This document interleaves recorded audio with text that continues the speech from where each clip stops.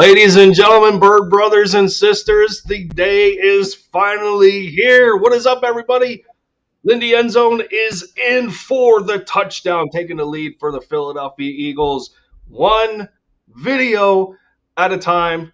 And, well, I am not alone for this draft coverage. We are awaiting for AK to make his appearance. He's going to be, a little bit behind, but not too much. But, however, I am not alone to where... But in the meantime, welcome to the first unofficial episode of LinkedIn.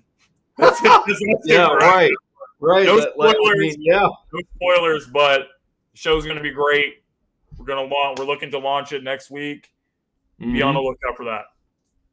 So, with that, ladies and gentlemen, yes, as Philly Jim has pointed out to our new podcast over on his channel alongside Sideline Sports Network, the LinkedIn podcast, where all your Philadelphia Eagles analysis and rumors news will be going live Friday, May 6th.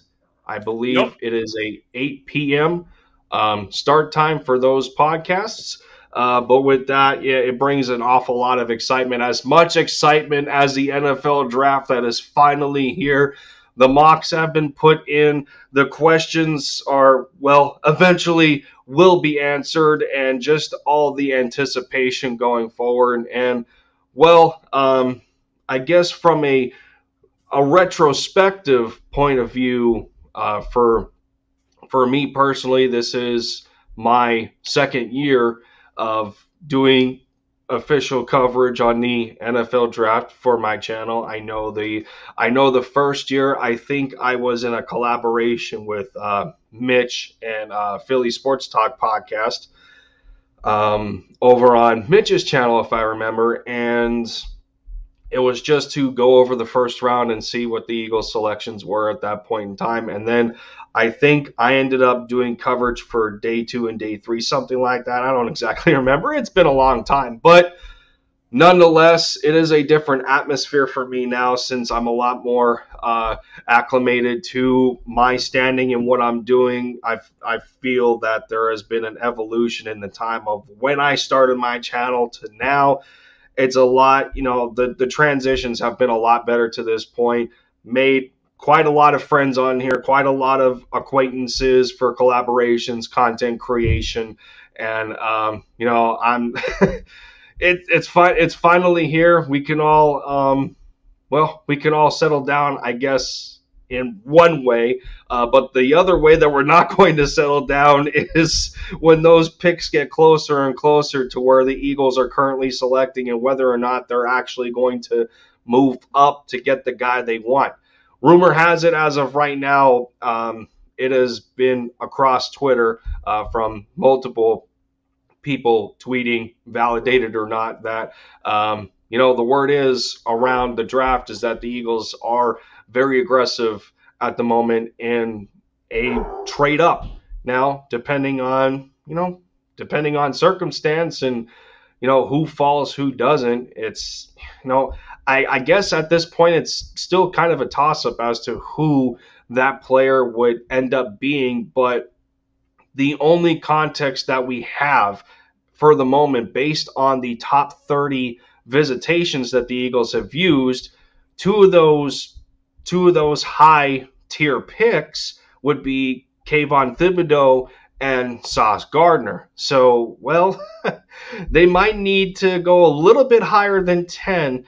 But if we have to stay put and analyze where we currently are at 15 and 18, there's still a lot of options on the table. And I know, Philly Jim, you have had kind of a broad plethora of options that you were okay with the Eagles selecting, but it did come down to a specific few of players. Sure. And how about we go over a quick review of what we think the Eagles are going to do at 15 and 18, if that's their official standing, and give it one more go on how we feel that this draft is going to pan out. For sure. To be honest, if you look at what this team did in the offseason, we did not do enough to support Jalen Hurts. We did enough to support the defense. Going out and getting Hassan Reddick was a nice move. I get all that. But we still have more work to do on the defense, don't get me wrong. But we need to give Jalen Hurts the best possible chance to be the guy, to be the quarterback of this team that's going to lead this team potentially for years to come. If he shows enough improvement this year, you got to go get him the best weapons that you can possibly put around him. And what we've been reading is, and could be a smokescreen. I'm not saying it's going to happen. Not saying it's not. Jameson Williams seems to be the guy that they really want to get on the team. He's another Alabama wide receiver transferred from Ohio State. Obviously, Chris Olave, Garrett Wilson over there. It's kind of a crowded room, so he didn't really get a real opportunity. But when he went to Alabama, he shined and really showed what an explosive playmaker he can be. And he's not just a one-trick pony, speedster. He's an elite separator. He makes problems for defenses, and he even said it himself. He's paired with Devontae Smith. We're going to have one of the most explosive offenses in the entire NFL, and I think that's going to give Jalen the best chance to grow and be the better quarterback that we want him to be. Because if you have a guy like that that's able to get that separation and make those explosive plays, that's what we're kind of missing with Jalen Reagor. Jalen Reagor is the weakest link that's holding this offense back. So that's why I think adding a player like Jameson Williams, whether he somehow falls to 15, maybe teams are too worried about his injury even though he's ahead of schedule, or you trade up and go get him. Either way, I think that has to be the move for the Eagles. And then that second pick, whether you trade back or stay at 18, whatever the case may be, you got to go get some defensive help, whether it's a pass rusher or defensive back or linebacker or whatever. And what I know the Eagles haven't drafted a linebacker this high in quite some time, but second pick, defensive help. I think that first pick, though, if we trade him in the top 10, got to get Jalen Hurts the best playmaker that's going to give him the best position to be successful. Yeah, no doubt. And, well, what is up, VW Vogs? I almost completely butchered that. That's my boy, Will. Shout out to Will. He's killing the game with Sideline Sports, part of the Sideline Sports family. Yeah, good to see you, Will. And, of course, I am, of course, I'm, pretty thrilled to be a part of the the Sideline family and us getting some exposure on the side of the Eagles and knowing there's not a whole lot going on with the Eagles as far as I'm aware with Sideline. I mean, you guys are across the spectrum of multiple doing all kinds of stuff, man. It's an amazing network, and we're both glad to be a part of it.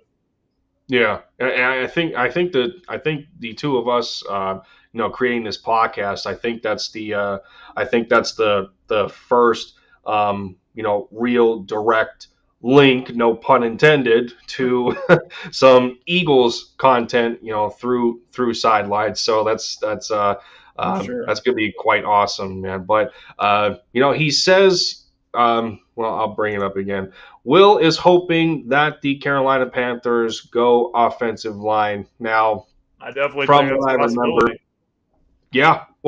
it could be, but at the same time, I think it was reported that Carolina has notified Sam Darnold that they could very well be looking at a quarterback. So the situation there could get a little bit dicey. It's gonna be interesting. As far as that's concerned, I completely understand Panthers' standpoint when it comes to all that, because Sam Darnold, he's not the guy. He was a former third overall pick by the Jets, and he went ahead of Lamar Jackson in that draft and Josh Allen and some other guys that he probably shouldn't have, to be honest. And then, he ends up with Carolina, gets benched. They bring in Cam Newton later in the season. The quarterback situation is just kind of a disaster. And Matt Rule is kind of on the hot seat over there as well. So are you going to take a chance on a guy like Matt Corral to save your job? I don't know if that would be the correct move, even though I really don't think. Honestly, I would probably rather take a chance on Matt Corral than Sam Darnold. But I think the situation in Carolina is just a little more complex than just comparing the two quarterbacks to each other. I think that Matt Rule needs to go. Just, ride this season out. Panthers are probably going to be a bad team. Sorry to say it, Will. You guys draft a quarterback next year. You guys have a chance at C.J. Stroud or Bryce Young or a really good quarterback that's coming out for next year's class. Just the same case for any team that's kind of in a quarterback needy situation. Don't draft a quarterback tonight or any night the next few nights of this draft.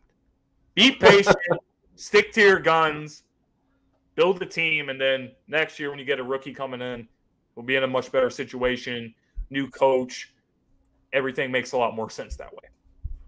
Well, it sounds like that he's in agreement with you in saying that Matt Rule needs to be fired, and it's and if I remember, fans would like to see him go. And if I remember correctly, as Jordy pops up in here, good to see you once again, Jordy. And I should mention that, of course, I did not forget about you guys and the OGs of the Discord, and what we did for last year's draft. If you guys want, I will leave it on the table. Even if Jay Fizz is still around, you guys hung out with me in last year's draft coverage. So day 2, day 3, those are available to you guys. Let me know on that. Would love to have you back again. It's been a long time since we have not just collaborated but conversed on the Eagles. So offers on the table for you, Jordy. Caitlin, Angel 3, good to see y'all part of the End Zone once more. Yes, go Birds, go Birds. But yeah, I needed to touch up on the Panthers again here, and if I remember correctly, their backup to Sam Darnold is Will Greer, and I remember, Will Greer got traded to the Cowboys. Their backup, I believe, is P.J. Walker. He was okay. He's a former Temple right. Owl. He was a standout in the XFL for the Houston Roughnecks. That's right, because I do. Will Greer only comes to mind just for, aside the fact that he was the backup in Carolina, but the wife, her family are Patriots fans, and that's the quarterback that they were hoping that the Patriots would take, and didn't happen to turn out that way. But Will Greer had some pretty decent upside, and the Panthers didn't really believe that he could be a future answer, and then Sam Darnold ends up going there. The same Sam Darnold that people were actually preferring to, over Baker Mayfield in that draft class, who ended up going number 1. And I don't think at least for us, at this point. At least for us, we can say that we're in that kind of position with Jalen Hurts. I'll take Jalen Hurts over Baker and Darnold any day, and any person that wants to challenge that, please stay off the weed. It's 420 is over. 420 is over. It's 428. You need to put the stuff down. All right, that's all I'm gonna say. And it sucks because I'm not here. I'm not pouring salt on the wounds or nothing. But that's just pretty much where the Panthers are. And I know at times Darnold did show some sort of promise last year, and when they gave him Robbie Anderson and some other playmakers on the offensive side of the football that were left over from the previous regime of quarterbacks, and they try and bring back Cam Newton, and that ends up being a dumpster fire, and him trying to say that he was back and everything after a rushing touchdown and just went completely inconsistent. And he was not back. And hopefully Panthers fans that I've even talked to, even though Cam did some good things for their franchise when he was in his prime, they do not want him back. And I do not blame them at all. Good to see you, Coach Dante. And, Coach, I wanted to, give out another thanks to the three of you between you, ECG, and Vic3 for that video presentation yesterday that we did. Got a lot of traffic early, and it's still doing pretty well up to this point for it being just a video instead of a stream, and not really exhausting the stream element. We did a pretty good job last night, so I'm kind of proud of how that went. It was a different collaboration for me. It's been a long time since I did stuff with Coach and Vic, and then you add East Coast Gridiron in there. We just kept going amongst each other. It was A great. lot of amazing Eagles content creators in this community, man. My hat's off to you guys. You guys have done a fantastic job. I know I've kind of been on the sidelines for a little bit here the last couple of weeks, but Mm-hmm. don't think I'm not noticing the work that you guys are putting in. Awesome job. Yeah. Shout out to the Bird fam. As we all know, we gotta keep that reputation. We gotta keep that reputation up. We gotta be proud of what we're doing. Absolutely.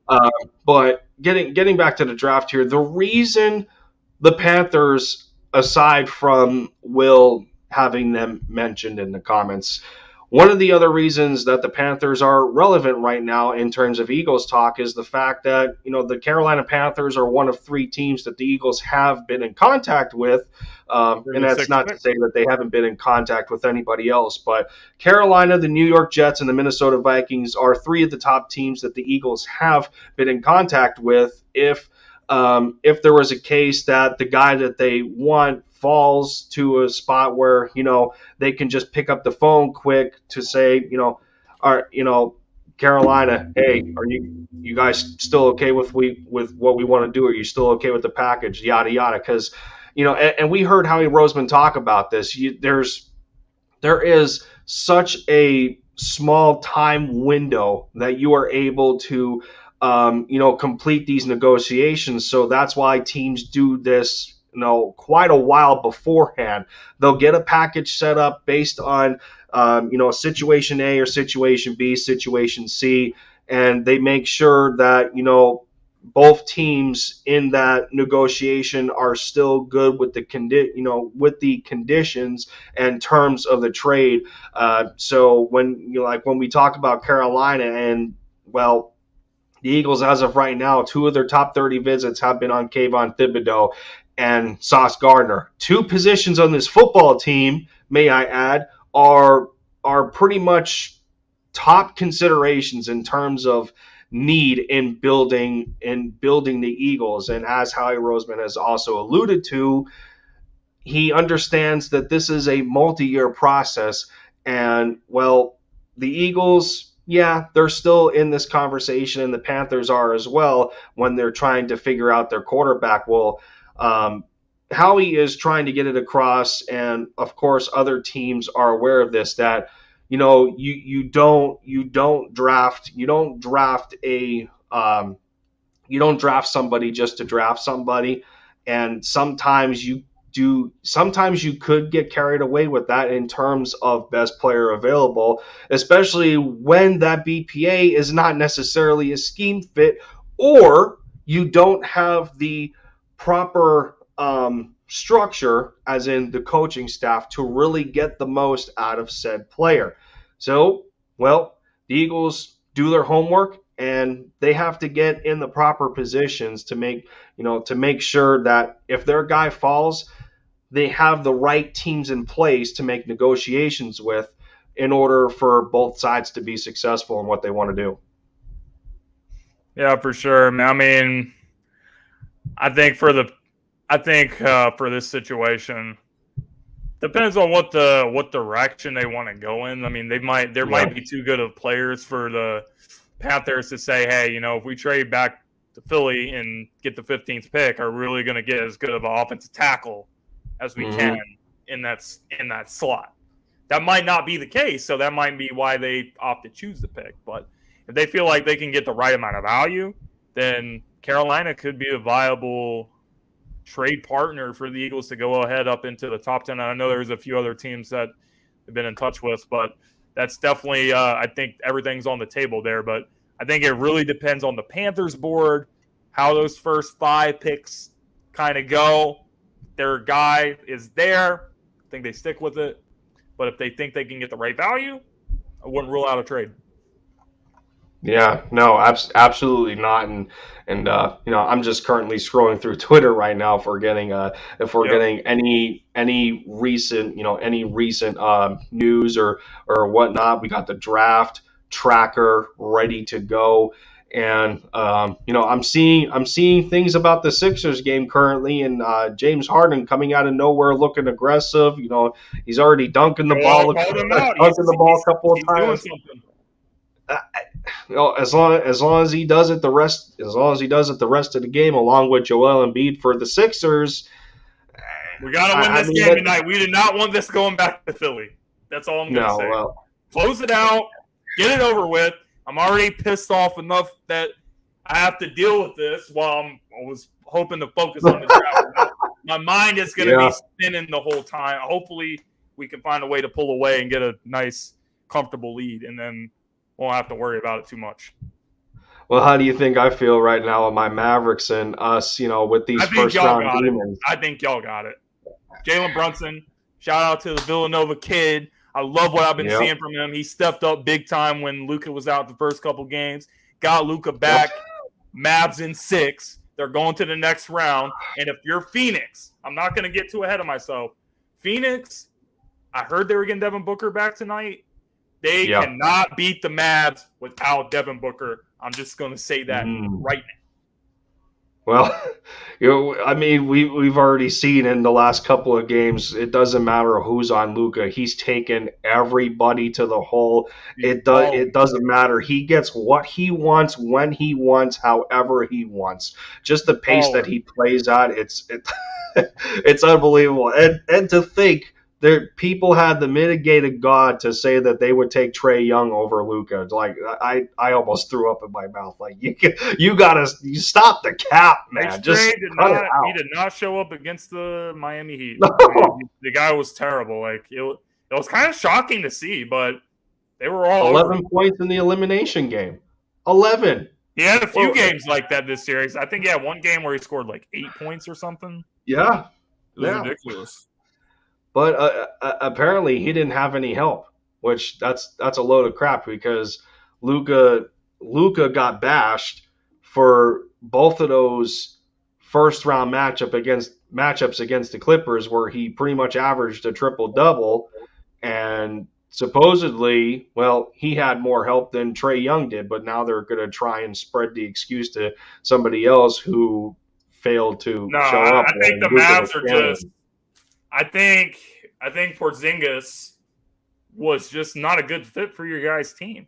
And I think it's obvious because Spencer Dinwiddie's been very good for you guys. He's been a great pickup for you guys. I mean, Spencer Dinwiddie is just so underrated. What he brings to the team, scoring, veteran leadership, all that good stuff. And then, like I said, I can't give enough praise for Jalen Brunson. I did grow up as a Villanova fan. This guy, he has an edge to him. A lot of people have doubted him and said, the guy was a second-round pick for God's sake. Like, he should have won in the first round. So I think he kind of hurt. He's always been a winner. He was a player of the year with Villanova. Jay Wright's got a great culture with all these Villanova players. That's why you guys see guys like Mikal Bridges had an outstanding performance the other night too. He just has an edge and a chip on his shoulder. So I think he heard all the noise, especially when you guys lost the first game. Oh, well, without Luka, Mavs could be in trouble. And then the guy comes out and he scores 41 points. Drops almost a 50 bomb, He comes out and he scores 31 points. Zero turnovers. So the guy has the edge and he has the dog mentality. And I think that if you're the Mavs, you got to be very thrilled with what you've seen from him during this playoff series. And just so we don't continue to get off topic here, I got to bring up the question again. I gotta bring up the question again. Are Sixers fans still taking Tyrese Maxey over Brunson after seeing what he's doing in the playoffs right now? I think it's closer than y'all think. It's definitely I closer. mean, I would If you take swap I would them, take either one of them, man. I if don't you really think swap you can them, go the wrong. Sixers do not miss a beat. The Sixers do not miss a Yeah, beat I if don't think y'all the swap Mavs would. JB. I don't think the Mavs would either. I think the Mavs would No. love that Tyrese. Yeah, I mean they're well. I think they're around. I think they're around the same age. But just what makes it even sweeter for Mavs is that they got both Luka and Brunson out of the same draft class. Like, how does that happen? He should have been a first round pick, bro. That's ridiculous. And yet he still needs the bag yet. He's He still going to deserves need the it. bag. If he Yeah. continues this, Right. he deserves it. Yep. All I know is that the Mavs better extend Jalen Brunson because they really to. don't have any other options. They don't, because part of the post Porzingis trade, that was part of the questioning is, well, if Dinwiddie exceeds expectations and outperforms Jalen Brunson, then that would be their backup plan because, well, at that point Dinwiddie Keep would have both been of a them. little bit cheaper, but You have no No. reason not to keep both. yeah, no. They ain't broke, don't fix it. You got two guys that are playing really good basketball for you guys. You got good pieces around Luka now, finally. Just keep building on that. Add in more quality. I think you guys need just some more quality role players. Maybe you guys don't. Maybe if you guys could get another superstar, it'd be great. But I wouldn't be trading Spencer Dinwiddie and Jalen Brunson and a bunch of draft picks for Bradley Beal or somebody in a sign and trade. That's not something I would do. But no, let's get into the if I can open another window without a close up here, and let me see if I can open up another mock here and get it going. Let's see. Well, I think part of my problem is yeah, there we go. Part of my problem is that I had too much of a zoom on my computer. So let me. I guess we'll go to the. We'll go to this. We'll start with the first round for. We'll start with the first round for craps and giggles. Okay. So. Do it. Let's get into All right. it. So. Let me see. As this is falling, and let me share this. Let me share this for a quick minute. So if we can preview, if we can do a little bit of a preview here, let's get this up. Let's get this going. All right. So, and let me know to y'all in the chat if you can see that. Okay. I think. All right. So we're on the clock with 15th pick. Let's see. I'm seeing Jameson Williams on the board. I'm seeing a couple QBs. Doesn't really travel. I'm seeing Devontae Wyatt, Trent McDuffie, Chris Olave, Daxton Hill, Karlaftis is there. Yeah, Kenyon Green. This is when you start getting down the rankings. So I mean, in the previous mocks, Andrew Booth was a lot higher. I think he was around 14 or 15 in BPA. So now he's dropped to 29th. Traylon Burks stayed around the same. Khair Alam, but Jameson Williams is still sitting there when the Eagles are picking at 15. But for perspective to what happened before then, Jermaine Johnson by the Texans is an excellent pickup there. Zion Johnson going to the Ravens, bolster that offensive line to help out there. Jordan Davis ends up going to the Vikings. Great pick for them. Drake London to Washington yet again. Ooh. Well, Drake London over Jameson Williams. Okay. Well, the Commanders need a quarterback first. Carson Wentz. Charles Cross going to the Jets. Stingley to Seattle. Garrett Wilson goes to the Falcons. And then the Giants end up getting Evan Neal and Kyle Hamilton. Interesting. Jets also pick up Kayvon Thibodeau. So that's at number 4. So if we slide into the 6th spot where the Vikings, if we slide into 6 where the Panthers are sitting. Now, of course, this is just a mock, but you take this from a grain of salt. But Thibodeau's off the board. BPA, based on how this board fell, this would be the spot where you can slide in and try and steal Kyle Hamilton, or whoever else, because it's showing Trayvon Walker going number 1, Hutchinson going to the Lions. So that's pretty consistent. That's pretty consistent there. A lot of people are taking Trayvon Walker over Aiden Hutchinson, but Sauce Gardner going as early as number 3. So doesn't look very good for the Eagles in this case, but that's where we would pretty much line up if.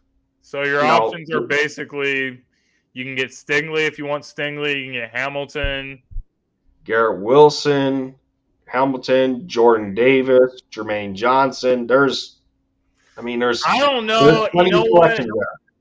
I like Stingley a lot, and I love Hamilton. But if I'm trading up that high and I can't get someone like Thibodeau or an elite level player like that, elite level pass rusher, do I really go that far? I'm not sure I would. No, if the Eagles are going to do any sort of trade up, I would have to imagine it would be more defense oriented than offense oriented. Just because of the depth that there is when you're talking about receiver at this point. If even if they stay at 18, there's still there's still some options available. If they lose out on Jameson Williams and they have to give number 15 to move up to 6, that leaves them with guys like, Olave could still very well be there. It would be a stretch, but you're talking Treylon Burks, who they've already had Aaron Moorhead go out and do the pro day over there with him. Yeah. Jahan Dotson out of Penn State, and that's when you get deeper. That's when you probably go towards day 2. But it seems like how the board is falling, you would be looking at Jameson Williams, Chris Olave, and Treylon Burks, and between the 3 of them, you can't go wrong. You can't go wrong whatsoever with either of those 3. No, I don't think so either. I think all of them bring really good stuff to the table. I think when you're talking about the versatility of Treylon Burks, he's been compared to Deebo Samuel, the way Arkansas used him in their offensive scheme, getting him the ball in all different ways, using him kind of as a wide back, even though Deebo's trying to get paid, doesn't want to be a wide back anymore because it's just putting more wear and tear on him. But definitely a dangerous weapon, and Olave's a great route runner. Like I said earlier, Jameson Williams, explosive. He's an elite separator. He brings all the good things to the table that I think our offense would be lacking or is lacking right now. And you know what? Honestly, if it's me, this is no secret. I would go with Jameson Williams just because I think that what he provides is what this team is missing, because how explosive this dude really is can allow for Devontae and Dallas to just work the middle of the field completely, which would make their job so much easier. And I think that's what would really complete the offense. And then if you're looking at that last or that later pick that we have, I think it makes sense to add a pass rusher or defensive back in that situation and then go on to day 2. Well, speaking of pass rusher, and one of the other teams that we have talked about that the Eagles have had discussions with, and really comes as no surprise since Joe Douglas is running the show over there with personnel, is the New York Jets at number 10.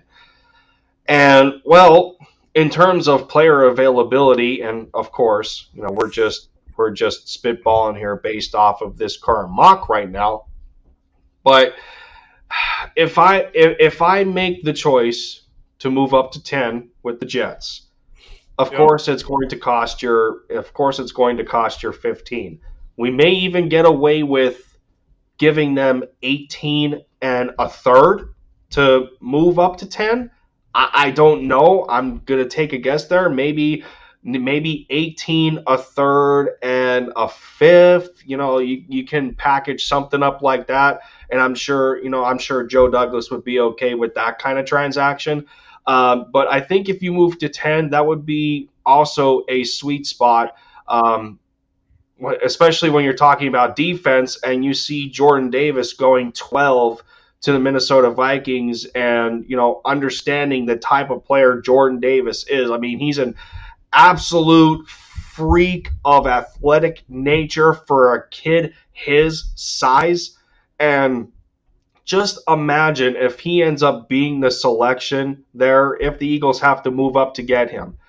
Can you imagine a lethal combination of him and Javon Hargrave on the same defensive front? How intimidating of a factor that would be for a quarterback.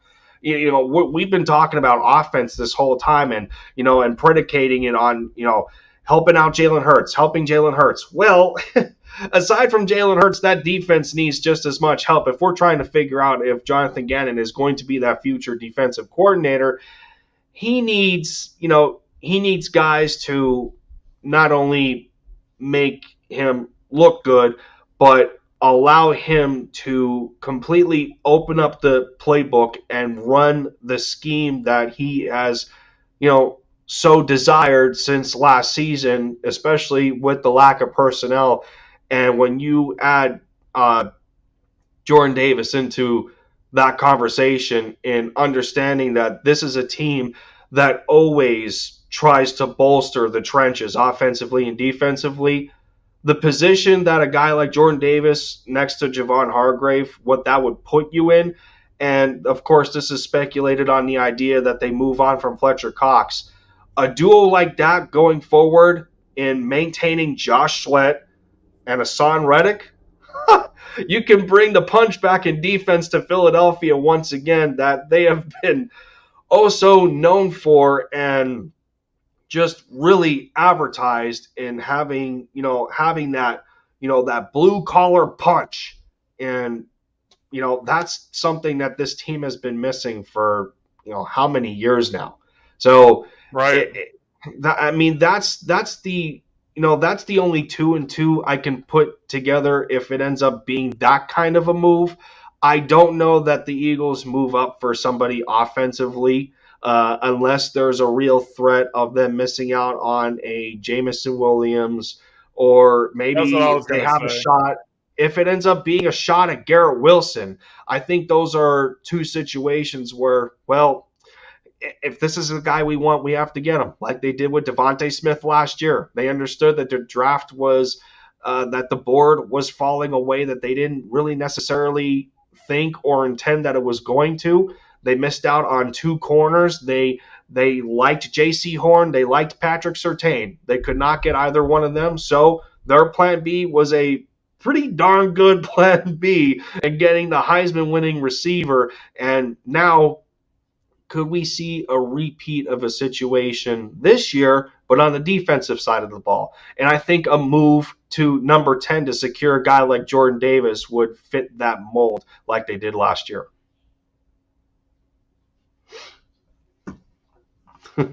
As Jim is so fixated on the Sixers game right now, Okay. Yeah. I mean, you're completely stressed out. I am stressed out. Raptors on an 8-0 run, but yeah, I agree. I mean, I think this defense needs upgraded in the worst way. I think that if you watch our defense the last few years, you can see, outside of a few pieces here and there, Darius Slay here, guys like Josh Sweat, a few other guys, we don't have that playmaker on this side of the ball, which we really, really need. So that's why I'm intrigued by somebody like Devin Lloyd. And we haven't seen this team draft a linebacker high, and I don't know how long. Probably longer 4 than decades. that. Probably more than my lifetime. Almost Last great 40 years. linebacker, I think, truly great. Jeremiah Trotter, he was a 3rd round pick This guy was not like a first-round pick or anything. Jordan Hicks was Mm-hmm. decent for us when he was able to be healthy, which most of the time he wasn't. But when he was effective, third-round pick. So the team doesn't really value that position that much. Some of the guys that have performed really well for us at the linebacker spot has been kind of mid-round picks. So are the Eagles going to do that? I wish they would, but I don't think so. I think that it's more likely what we're going to see is a defensive lineman, a defensive tackle, or an edge rusher with that second pick. But I would also be thrilled if we took a corner, for sure. Because Slay, that number 2 corner is a huge issue and concern for this squad right now. Who's covering guys outside of Darius Slay? Arguably, you want him on the outside? Really? Jim, you can arguably say that that's their biggest need right now is a corner, and you put into consideration the fact that Slay is in the last year of the contract that he got after the trade. He's 31 years old. You got no answer, not just behind him, but on the opposite side. Steven Nelson's gone. Rodney McLeod at the safety spot, gone. So you're thin at safety, you're thin at corner. You're also going to be thin at D tackle after this season, because most likely it's looking like that Fletcher Cox is probably going to be gone. After him getting $17 million on this year's deal. And, well, again, the Eagles are in a spot where another defensive coordinator is in a shortchanged type of situation with the personnel that he's working with. And we're so fixated at the same time on wanting to honestly, that's the same argument for our quarterback, but the defense is in such a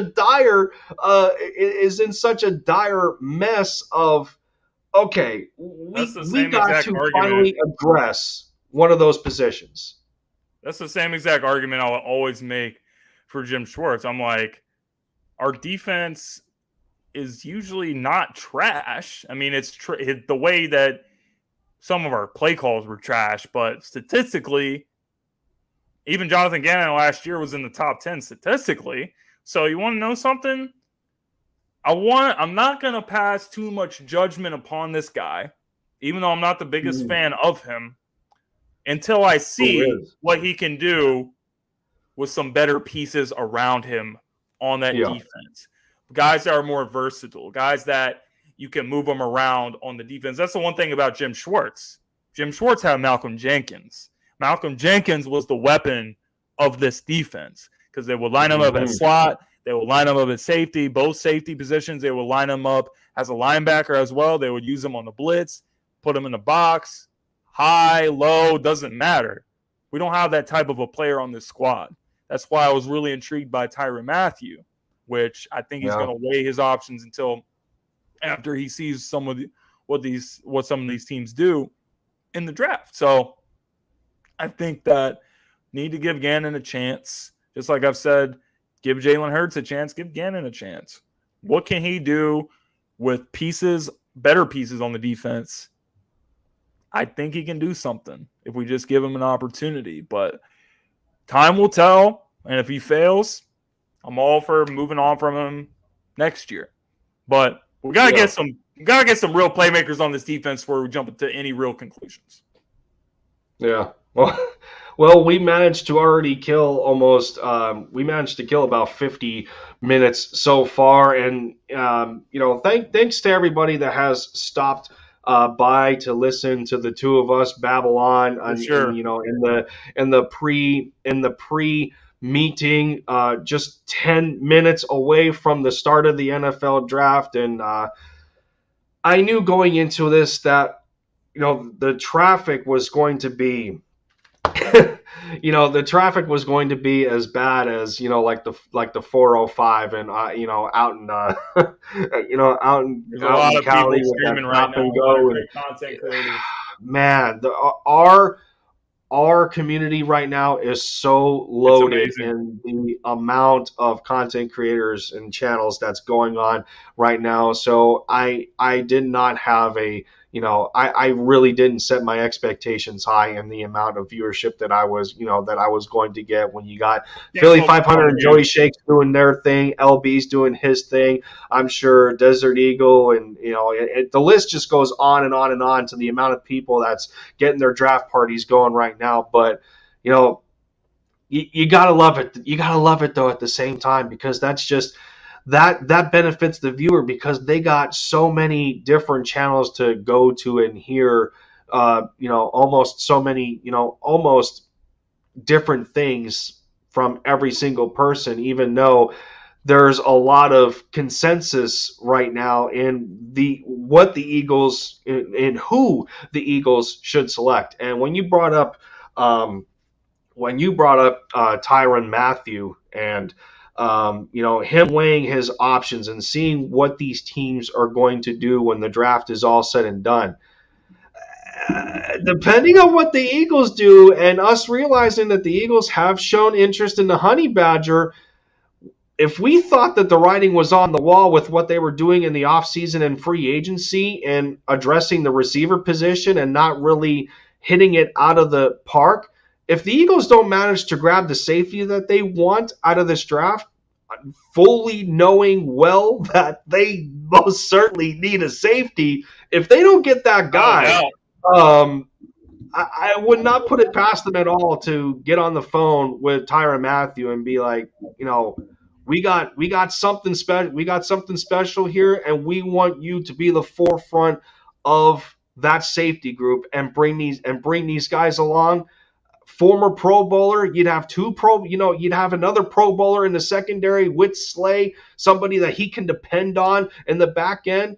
I think Honey he's the Badger, exact player that this team needs. I mean, Tyrann Mathieu is he in his prime anymore? No, he's in the twilight. Like, he's just past it. He's not to say that he's exactly in the twilight, but what he could provide to this defense and what Jonathan Gannon likes to do, I think how much of a game changer that would be, especially if the Eagles go defense with their first pick. I I mean, really that believe just gives that him more reason to come here. exactly. I mean, I was making the comparison earlier, but I'll bring it up a second time. It's another Malcolm Jenkins type of situation of this team, because they kind of bring the same similar type of stuff to the table. They don't bring just one thing to the table. You can move Tyrann Mathieu around the defense, and Yep. that's a lot more dangerous when you have players that can hurt you in multiple ways. When you're an offensive coordinator, when you're a head coach that's trying to scheme, watching film, and you don't know what they're going to hit you with because they're moving this guy all over the defense. It's exactly what we used to do with Malcolm Jenkins. That's why Malcolm was such a big weapon for us. So it's going to cause a lot of problems for the opposing side. So I hope that we can sway him enough after the draft to say, hey, made this pick and this pick, picked up a linebacker, edge rusher. You got Fletcher Cox. You got Javon Hargrave. Hopefully some new guys in there too. Darius Slay. Let's come on in and let's do this thing. Let's try to go win the NFC East and try to make noise in the playoffs. I think that's a real conversation that we should have with Tyrann, and hopefully it all works out. Unless we walk away from the draft with a great safety. Jaquan Brisker from Penn State kind of intrigues me a little bit. If we could get our hands on him, that would be a pretty good move in my opinion. But if not, Honey Badger, Philly fans, I think, would really love a guy like this because he also has that edge and that leadership about him, kind of like Brian Dawkins did and Malcolm Jenkins did. Can you imagine what he would do for that locker room? For sure. I think I think we got a lot of young players on this team. I mean, we still have veterans. We still got Kelsey still here. Still got Fletch is still here. Still got Brandon. You still got BG is still here. A few guys left from the Super Bowl squad, Lane Johnson. But I feel like we still got a lot of young players on this team, so you can never have Yeah. too much leadership in the locker room. Oh yeah, this team's average age has decreased like twofold since the 2020 team. we can easily say that when we don't For got sure. and hate to say it like this, but we don't got the dinosaur in Jason Peters anymore, who was still playing at I think 38 years old as a left tackle for the Chicago Bears. He was still out there, but kudos to him for longevity, especially at his size, going through the amount of knee injuries that he had and back aggravations and everything else that came with it. He was still powering through, and shout out to him. But that this is finally what the Eagles needed to do to turn the page and really start to have their own homegrown talent. That's For the sure. biggest problem that the Eagles have had for the longest time, is that there has been Especially too at much corner. patchwork. There has been too much patchwork and the reliance on free agency because of the disappointments and the misses that they have done in the draft. And now they have plenty of opportunities to do it in this class. and Yeah.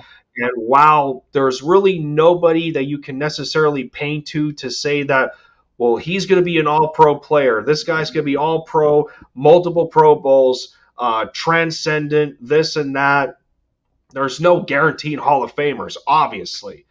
But the difference in how this draft class looks and some others, like even take last year's for example, is there a Jamar Chase in this draft? I don't think so at all. Is there a Chase Young type of player in this draft? Close, but not quite. There's really nobody. There's really no one that you can really fixate on to say that he's the guy in this class, unless you single out someone like Travon Walker or Thibodeau and Sauce Gardner for their respective positions. But it's not like you can say the same thing about them either. But what you can say about this class is that it's a healthy class, to where every team in the league can come out satisfied in the first round because of the array of talent that's not going to suffer from a deep drop off. And I think that's one of the bigger attractions to this class, as opposed to some classes in the past where, well, some of the first round selections have been questionable. I don't Yeah. think there's going to be too many of those this year. So, I mean, we'll see it. We'll see at this point. But 2 minutes away officially. Oh man, I can't wait, man. 2 minutes. We are Yeah. officially 2 minutes away And from just the to draft. piggy off one of your points that you made about homegrown talent, I was just trying to say that, especially when you look at this team's history with the corner position, for God's sake, Darius Slay is the best corner that we've had since Asante Samuel.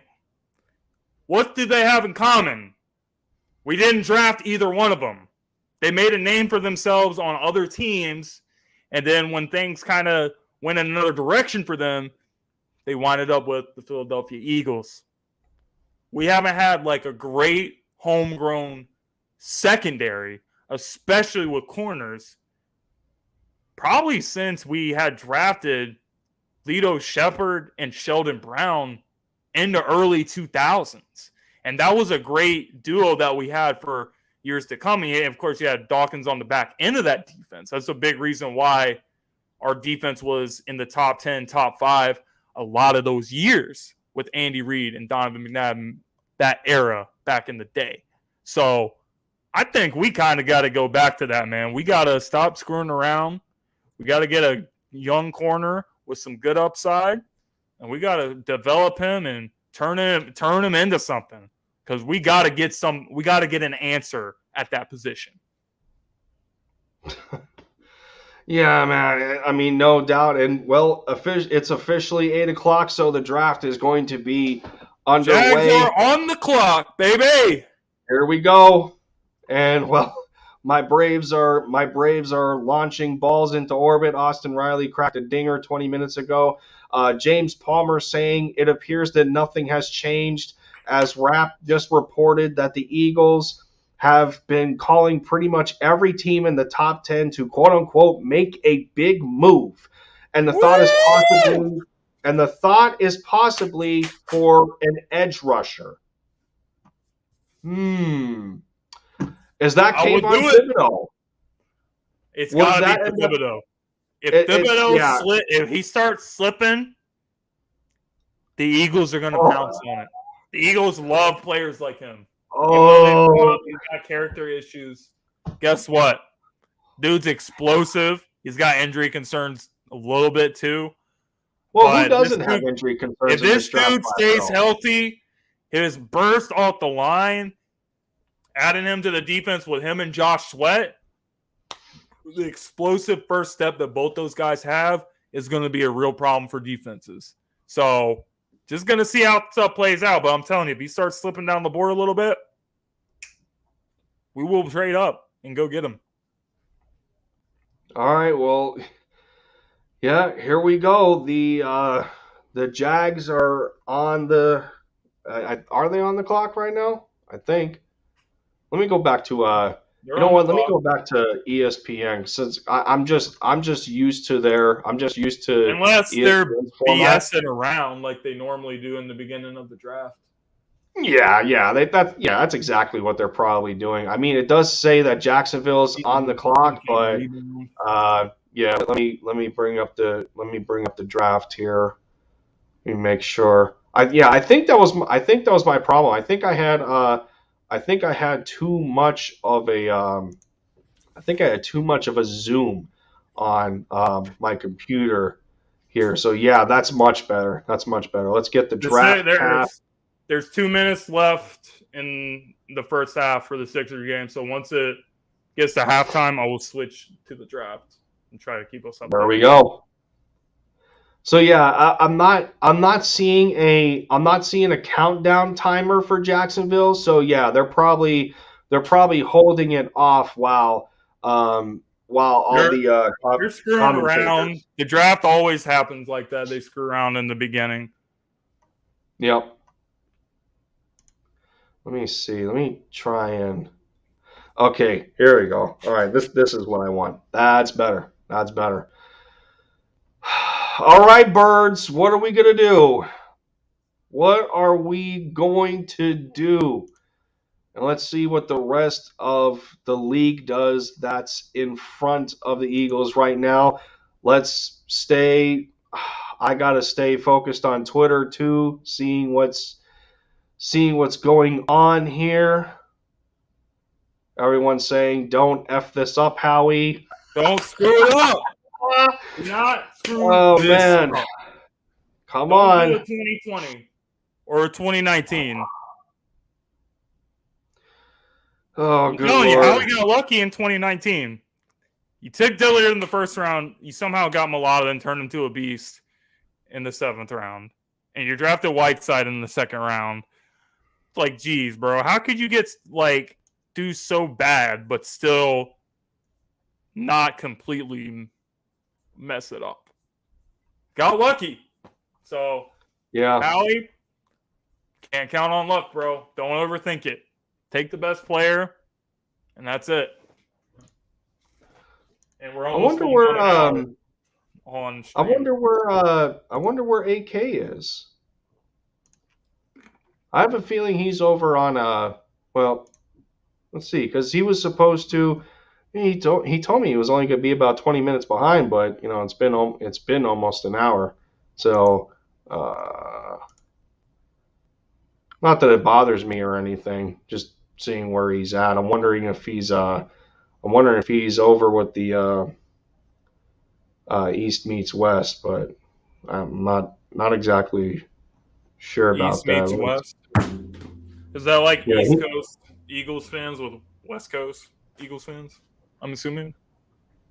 Yeah, well, he does the East meets West with Philly Foothills Birdman. and yeah, well, Foothills, Vic, and all those guys, but I'm not And seeing also, anything. I want to shout out a certain Cowboys fan, YouTuber. Yeah, that's right. Even though he's a little bit of a troll, he's a friend and he's a person that I have respect for, even though some people may think otherwise. Boys for Life has a bet going on with me tonight. Uh-oh. 5 shots. He already tweeted at me earlier and said he's going to be doing them on stream. He says the Eagles will be drafting Matt Corral tonight. I told him he's out of his damn mind if he thinks that. Loser does 5 shots. So we'll see. Stranger things have happened. I mean, we didn't think that we were going to draft Jalen after we had just signed Carson to an extension. So crazier things have happened. I'm not going to totally rule it out. But I still think there's no chance in hell that it's going to happen. So hopefully I'm claiming a couple wins tonight. Win in the draft. Game 6. 5 shots for Boys for Life. I'm more about the Eagles getting a win in this. That's all I'm asking for. I mean, I wish I didn't have to think about all this shit at the same time, but I know that's life as a sports fan. Let's see. Anything going on Twitter? Braves are still blowing up the Cubs. Good. Bloopers tweeting. Good for the NFL. They had a moment of silence for Dwayne Haskins. Oh, that's awesome. Yeah. Yeah. Good for them. Anything else on? Had some new tweets. Not seeing anything right now. But the Jags aren't officially on the clock just yet. So we got time. Yeah, the countdown did not start just yet. Did not start just yet.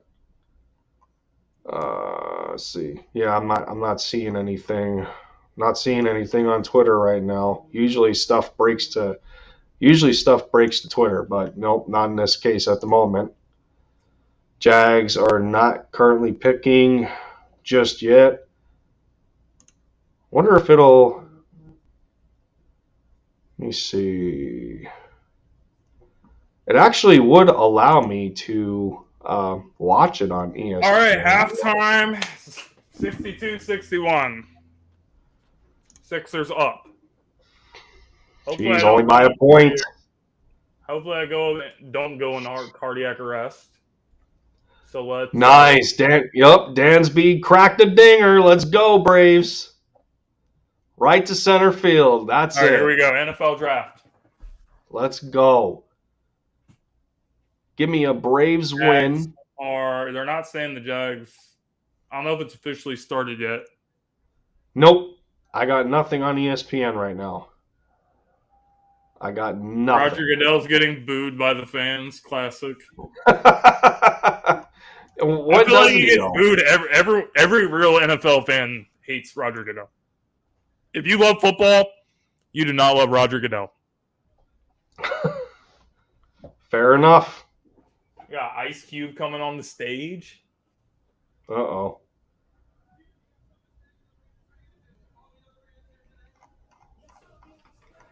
Yeah, let's see here.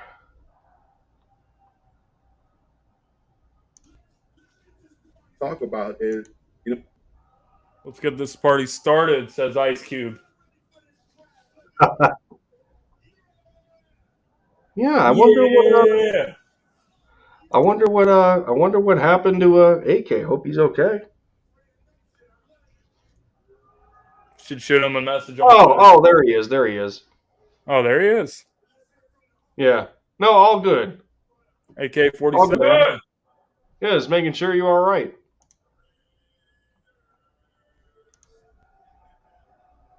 Jesus, no one cares about the Raiders. It's time for the draft. I know. Okay, well, Ari My Just Sports start this My Sports draft Update just already. tweeted. The Jaguars are now officially on the clock. Here we go. The pick is in already. Damn, that was fucking fast. ESPN says the pick is in for the Jacksonville Jaguars.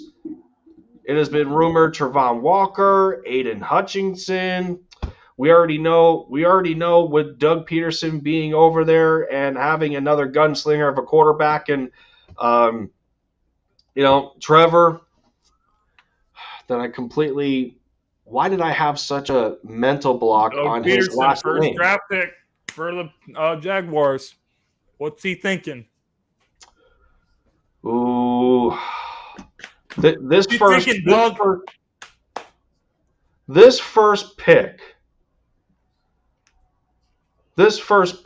will dictate a lot of how the board falls. So are you chilling in the chat for now, AK, or are you still making it to the panel?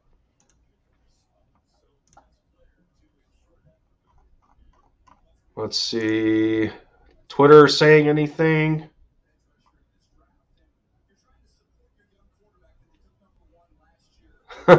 Everyone's saying that Ice Cube's mic broke.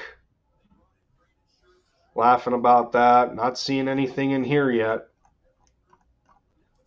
What do we got? Come on, tell us. We gotta know. I'm not seeing the pick 10 either. No, I'm not. Yeah, I'm not seeing it. Oh, why am I more nervous about this draft than I was last year's? Because we got more picks. But I guess because having more picks gives you more flexibility on what you could do. But at the same time, it's got to be the right move. Like, it's got to be the right player, because if you're going to be that team that trades for a specific person and it doesn't work out as intended, oh man, I don't want to go through that. I don't. Told you, the NFL draft's nerve-wracking. The reason why it's nerve-wracking is because every time it gets close to when your team's about to pick, you're always thinking about, I want this player and this player and this player and this player. And then, like, 2 or 3 picks before you pick, they take the player you want. And then the next team takes the other player you want. Then you take the other player you want. Then they take the other player you want. And then by the time you're picked, you're like, fuck. And then sometimes it goes really bad, but sometimes you still end up getting a solid player. Everyone joking about that Dougie P must that they hope he has ice cream in that You got in the the vanilla draft ice room. cream on deck, baby. Yep. Who? Jesus, are you guys going to make the pick? I thought you said the pick was in. Come on, Jags. Looks like B West got a picture with Jordan Davis. Is that a sign? Oh, that would be. His family grew up as Eagles fans, apparently. Or his mother's an Eagles fan. That's what I heard. Who else is a big Eagles fan in the first round? I thought it was one of the receivers. I can't Garrett remember. Wilson. Garrett Wilson. It was Garrett Wilson. That's right. Oh, He was a fan. Don't get my hopes up now. He said he loved Michael Vick, the Deshaun Jackson, Shady McCoy. It was a fun team that never won anything, unfortunately, but it was still fun. Yeah. Come on, tell us who the pick is. We need to know, so we have an idea on what the Eagles are going to do here.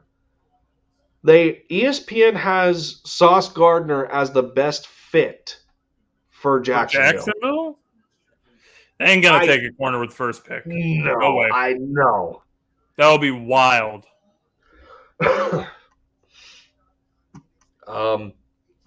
But yeah, I mean, Ian one Rappaport. guy that one guy that East Coast Gridiron would love the Jags to grab is Kayvon Thibodeau, but I don't see him going number one either.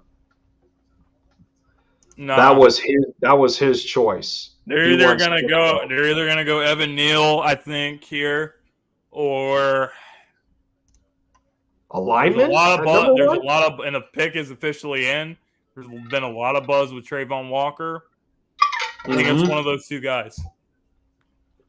Are you gonna put more support with Trevor Lawrence? You're going quarterback, get a great offensive lineman, best offensive lineman in the draft, or are you gonna get cornerstone for your defense to build that defense around? Yeah, I mean their defense has been so lackluster for and it's crazy time. because the defense is kind of what they made a name for themselves, Saxonville. So are you going to? Yeah, I was going to say ever since Saxonville, they just haven't been the same. Ever since then, they have not been the same. But then again, you know what attributed to that? What attributed to that as well? Poor quarterback play. If the defense is going to be on the field all game, then what's the point? You're just going to exhaust them out.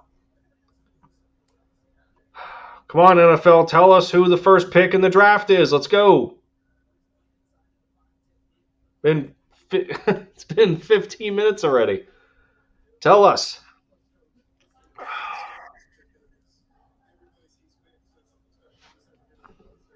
So we got Detroit and Houston right after the Jags. The Jets pick at 4 and 10. Oh, that 10th spot would be so nice for Philly. The more I look at it, the more I look at number 10, if we can't, I mean, 6 would be optimal. Just because the Giants are picking at 5 and 7, if you get in between and snatch a player that they want, but you can still do the same amount of damage at number 10 because you're jumping in front of Washington. Right. And if you can at least rue if they're worried Washington's going to take a player they want, they're going to go after him. Trayvon Walker, that's it. He is number one. I don't think... I'm a little behind you. Okay. Well, ESPN's usually always ahead. So I like the NFL Network crew better. After what Adam Schefter did with the whole Haskins situation, that was bad. Yeah, no. I'm riding with Ian Rappaport. Well, so with that,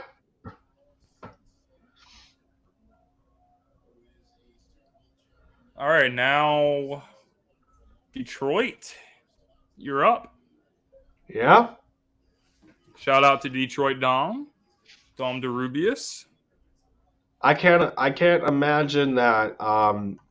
I can't imagine that East Coast Gridiron or Dante for them. I can't imagine that he's disappointed at all with the selection of Trayvon Walker.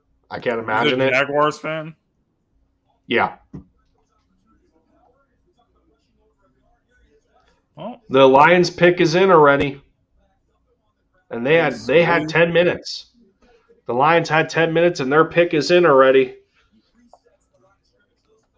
So far so good with how the recent mocks have been. There's no way the Lions can take a quarterback here. No. According to ESPN, it says BPA is Aiden Hutchinson, while the best fit for the Lions is Garrett Wilson. Really? But I ain't going that high. No. The lowest I could see Garrett Wilson going is maybe the Giants take him at 7? Maybe. Is he that good enough? I mean, the Giants are in a spot right now where, granted, they did not pick up the 5th-year option on Daniel Jones, but they're shopping Darius Slayton. Sterling Shepard stays hurt. Galladay was not healthy last year. If you can try and repeat, a more positive Odell upbringing, then Garrett Wilson could be that, that corner, that franchise receiver for them. I'm they trying ain't to gonna take him with the second pick. They're either taking Hutchinson, who's already played with Michigan, so is he gonna stay in Michigan? Maybe Thibodeau, even though they were reporting Dan Campbell doesn't like him because of character concerns. Yeah. I see it being a defensive player, probably. All I know is my boy Detroit Dom is going to flip shit if this pick is Malik Willis.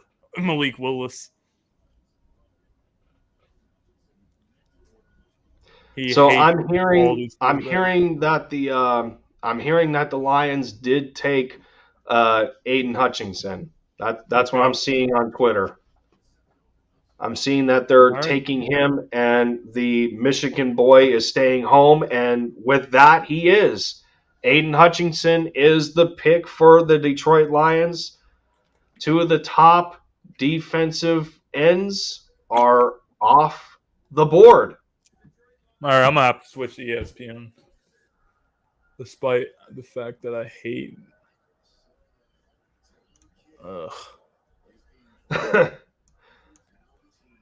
Even my sports update is ahead of people on Twitter.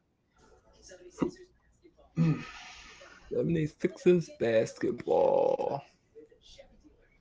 Please win this fucking game, Sixers.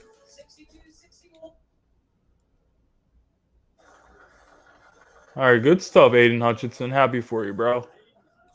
Good player. Heisman finalist last year. That's disgusting though, how Travon Walker, the dude is over 270. Yep. And ran a 4.5. He's amazing. That's just disgusting. So with that, shout out to Coach Dante as his Houston Texans are on the clock right now. Shout out to Jay Nelson as well, co-host of the Gauntlet, huge Texans fan. So the Texans have under. Texans might go Thibodeau. I got a feeling they might. You think they're just going to grab Thibodeau? I think they are. I think they need their next J.J. Watt. At the same time, though, do they have a solidified offensive line to attract a quarterback to say that you're going to be protected if Davis Mills is not the answer? I'm not sure. Because they might go Neal. You might be right. Conwu is still there as well. They have him as best available. Texans are still on the clock right now, though. Just coming to 4.5 minutes. Damn. So the Lions wasted no time in grabbing Aiden Hutchinson, while the Texans remain on the clock. 4.5 minutes left. No, it does. Of course, it does. It doesn't say much, of course, but it's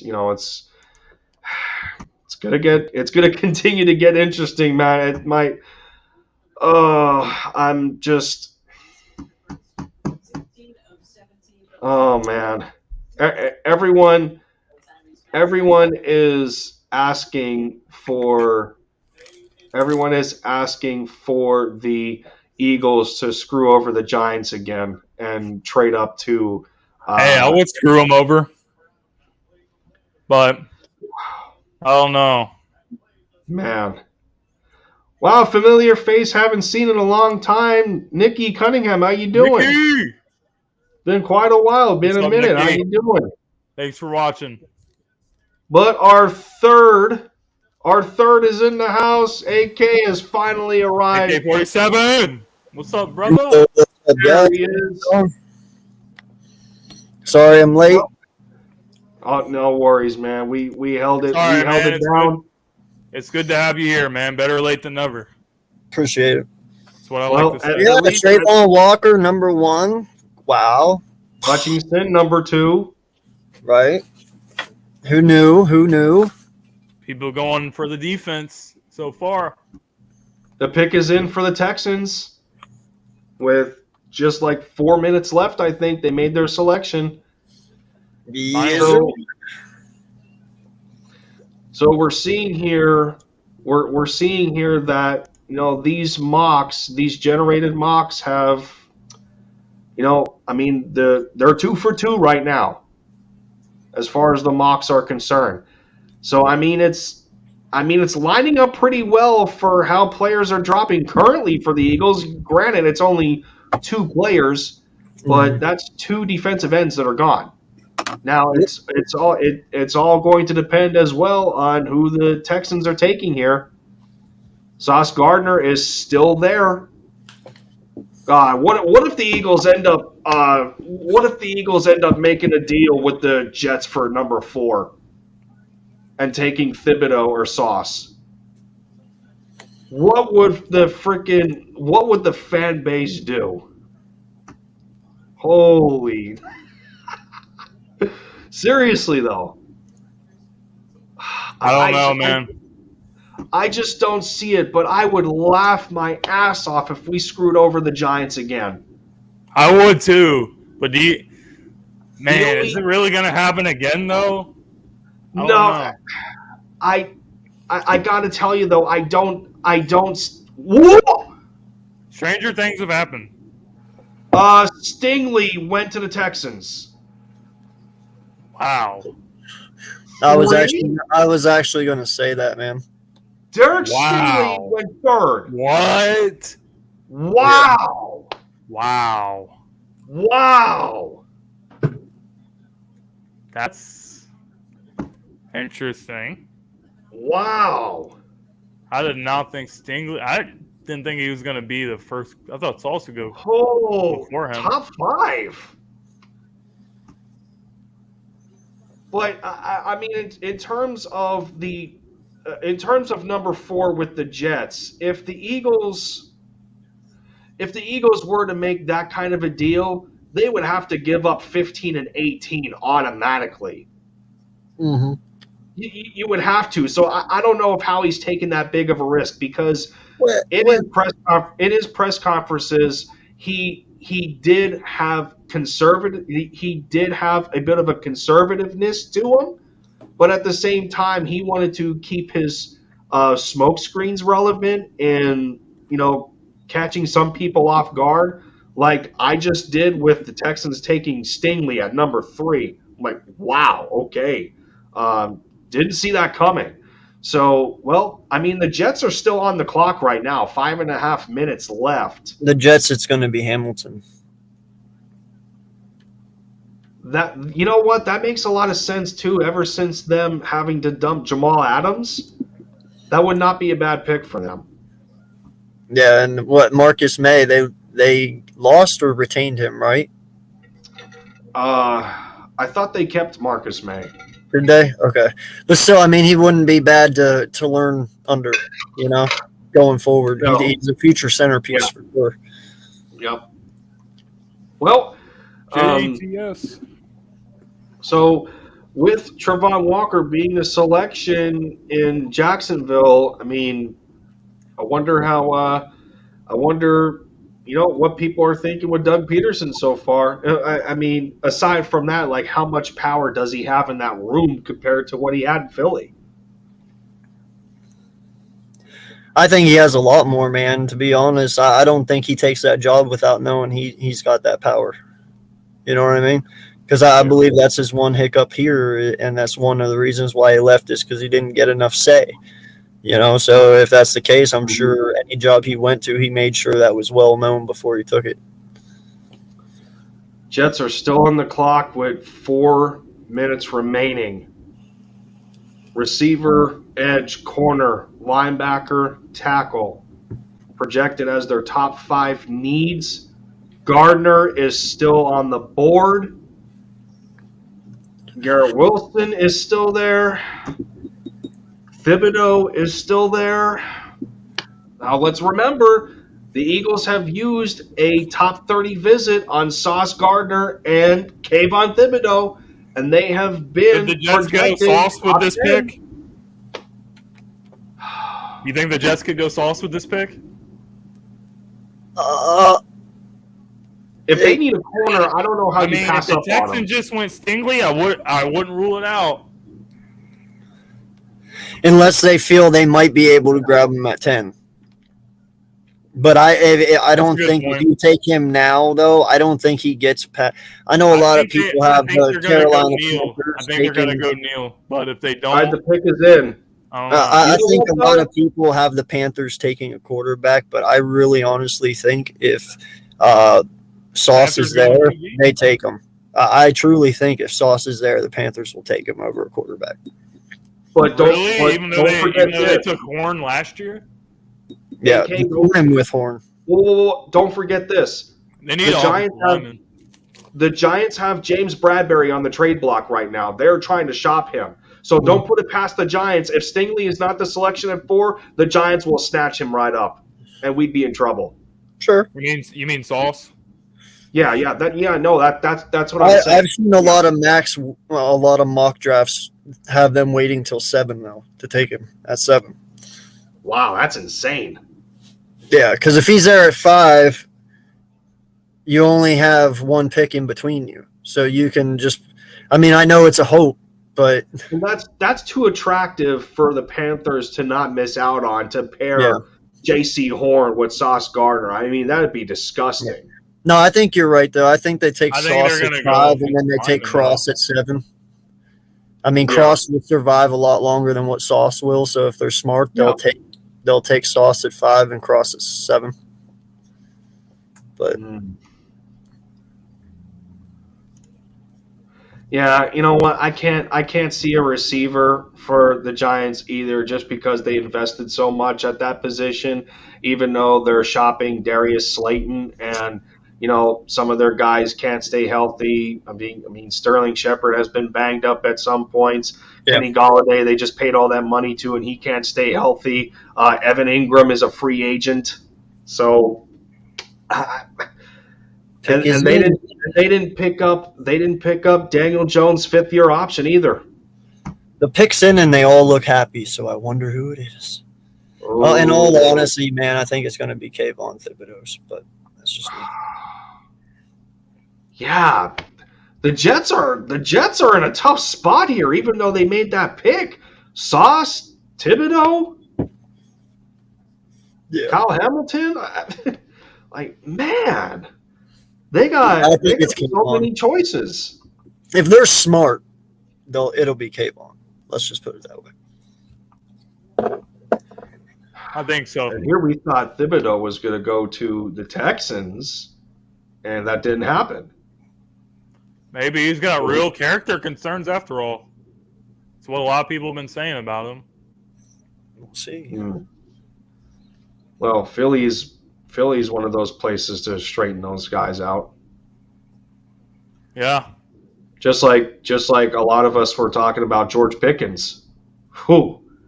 God, you imagine people want to talk about Drake. Sauce Gardner, there it is. He's gone. So with that, the Eagles are not getting Ahmad Sauce Gardner, although they used a top 30 visit on him and they used a top 30 visit on Kayvon Thibodeau. So now it makes it even scarier to the fact that now the Giants are on the clock. They pick at 5 and 7. You got guys like Garrett Wilson still there. Thibodeau is still there. Ikonwu is Oh still my there. God! You know what's gonna happen, dude? Oh, I don't want to say it. I really don't. But Say dude, it. Say it. watch the Giants end up getting fucking Kayvon Thibodeau and Kyle Hamilton. I'm gonna puke. That would suck. Serious. You want to talk about revenge for Devontae Smith last year? That would be revenge.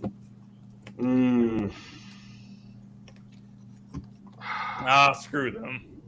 Because we were, I mean, They can if have we're what being players they real, want. They're still gonna be trash. The Giants will always be the Giants, and they will always be second to the Eagles. We all know that. Damn. Let's be real. I think that'd be easier to say if the coach was still Joe Judge, but Brian Dable's pretty damn competent, and with having Wink Martindale as their defensive coordinator now, you have to wonder how much of an attraction that is, and him wanting the type of players that he wants could very well be possible. And they don't have Gettleman anymore either, tinkering around. That's true, but I'm just here to say screw the Giants. I feel you, dude.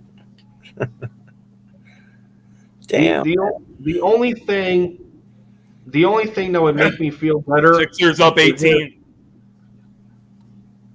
What? Sixers up 18. 85-67. I'm going to take a little bit of a break. Oh, from the draft, you're watching the Sixers game, so you're less stressed out. I haven't been watching the draft for like the last 5 minutes, bro. Well, at least your Sixers are still in the I kind playoffs. of like it. He can be the new Darrell Revis for the Jets. Well, hopefully. I mean, then again, AK did have the harder matchup compared to the Sixers because Giannis is just a freak, and well, the Bulls did all they could. If you weren't injured, man. The Bulls did all they could to stay competitive. That's all you can. That's all you can ask for. They had no answer for Giannis. Yeah. Even when they lost to Middleton. Yeah. I think the biggest thing for y'all is Lonzo, man. He affects the team a lot. Good defender, good shooter. I think next year, you guys bring him back, you're gonna have a chance. So.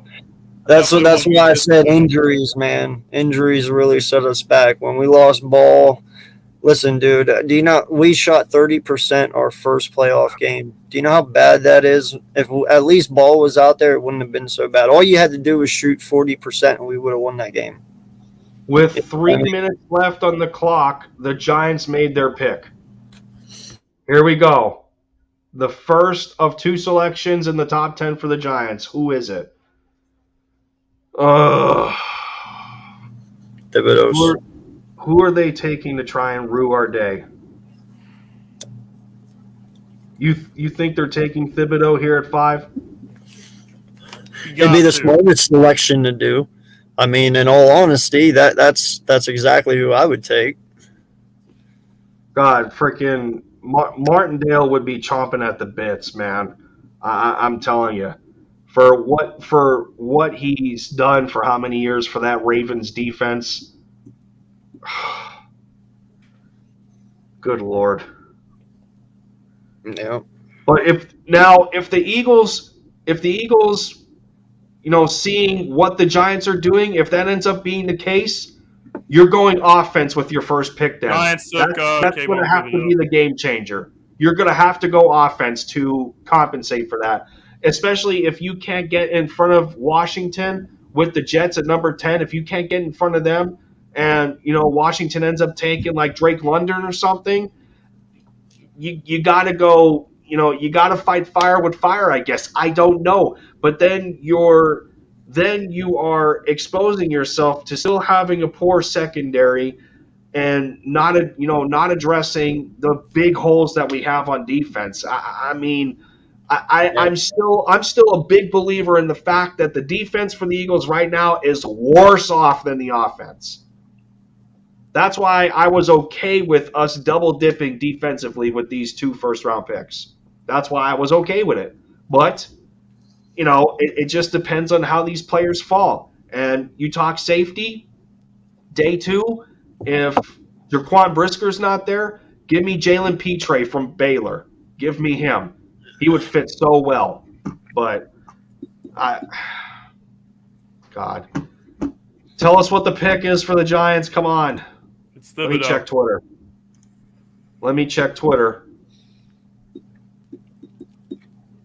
They got Thibodeau. All right, Giants. Okay. Did they take him? Yep. Yeah. Oh, Lord. I ain't worried about them, bro. We got the Twin Towers on our offensive line. yep. Tell them to come see. Tell them to come see us. I ain't worried about him. Good player. Oh, yeah. He'll have a good career. Mylata and Dickerson, yeah. Just not against us. But we got some big tackles on our team. Maybe Dallas should be worried. Dallas should be worried because their offensive line's getting old. Oh yeah, imagine, dude. He's gonna sack Dak. Hey, that's pretty good. Tyron Smith is getting old and washed. So if I was Cowboys, I'd be a little nervous about that. The first Carson Wentz should be nervous too. Especially if we get a pass rusher. Washington got Chase Young. They got Thibodeau. If we add a guy. This is the thing, though. The first 5 picks in this draft have all been defense. Looks like the Panthers are in the perfect situation. They're gonna draft Neal. Offensive line, man. Like. That's what it's looking like. I mean, that's been one of the biggest complaints with Panthers fans is that they've had little to no protection for their quarterbacks. Start off strong by getting a staple. I'll be real though. I would have rather the Giants got Stingley and the Texans got Thibodeau. I mean, that still would have fit them too, being that their secondary is going to take a hit when Bradbury's not there anymore. If they manage to trade him, they can't. I don't think they can cut him because he'd count too much against the cap. But who, Bradbury? Yeah. No, they're going to try to move him. They can't just cut him outright. So with that, though, you know what? So with Thibodeau and Sauce gone, that tells me that there is less likely of a chance of the Eagles trading up for anybody. Because I don't know of anyone else that's worthy of trading up for. So, yeah, there is. Who's Kyle Hamilton? But it all depends on how far he falls. If he's sitting at 9, I might be true, bro. I mean, if he falls to 9 or 10, I might pull that, especially if it's only one first round to move up 5 position spots. Hell yeah. Well, I don't know how many, if any, conversations that the Eagles have had with Seattle. I know that they've contacted the Jets, Vikings, and Panthers, but you never know. I'm sure all 32 teams talk to all 32 teams, man. I'm sure too. But those were the top 3. Those were they were the top 3 mentions. I mean, I just know going to 9 or 10 wouldn't cost that much. You're looking at 15 this year and maybe like a 2nd or 3rd round pick next year to move up. It wouldn't be too much, so it's doable. Yeah. I was thinking the same thing earlier. I was thinking, well, maybe 15, a 3rd, and a 5th would be enough. Yeah. But that's what I'm saying. Think how genius it would be. You trade your 15 and a 2nd and a 5th to move forward, and then you trade 18 to Green Bay and jump back to 22 for like a 2nd next year. And then you automatically acquire a 2nd right back for the 2nd you just gave away. Well, plus we got the extra 2nd rounder from the Saints. Yeah. This year. You can even give that away if you want. People are saying this is the worst case scenario for the Eagles. It's not the worst case quit. scenario. I'd quit if I got drafted by the Giants. I completely disagree, bro. That's craziness. Remind them that we have Jordan Mailata and Lane Johnson. Like, dude, I've been saying it now for 2 And weeks. Jason Kelce. Right, exactly. But I truly believe, though, man. Listen, we are. You're on the verge of seeing a wide receiver again. I'm not playing. This is what they number 15 is going to be. They said everybody be scared of Chase Young. Now everybody be scared of Thibodeau. Well, we got good guys on our offensive line, so I ain't tripping. Yeah. The Panthers are still on the clock with a little over 2 minutes. They're taking left. Evan Neal, bro. Stop playing with me. They play Evan Neal. Well, why are they taking it? It's Kenny Bro, Pickett. I swear to God, if Kenny Pickett's the first quarterback. I'm telling you, watch this go for Kenny Pickett. Oh, here it is. If that happens, bro. If that happens. The pick is in. Dude, listen, you got Sam Darnold. I mean, you got to do something. Me and Lindy were talking about that earlier. Right? Sam Darnold. I'm telling you, it's Kenny Pickett. Watch. Here it comes. It's coming. Yeah, everyone's saying with NC State. Corners. I cannot say this guy's name. What's his name? Icky. Who? NC State offensive tackle. Who? Ikonwu? Ikonwu? Yeah, that's what they're saying. The Panthers just took. Okay. That's not bad for them. They needed. They took him over Neal, bro. I'm really amazed they didn't take Kenny Pickett right here. I will be. I'm serious. I am. I swear it was going to be him. Yep. They took Ikonwu. Yep. Ikonwu, that's not a bad pick. That is not a bad pick. Makes me wonder if they're going to go after like Jimmy G or something later. There's no way. I said or something. I got you. Well, Skip Bayless didn't like the Giants taking Thibodeau because he says he's going to dread seeing him coming after Dak. Oh, snap. Yep, Dak's about to get sacked like 5 times. They don't got Jordan Mailata. They ain't got nobody. Shady, shut up. I think the Cowboys are a little overrated. If we make the right picks in this draft, we could catch them. I'm just saying. Oh, for sure. They could actually fall. Shady McCoy freaking close the gap. Shady be trolling on Twitter right now. He's saying we taking Kenny Pickett. He's out his mind. God. I love Shady. I love Shady, but he also ruined the Avengers movie by telling everybody that Iron Man died. So tells you what kind of dude this guy is. Shame on you, man. Shame on you. He likes trolling people and pissing people off. He's our all-time leading rusher, though. God, imagine wearing a Giants. Son of a bitch, man. That means Hamilton's 7. Mother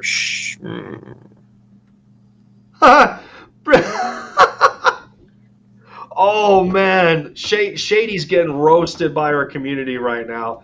People are saying, let me go find the tweet. He should be, man. You can't say something like that. He should know better. This is Philadelphia. People are saying, give a practice squad player number 25, and then Brandon Lee Gowton's giving them raised eyebrows.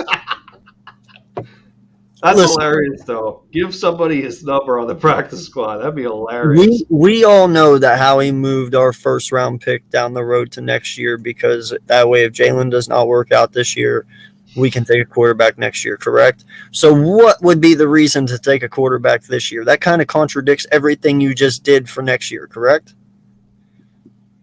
Yeah. It's not smart to take back-to-back because then you're going to put Hurts in the same. Shady better not be trolling, or he better be trolling. I'm serious because think about it. You're putting Hurts in that situation by drafting Kenny Pickett, right? Then you turn around and you draft another quarterback next year. So you're just putting Kenny Pickett in the same situation with like a CJ Stroud or whoever the hell they would draft next year. It makes no sense. You might as well just. We're going to be a revolving door of quarterbacks like the Browns. Yeah, don't start doing that. That's dumb. Just stick to your game plan. Take whatever you need to take this year. Don't. I swear to God, if I see a quarterback come off, bro, I might. Damn, Danny Green. My uncensored logo is going up. I'll tell you that much. Oh, it just doesn't make any sense. So I'm just trying to figure out, though, with them taking Ekwonu at 6, with Hamilton on the board, will they still take Cross at 7? No, the Giants would have to take Evan Neal. No, they have Cross. Cross is there. Well, They could take Neal. They could. But I know that they've been interested in Cross. But also, do you just step up and just take Hamilton, because you did get 2 offensive linemen in free agency, and I mean you could grab one in the 2nd or 3rd round?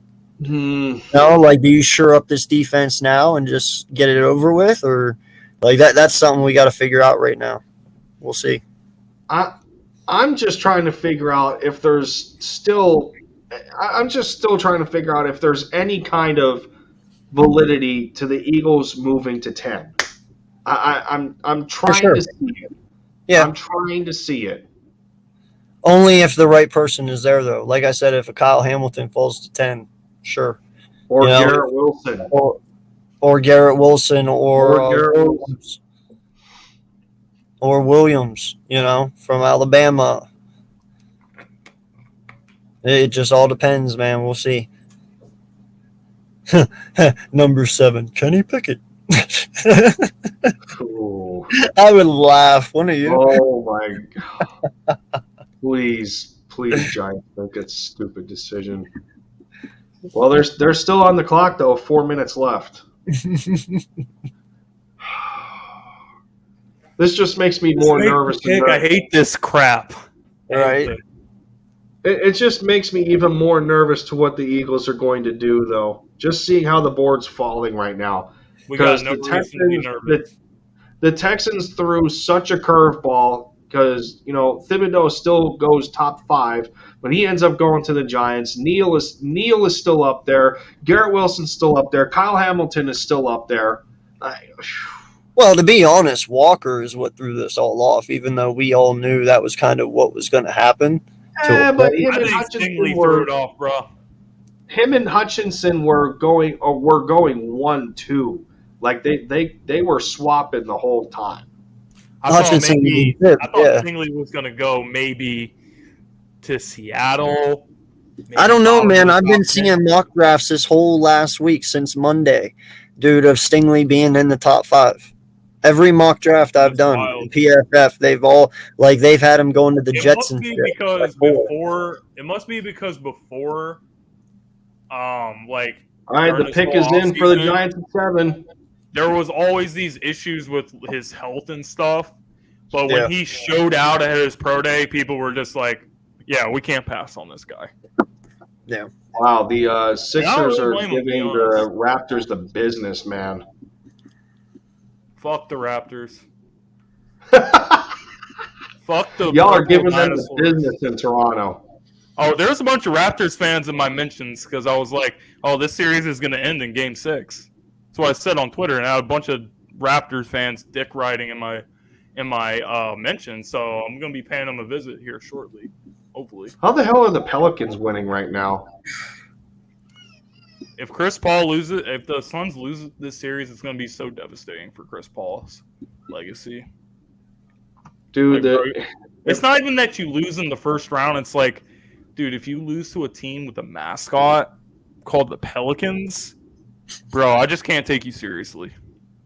Ever. You know what? If the Pelicans end up winning that series, if the Pelicans end up winning that series, they are going to be food for Dallas, and I can't wait. I agree. They're going to be absolute food. It's going to make you guys have an easy chance to go to the Western Finals. No, don't put the word easy in there. Western Conference was stronger than the East. I will. The Pelicans, bro. Come on, bro. Well, no. Don't make it seem like the Lakers bubble championship. Come on now. smoking that Pelicans pack. Luka would. The Giants took Evan Neal. Good for them. Okay. Still going to give up 3 sacks to Brandon Graham. Coming off an Achilles injury. Atlanta's going to take Cross. Or wait, no. Actually, Atlanta might even actually take a wide receiver here. I would expect to see one come off. I know a lot of people. Garrett Wilson? Probably because, listen, man, they lost Julio last year. They don't have Calvin Ridley this year. They only have Pitts. I mean, you need to replace them. So it might be London. I hope it's not Jameson. Could be London. Could be Burks. Could be Williams. Could be any of them. Cross is still there, though, and the run, you know what? Why is it shaping up pretty well for the Eagles right now? Because you just seen 5 straight defense, 2 straight for offensive line, and now what situation are the Falcons in right now? Don't they need a quarterback? So No, they got Mariota right now. Use him as a bridge. God, what are they going to do with him? I don't know, man. I'm not sold on. I'm not sold on counting them out yet. They're going to be one of the worst teams in the league. God, rest in peace to Kyle Pitts' career. His career was over the day he was picked, bro. Well, after that first game against us, though, he exploded. Yeah, he did. Giants just got a haul, though, at 5-7. That's a pretty good haul for them. Well, I think the Bears are the clowns in this scenario because, I mean, was Justin Fields really worth what they traded? But am I mad? Am I mad at what the Giants did at 5-7? No, because we still. I mean, they were in a position to get good players. They took good players. We still have Devontae Smith, so I'm good. I'm good. We still got a Heisman winner. So 5 minutes left for the Falcons here. Quarterback, receiver, edge rusher, tackle, running back. Cross is still there. Best available right now is Garrett Wilson. All right, baby. I could see them taking Garrett Wilson, though. You know, yeah, man, they need a wide receiver. They need it. There is no ifs, ands, or buts. You just lost Calvin Ridley to the suspension. And who do you have outside of Kyle Pitts? He needs a running mate. Well, I know they got that dude. His last name starts with Z. What's his name? But he's nothing to like bat your eyes about. So it's like they need something. They do. I feel pretty good about Garrett Wilson. Yeah. But it all depends. Do they want a Julio Jones type player? You know, that 50-50 guy. Do they go big body? Do they go small and fast? Who knows? We'll find out. But the thing about Garrett is he has a. Don't sleep on his athletic ability because he can go up and get some balls too. He's got a smaller frame, but the guy's an athlete for sure. Oh yeah. No lie. I'm not seeing anything. I really like that. I really like this wide receiver class too. Garrett, Olave, Jameson, Burks, all these guys are good. I think we get London at 15 if it works out that way. Oh man, pick is in for the Falcons. Not a huge Drake London guy. I'm not. There's a lot of people that say that, man. I just think London would be the kind of receiver that's going to hinder Goddard's production, especially after we just gave him an extension. So I really think Jameson's the perfect fit. what he can do. Completely take the top off. And you got Goddard and Smith. You can work the middle. That's what Rager was supposed to. That's what he was brought in to do, and he's failed miserably at that. So I feel like Jameson would definitely be able to do those things for us.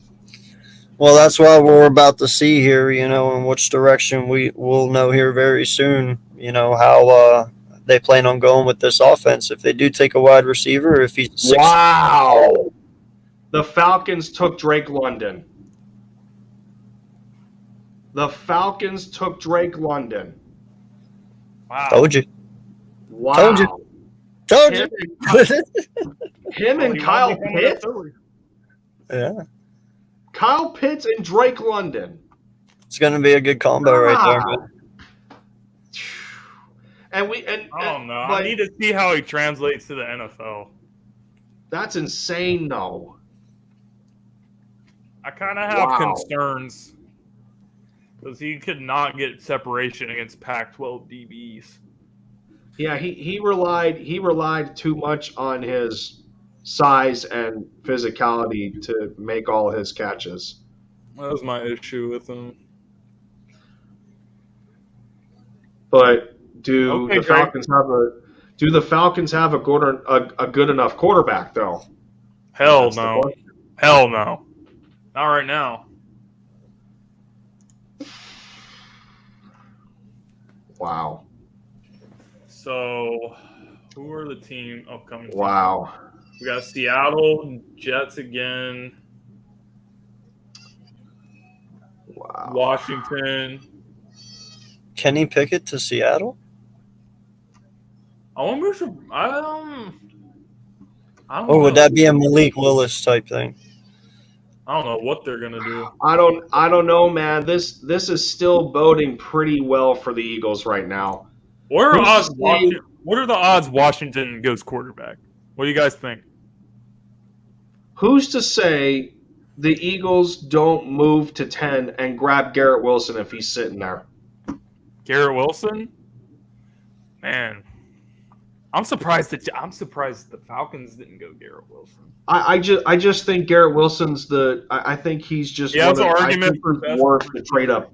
He has an argument for best receiver. But a lot of these guys have arguments for best receiver.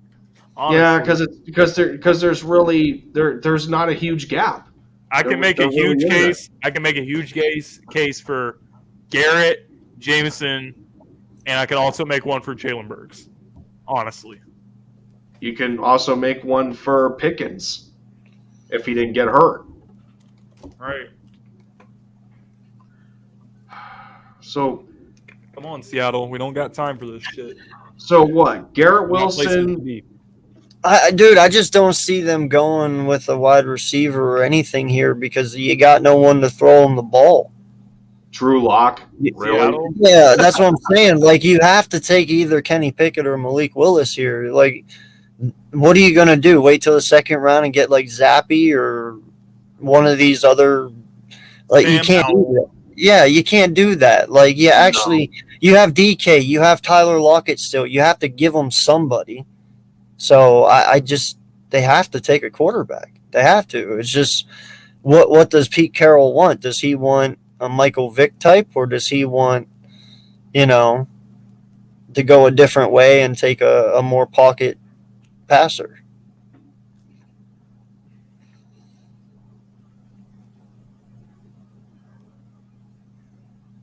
People are trying to speak Malik Willis into existence for Seattle right here.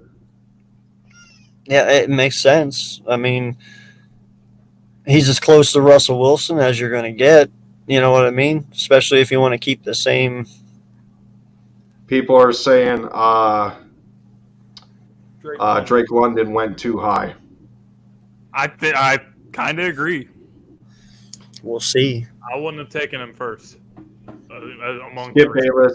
Skip Bayless is warning Falcons fans, saying that do not regard Drake as the next Julio Jones. I agree.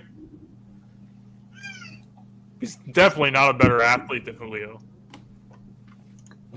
He's got a little bit of a bigger frame, but yeah, I don't even think it's close. Come on, Twitter. What do we have here? Come on, Seattle. Seattle hasn't picked yet. Still 4 minutes on the clock. Man, I'll tell you what, if I get this one right, that's 3 in a row for me. Maybe more. I don't know.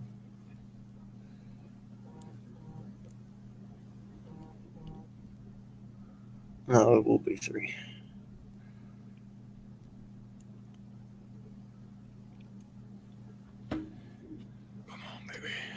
Not seeing anything. Jesus, dude. Seattle might trade that. This might be a trade. This could be a trade. This could be the Eagles coming up. Kyle Hamilton is still there. I didn't even realize that.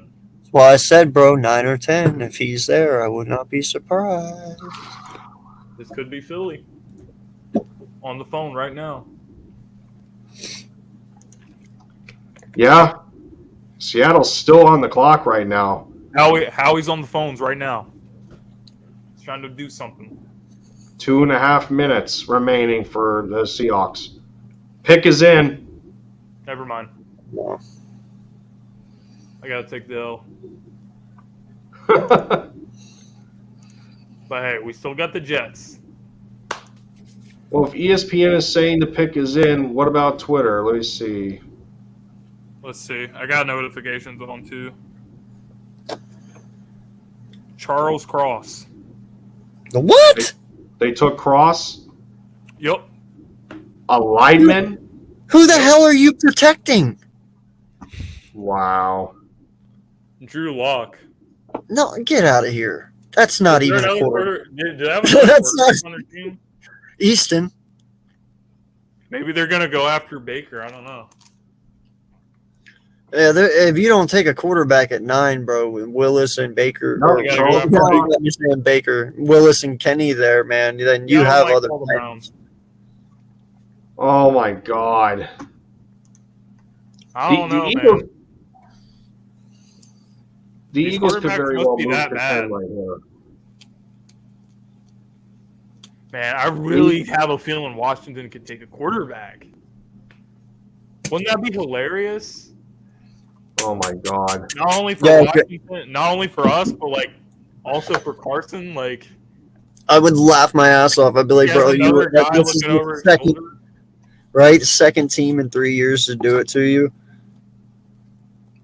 Hell, the Colts should have did it to him. Well, they did. They drafted Sam Ellinger. Yeah, I forgot. About Ellinger, yeah. No, or what? They had Easton originally, didn't they? that. Yeah, they had Easton and they drafted Ellinger in like the later rounds. Yeah. So I mean, they still kind of did to him too. So Ellinger just wasn't a threat. Jesus, why did Kyle Hamilton fall this far? Is it because of his combine? I think it's his 40. But dude, I'm one of those people. I don't Fuck put that. There's a on- difference between game speed and like 40-yard dash combine speed.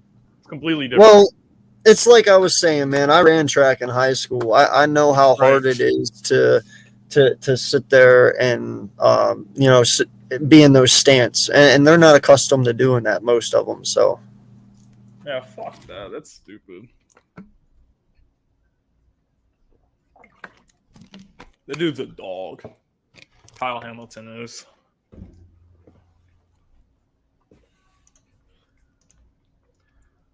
All right, let's see. Yep. Teams are his gonna regret selection. passing on Cross. Kyle Hamilton. I'm about to tweet that. I don't know. I'd still love the Eagles to move up to 10 here. I just something do keeps too. telling me. I Just do move to too. 10. Jets are on the clock now. Washington might take Jameson Williams. Like this is my thing. You got I'm gonna be sad. Garrett Wilson is still there. Jermaine Johnson, Jordan Davis, We Kyle jumped Hamilton, Washington like- last year, or we jumped the Giants last year. We need to jump Washington this year. Let's do it. That'd be funny. That'd be funny because the Eagles would jump to the 10th pick 2 years in a row. That is 2 years in a row. That's true. And they would screw out another NFC East team. That'd be hilarious. Man. Come on, Joe Douglas. Don't forget where you came from, brother. Yeah, right. Help us out. We helped you out. Help us out. People are wondering if Kyle Hamilton can fall to us at 15. I don't think so. No. Because a team like the Ravens, they're known for like taking defensive backs and stuff, and like Ed Reed, they got a history of. Minnesota's another worry. If he falls to that'll be the perfect place for him to fall if he falls to the Ravens. This is crazy though. With 6 picks left, Jordan Davis, Jermaine Johnson, Kyle Hamilton, Jameson Williams, and Garrett Wilson, among others, are still available. That's insane. Washington, if they're not dumb enough to take a quarterback, I think they're going to take Jameson or they're going to take Garrett Wilson. Well, the Jets are still on the clock right now, and you would think that they would want Are they to going to give. take a wide receiver? I would think they would want to give Wilson a weapon. Who do they have? They have Elijah Moore, Corey Davis. Who are their Can I make one suggestion here? Wyatt. Wyatt over Davis? You really think Devontae Wyatt's going to go top 10? Why not? Come on, Howie, get on the phone. Get on the phone. I don't give a shit. I'm not a Jet fan. I'm just making a suggestion. Who would Howie grab at 10, though? Dude, what the hell happened to, what's his name? Quinnen Williams. He was supposed to be so good. Pick is in for the Jets. Damn it. No. It's Kyle Hamilton. No. Joe Douglas left his phone on Do Not Disturb. I haven't seen that. I just think that's my feeling. Joe Douglas. Come on, Joey D. Let's see.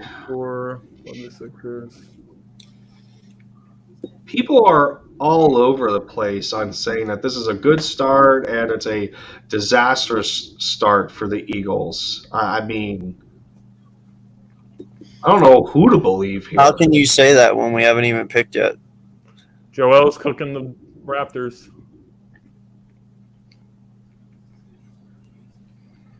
Linda, you're really that nervous about our pick? I'm not. No, it's just the fact that there's so many good players left for them. That's a perfect scenario, bro. We get to have our pick of whoever the hell we want. Somebody that we want's gonna fall to us. Yeah, but who's making the pick here? You know what's crazy though, too, man, is I'm surprised we haven't seen any trades yet. I know. None. Do you think Minnesota would trade with us after we ripped them off for Sam Bradford? Are they just dumb? Garrett Wilson's gone. Yep. Damn. That's a good pick, though. I can't hate on it. Wilson to Wilson in the Big Apple. Okay, Washington. Let's see who you fuckers are gonna take. Well, they don't need edge, so you can take that out. They've been shopping Deron Payne, I think. Yeah, this might be a Jordan Davis pick, maybe. So, Kyle Hamilton, Jordan Davis, Jameson Williams, Jermaine Johnson, Chris Olave, Trent McDuffie. What if Washington grabs Kyle Hamilton here? Yeah, Washington could grab Kyle Hamilton, which that would suck ass, but especially with them, I think, aren't they trying to move on from Landon Collins? Yeah. That would make sense for them.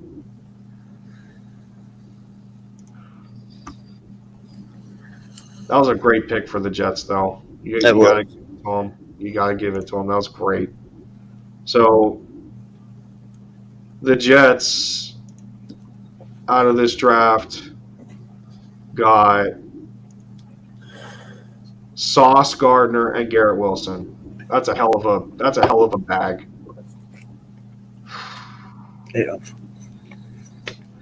I don't know. I mean, yeah, we just argued Kyle Hamilton for the Jets because of, well, do we really know where they are with if Marcus May is still there and Jamal Adams is no longer there? And I mean, Washington is another spot where it could very well make sense for them too, with the questions with Landon Collins. They would most certainly be happy with Kyle Hamilton. And of course, you could say the same thing about McLaren. He supposedly wants to be traded, and if he won't play, then you need someone to replace him. So it could look wide receiver too. Very important, yep.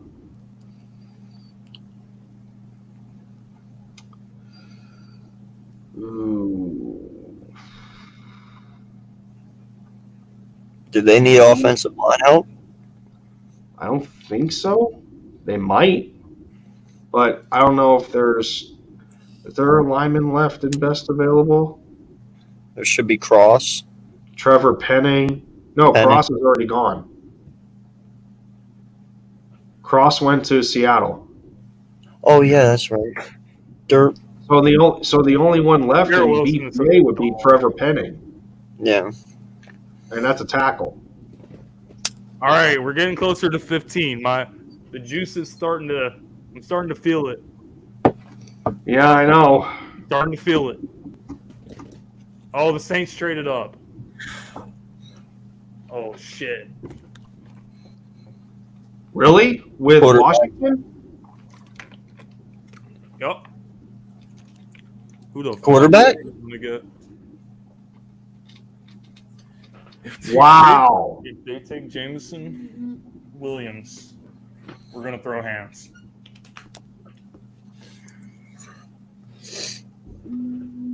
We're gonna throw hands, Saints.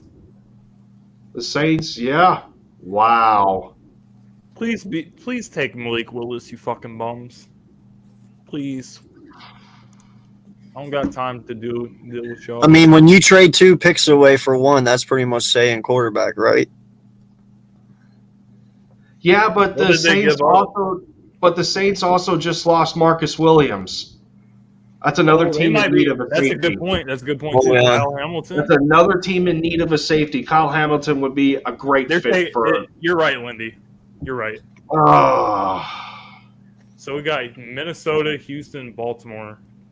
Because they still like. I mean, the Saints still like. What's his face? But he moved back to tight end because they're giving. Hill. Tyson Hill. How do you guys feel how do you guys feel about JJ going to tight end? I never got his last resort, pretty much. It's a joke. I mean, you still have to be able to. You have to catch the ball whether you're a tight end or a wide receiver. It's all the same. I think just the fact that the backup spot is so wide open, it's worth a shot. I mean, we can say what we want, but one thing he does bring to the table is he can block. The Saints traded 16, 98, and 120 to move to 11. So they kept their. They kept what pick? Didn't we give them? They kept 9. We gave them 19, right? 19. We got 18. So they kept 19. Yep. All right, you bums.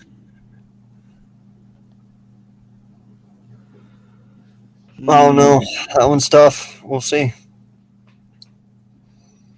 They're still on the clock, 2.5 minutes.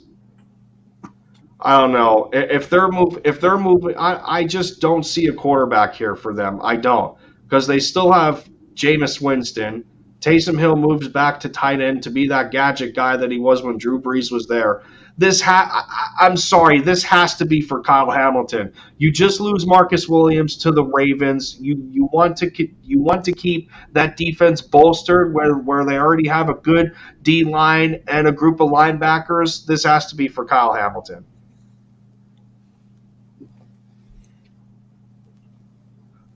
But then again, Jordan Davis is also tantalizing for them too. I would not put it past them to grab Jordan Davis here either. You put him on that line with Cameron Jordan, oh my goodness. They would still have a stout defensive line.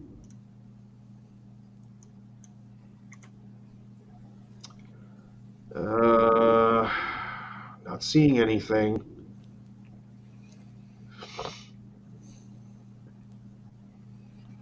Good double play, Braves. Let's go.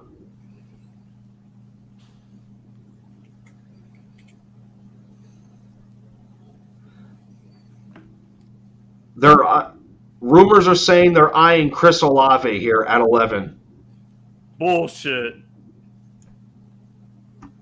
Really? You moved up for Olave? That's what I'm seeing right shouldn't now. have had to do that. They might have fell to them. Yeah, you shouldn't have had to do that. That's what I'm seeing. Bro, are they really saying Olave? Let me Unless they were afraid we were going to pick him up. Unless they want Jameson Williams. I don't know why you go receiver here unless you don't have a good feeling about Michael Thomas returning, then yeah, receiver. Michael Thomas is overrated. But I don't know. Kyle Hamilton makes a lot of sense for them, but I also understand if it's an offensive player, especially receiver. Yeah. And do we have anything?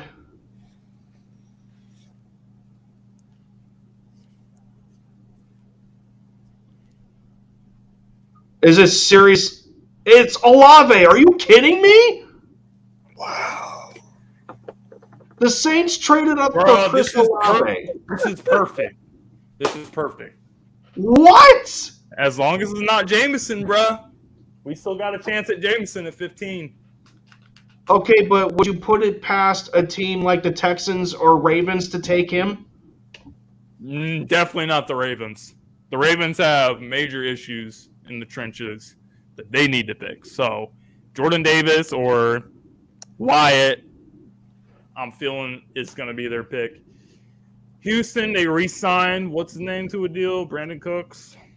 Listen, man, if I'm Howie, dude, I'm taking pick 18. Minnesota's definitely I'm trading pick 18 with Houston. I'm jumping up, grabbing Jordan Davis, and then I'm keeping my 15 and taking a receiver. Wow. Washington fans are pissed off. Everyone is trashing the Saints right now, saying that they're a dumb front office. They didn't have to trade up, dude. I'm serious. Like, if the Eagles so choose, Jermaine Johnson, Jordan Davis, Jameson Williams, and Kyle Hamilton are still there. Detroit, another trade. Detroit trading with Minnesota up to 12. What? Yep. They're going after Hamilton. Man. Unless they don't want Jared Goff anymore. Imagine if they take Malik Willis, bro. My boy Dom's gonna be pissed. I actually, you know what? I've seen a lot of mock drafts go with Sam Howell, but Detroit traded 32, 34, and 66. Wow. What? That's a lot, bro. Who the fuck do they want? So your first, your second, and a third? Yo, that's got to be a quarterback. There's no freaking way in heck. They spent more to go to 12 than the Saints did to 11.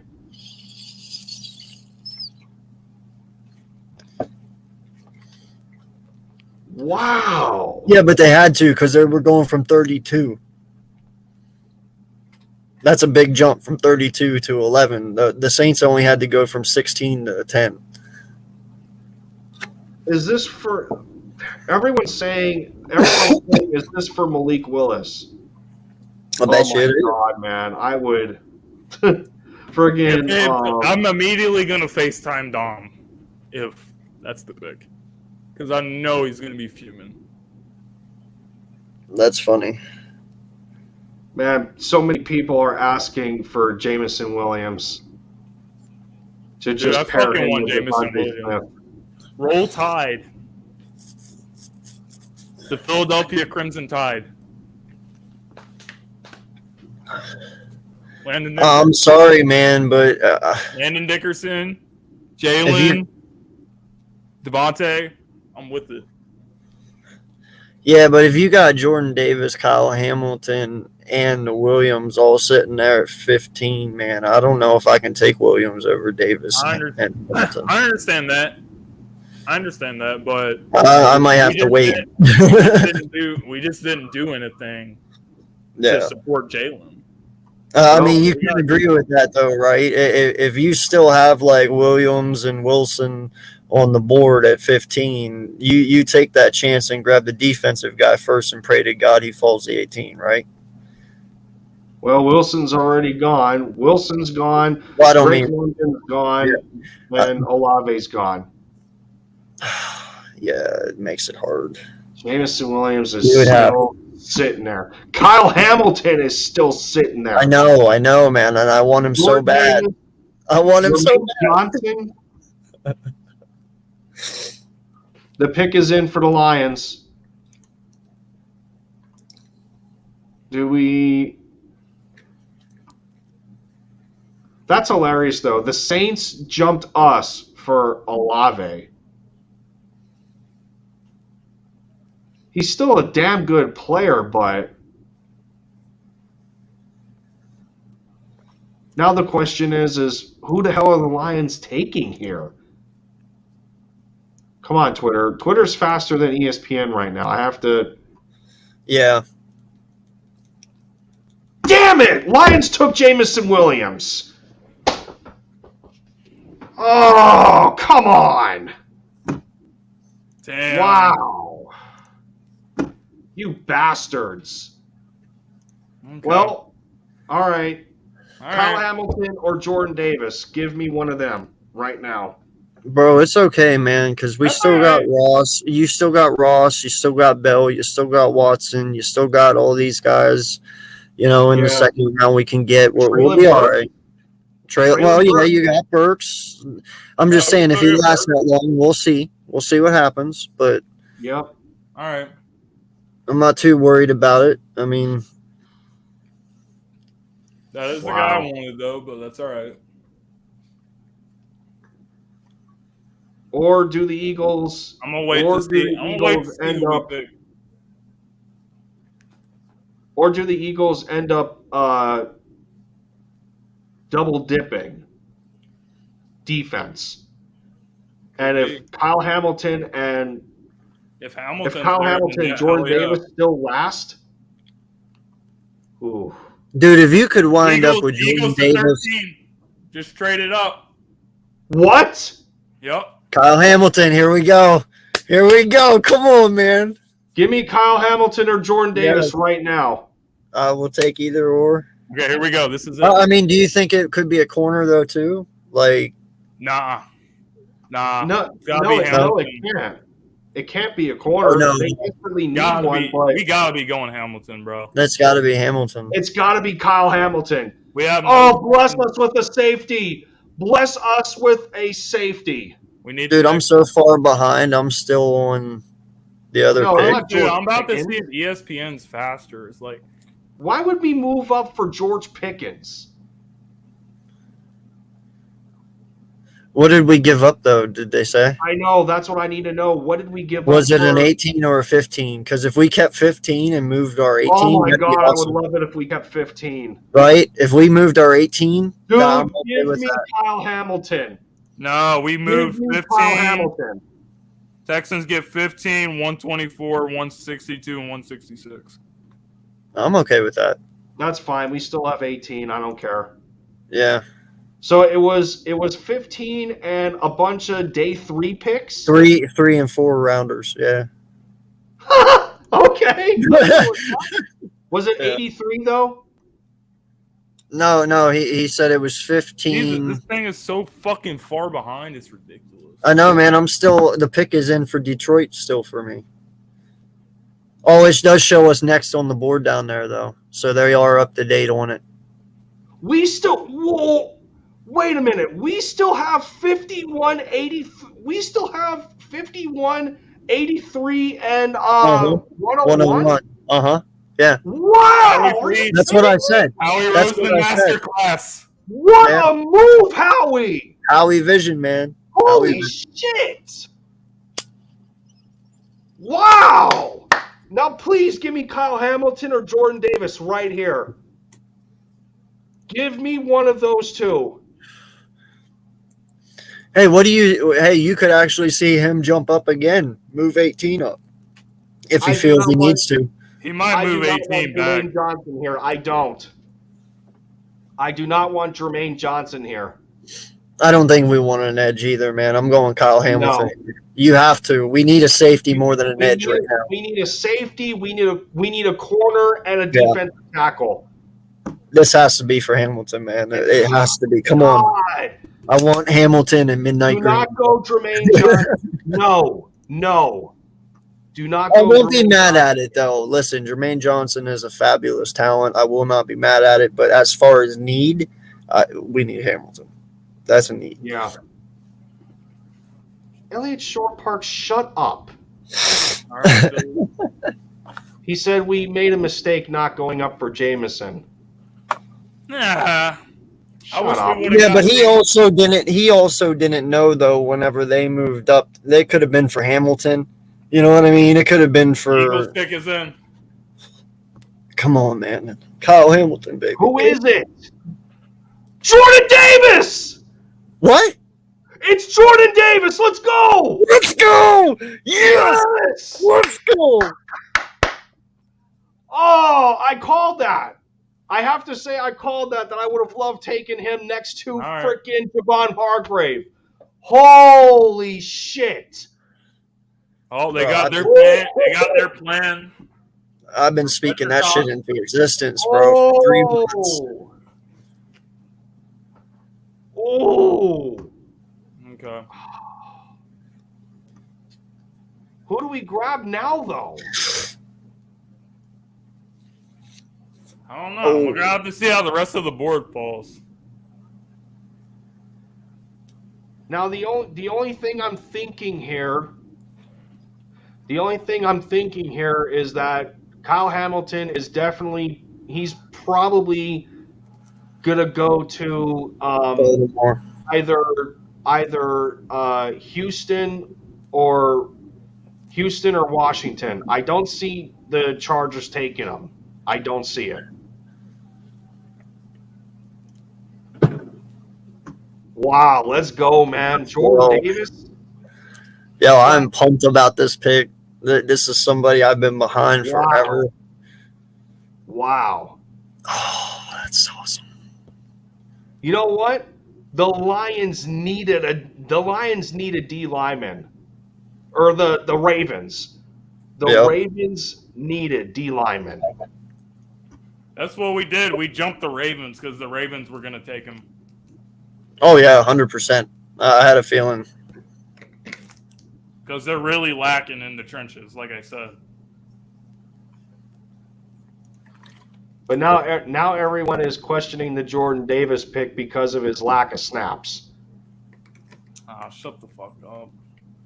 People always want to bitch about stuff.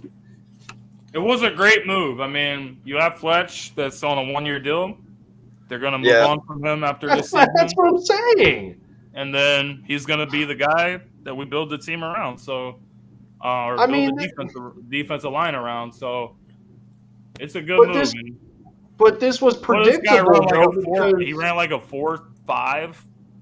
That's disgusting. It's ridiculous. Who's going to block that next to Javon Hargrave? Seriously. But that's just the writing on the wall right there that Cox is gone after this year. Unless he gets traded. He's gone.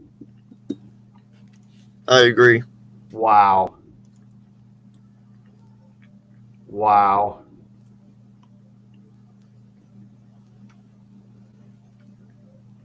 I'm so happy with that, man.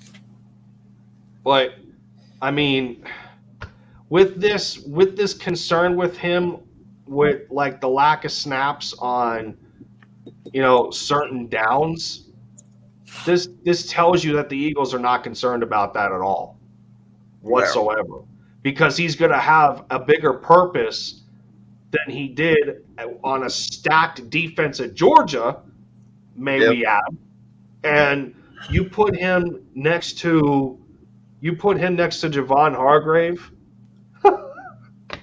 Lord have mercy. And the Giants thought getting Kayvon Thibodeau was nice. Do they have a defensive tackle pair as good as projected with Jordan Davis and Hargrave? No.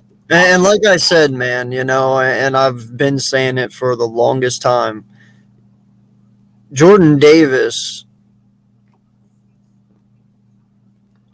I mean, Jordan Davis was all SEC first team on a limited snap count. What does that tell you? Wow, okay. Nice. Good job, Howie. And this is good for him. I don't know how you don't complain. I love it. I love this pick, man. All he gave up was 15. He didn't give up a second, and he didn't give up his early third. So, I mean... He gave up a fourth, a fifth, and a sixth, I believe, is what it was. Yeah. That's great. He didn't give up nearly as much to move to 13 as the other teams did, and nobody even took we didn't take a quarterback. We moved up and didn't take a quarterback. That's all I'm happy about. Now, what do we do at 18? That's the biggest question. Do we double dip on defense, or are we seeing a receiver here? If it's receiver, then I'm grabbing Treylon Burks. And that's the only one that you can grab. Yep.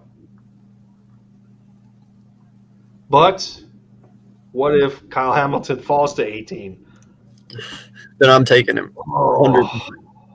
That is the biggest steal of the first round if you can. Then you have to double dip. Yeah. And we just seen Jacksonville get the haul that they did, or not Jacksonville, the Jets get the haul that they did defensively between Sauce Gardner and Sauce Gardner and Garrett Wilson. That's offense and defense. I don't think anybody. No, the Giants went offense defense. The Lions went offense defense. So yeah, I'm not complaining. So I guess it's just going to be the biggest factor as to where Kyle Hamilton goes. If he's still there at 18, I don't know how you don't take him. Unless the Eagles are going to do whatever it takes to go get Honey Badger. Because there's no way in hell that they are confident with the safeties that they have right now. You're just not. Absolutely not. Andre Sachare is a special teamer. Kayvon Wallace is predominantly special teams. Marcus Epps, they're high on him, but he's not a full-time starter. Kyle Hamilton to Baltimore. Wait, what? Kyle Hamilton to the Ravens. They didn't need him, bro. I knew it was going to happen if he fell all the way to them. Damn it. They didn't need him, though. They just got Marcus Williams. They don't need him, but this is what they do. As a franchise, they're all about the defensive backfield. Having great secondaries has always been their MO.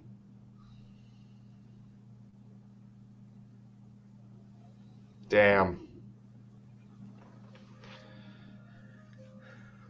But listen to this D line setup though for the Eagles: Hassan Reddick, Josh Sweat, Fletch Cox, Javon Hargrave, Jordan Davis. Milton Williams. Then Oh my god. BG. Yeah, right? Wow. That's deadly. That is deadly. I told you, man, if somehow, some way we got Jordan Davis, we would become one of the ultimate defensive fronts in the NFL, and watch, it's going to happen. You're not going to be able to double team Cox. You're not going to be able to double team Hargraves. You're not going to be able to double team Davis. You're not going to be able to do anything. Good luck. Wow. And then Milton Williams on top of it. That's just the cherry on top. But you know what? For as much as we complained about the Eagles defensively last year, and everyone wanted to put the secondary as the center of attention, well, if the D line is not getting home quick enough, and these teams are getting the ball out in 2 seconds or less, then who can you really put the blame on there? You can't. I don't know. It's like a combination. Yeah, you can blame deflect to the fact that if these offenses are running as quick as they are, you can't expect the D line to get there as that fast. But I don't know. I don't know. All I know is that, well, then again, if I'm saying Traylon Burks at 18, I don't know. The more I think about defense, the more I would want Andrew Booth or Trent McDuffie at 18. I think it makes more sense right now for the Eagles to double dip defensively than... hey, I'm going to throw this out there. I wouldn't be surprised to see Daxton Hill at 18. But in all seriousness, did we really expect the Eagles to trade up for a safety when they haven't valued the position like that for how many years? It's always been about the trenches. Wow, it's not looking good at the link either. Very mixed reactions right now with Eagles fans, and hey, I'll be right back. Everyone's pissed that we didn't get Jameson Williams. That they're ignoring the fact that this is a good pick. Wow, look at Fletcher Cox was one of the first to welcome Jordan Davis to Philly.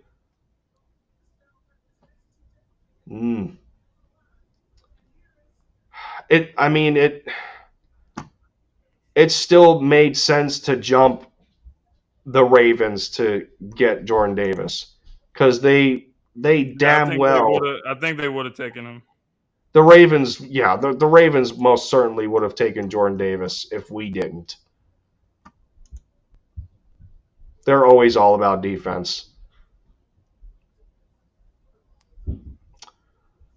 I'm seeing great.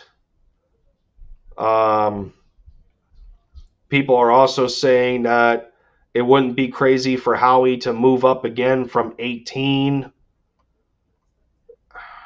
I could kind of see that. I don't know. Wow. Yeah, man, this is crazy though. I don't think we could have predicted the draft to go the way that it did with players or teams trading up for who they grabbed. Big Play Slay seems to like it. He goes, the D line stacked up. Let's go. I mean, our Eagles players seem to be happy about the pick. Damn well. I mean, you damn well believe Slay should be happy about it. I'm not surprised. I am not surprised. Yeah. That was a great pick. I'm sorry. I'm sorry for anyone trashing this right now because they didn't get Kyle Hamilton. Well, you can't in those cases you can't go against history. That's just how it works. You know this That's how this team, team is bro. built. We always take defensive line very, very high. Yeah. I mean, Fletcher who Cox did Howie Roseman learn from? The writing was on the wall. Yeah. Fletcher Cox, old, 1-year deal. Jordan Davis, one of the best defensive linemen in the country. Athletic freak, man. Like, that's just... Killed the combine. 4.5. Dude's a beast. Going to be a great move. Well, all I know is that I'm not going to count my chickens early because, well, then again, this is probably a terrible, well, it's more of a contrast than a comparison, but a lot of us thought the same way about Andre Dillard, and look what happened to him. So, I also wouldn't put it past the Eagles to grab Linderbaum at 18. Oh man, if I see that though, I'm sorry, I'm gonna puke. Seriously, We don't fucking need him. We literally have Landon Dickerson. We do not need want a Linderbaum. center. Nah, dude, we need a fucking receiver with our next pick. Gotta be a receiver. But I'm not gonna say it has to be a receiver, but I would be down with that. Look how the hell that worked out. Remember what I was talking about earlier that B West took a picture with Jordan Davis? Yeah, that's true. Ends up being an Eagle. Imagine that. Probably gonna post it now. He did. We must need B West in the freaking draft room now.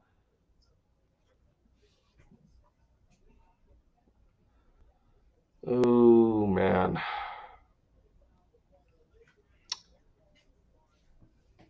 Let's see where these people are at watching the draft.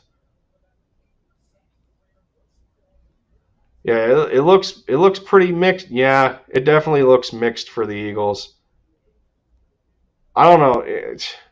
If you're not excited about this pick, then you just don't know football. I'm sorry.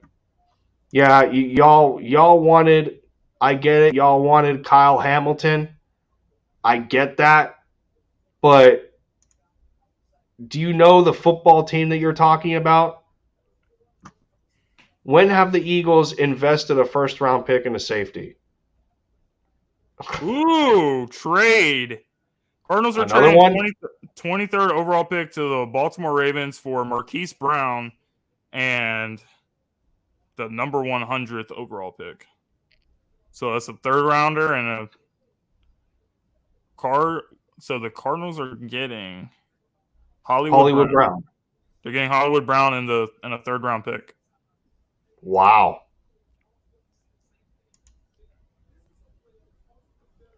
Hell yeah, Jordan Davis. That's what's up. Let's go.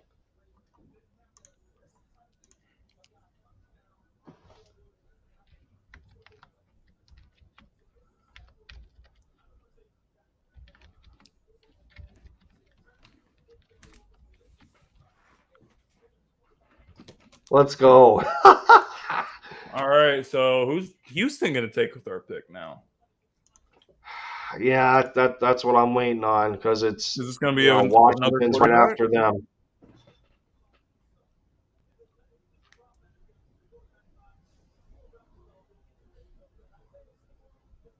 Good double for Travis Darno. Let's go.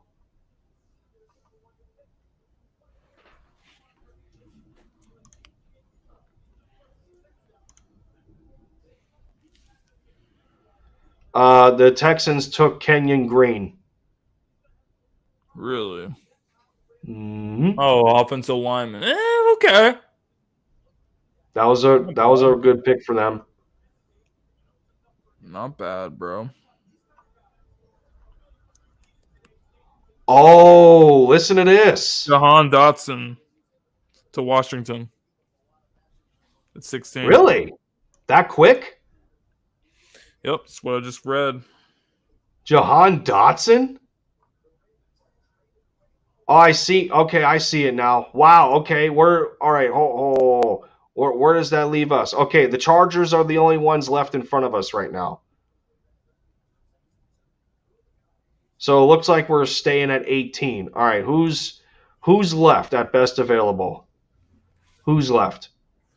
Holy shit.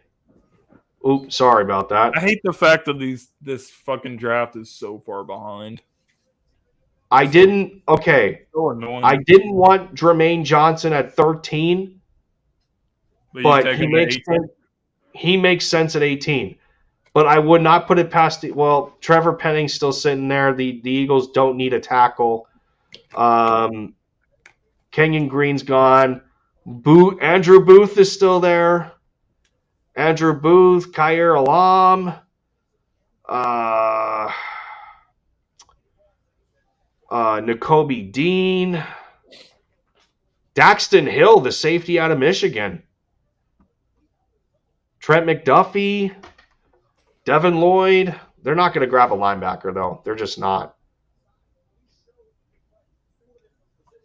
I'm seeing, for me, I'm seeing 3 players. It's either going to be, I don't see Jermaine Johnson because they just got Jordan Davis. They're not going to add an edge rusher. Not with Milton Williams, and you're hoping that Marlon Tuipulotu comes back from his hamstring injury, which he's healthy now. So I don't see an edge rusher. I don't. You grab a D tackle, that takes edge rusher off the board, unless you want to add one later. The 18th has to, for me, I think it's either going to be Treylon Burks or Andrew Booth. I'm going to call it right now. The 18th is either going to be Treylon Burks or Andrew Booth. Well, let's see what's going on Twitter. I'll be interested to see who we go with.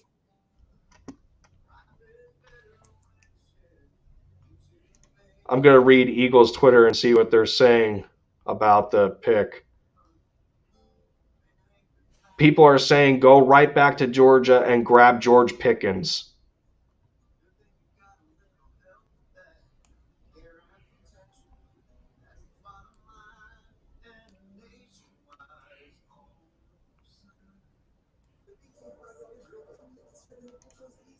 See. Wow, man. Jordan Davis.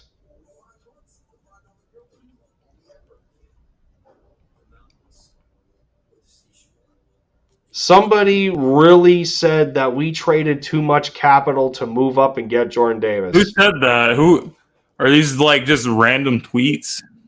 Yeah, they're randoms on Eagles Twitter. These people don't know football. East Coast Gridiron in the house. What is up, Jordan Davis on Twitter? DCG was good. While Dante is here, quick, let me go back to the selections here. Dante, you got to tell me how you're feeling about Travon Walker right now and watching Kayvon Thibodeau go to the Giants. You got to let me know before you head back out, man. You got to let me know. So what pick are we on right now? Because I know we're all ahead. The Chargers are next. All right. The Washington took Dotson from. I know, right? If that isn't a fucking reach. I already made the prediction for the Eagles' next pick. What's that? I see them either taking Andrew Booth or Treylon Burks at 18. I don't see anything Can else. I make a suggestion? I do. It's got to be them too. I think. Edge. It's not going to be an edge rusher. No. I think what they do is they take 18 and trade it back to 22 to Green Bay, and Green Bay moves up and takes Traylon Burks because they need to replace Devontae Adams. And then I believe you see us take like Daxton Hill or Elam at 22. If it's a good enough offer. Not happy about the Ravens trading Marquise Brown. Who? Lamar? He's not happy about it. Oh, uh-oh. Is this going to affect Lamar resigning? Well, dude, he's his own manager, so, you know. It might, bro. He might not resign now. He might be pissed. He might have lost trust in the organization. They traded his receiver that he had a relationship with. I mean, unless they really, really think, what's his face? Bateman's going to be amazing, but. I know, but he had that connection with Hollywood Brown, bro. He really had that great chemistry with him. Yeah, no, I know. That's like whenever we got rid of Duval. That's like when we got rid of yeah. But I was going to say Jordan Matthews for Carson after his rookie year. Ridiculous, bro. My boy JJ, who does the gauntlet with us, he's the newest host now that Tyler stepped down. I forgot about that. He's pissed about it. What if the Eagles trade 18 to the Titans for AJ Brown? Woo! For Jalen Hurts. What if they freaking do that? You mean back to 26? Jalen and AJ are best buddies, bro. You mean back to 26? I don't know if the Titans take that though. Are the Titans going to get a better offer? Because the problem is that's what you got to ask yourself. If we trade for him, it happened! It happened! We got AJ Brown! Let's go! Let's go! Oh my God! Let's go! AJ's with his bro! Howie Masterclass! There you go, Hurts! There you go, Hurts! Yes! Wow. Oh my God! Perfect! Perfect! Yes! Wow! There it is! Jalen Hurts got his best buddy in Philly with Devontae Smith, Dallas Goedert. Oh, this offense is nuts! So, are people still mad that we didn't get Jameson Williams? Are you guys still mad? Shut the F up. You got a proven receiver in this league that's had multiple 1,000-yard seasons. I don't want to hear it. I don't want to hear it. I popped the A.J. Brown jersey, bro. I got Wow. That's pretty awesome. I won't lie. Howie, you monster, bro. Yeah, that's pretty good. He traded a first and a third for A.J. Brown. That's what's up. That's it. That's it. That's all they gave up, a first and a third for A.J. Brown. That's awesome. A.J. Brown and Jordan Davis in the first round? Are you kidding me? Howie Roseman. That's amazing. He traded 101. It was 101. We still have we still have number 51 and 83 in this draft. Are you kidding me right now? That's awesome, man. Unbelievable. Let's go. This could have been any better. This could not have been any better. Now where are the Jalen Hurts haters? Where are where they? Are you dick riders where at, are the bro? Hurts haters? Where are you at? Look what Howie did for his quarterback. Look what he did. Go root for another quarterback if you don't love Jalen Hurts. NFC East is in trouble, man. They're in trouble. Eagles Y'all are winning done. this fucking division, bro. Y'all are done. Oh, man.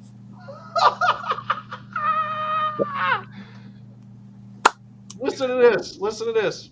Elliott Shore Parks. A.J. Brown has just under 3,000 yards, 24 touchdowns, and averaging 16 a catch. That's amazing. Oh my God, did that just happen? That's crazy. You called it, bro. I gotta give it to you.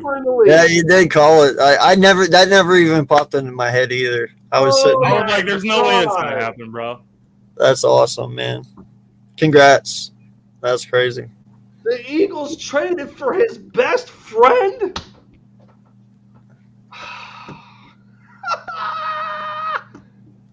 Yo! That's awesome. Jeffrey Simmons is not happy. Jeffrey Simmons is not happy. And Cox just trolled the fuck out of him.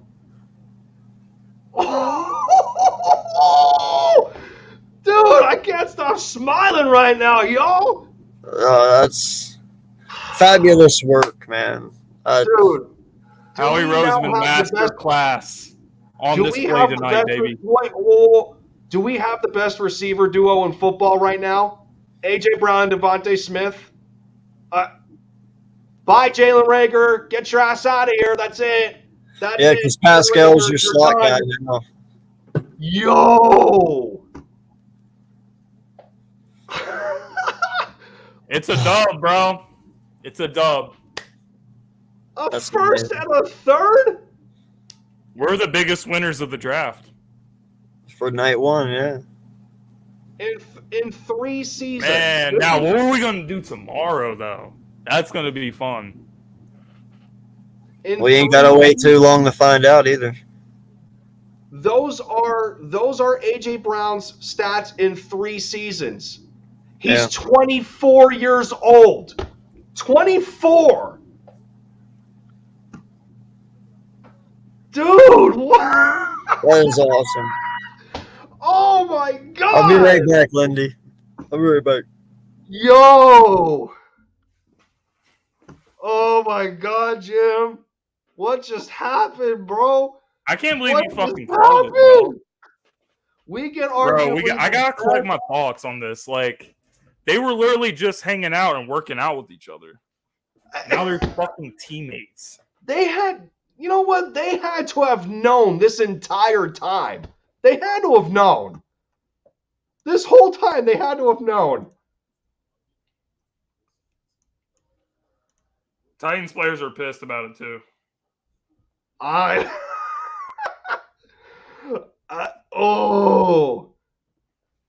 Look at the link. Look at everybody at the link just going nuts. Yo! Look at all the Titans players, though. Wow. And we were complaining this whole time. When are the We weren't complaining. They were complaining. We weren't. We were chilling.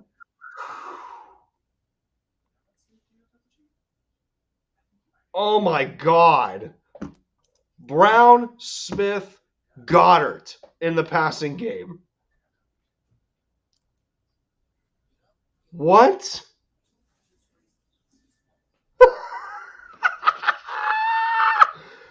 Oh, Philly is winning tonight, man. Philly is winning. Oh, my God. Yo. Look at, like, you know what? You know what just happened, though?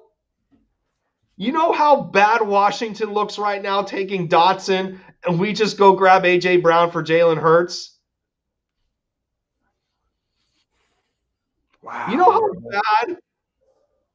Because the entire time Carson Wentz was an Eagle. I got goosebumps right now, bro. The entire time Carson Wentz was an Eagle, they did not get him a receiver to the caliber of A.J. Brown, and look what they did for Jalen Hurts.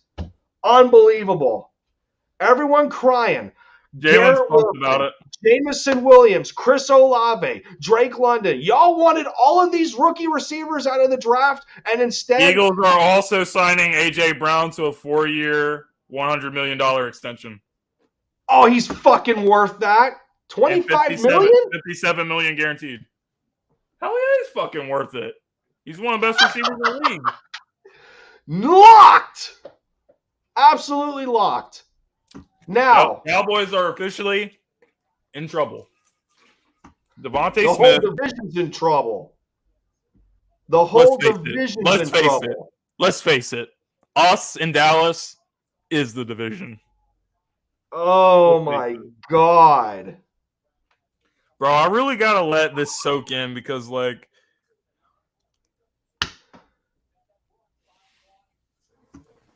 this is unreal. Oh, man. I know that's a troll right there. Ain't no way this is a minus draft at all. No way. In no way, shape, or form. You talk about the combination of the Eagles grabbing arguably the best defensive tackle prospect in the draft in Jordan Davis and pairing that, both sides of the football, may I add, a proven star-studded receiver who, well, let's just face it, he wasn't going anywhere with the Titans, and people can say he's not going to go anywhere with the Eagles. But what's important is you put this into context right now. Jalen Hurts, 2 top receivers, he either has a great friendship with or has played with before at some level of competitive football. Devontae Smith has been his teammate before. Them two are good friends. Him and A.J. Brown, best friends. That's perfect. Oh my God, dude. And the Titans get Treylon Burks to replace A.J. Brown. All right.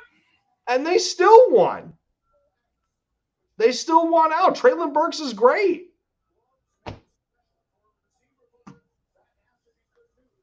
So with A.J. Brown's contract, A.J. is the 3rd highest paid receiver in football. Is that a steal or is that not a steal? 3rd highest? Isn't he just cheaper? Listen, people just have to accept the fact when it comes to the contract. You have to accept the fact that this is where the league is going. This is how the business side works. Now you have wide receivers like Christian Kirk, $19 million a year. Guys that haven't had 1,000 yards. So the trend is going in this direction where these receivers are going to make a shit ton of money. So now you got Deebo Samuel with the 49ers seeing A.J. Brown just got paid $25 million. He's going to want $27, $28 million. You know, it's going to keep going like that in that direction. So we're not overpaying him. He's one of the best receivers in football. He's one of the most well-rounded receivers in football. And you compliment him with Devontae Smith. He can mentor him. He has a great relationship with Jalen Hurts. Jalen Hurts is going to cook in 2022. Oh, man, NFC East, y'all in trouble. Y'all in trouble. Carson thought he was getting weapons in this draft. Yeah, right. Yeah, right.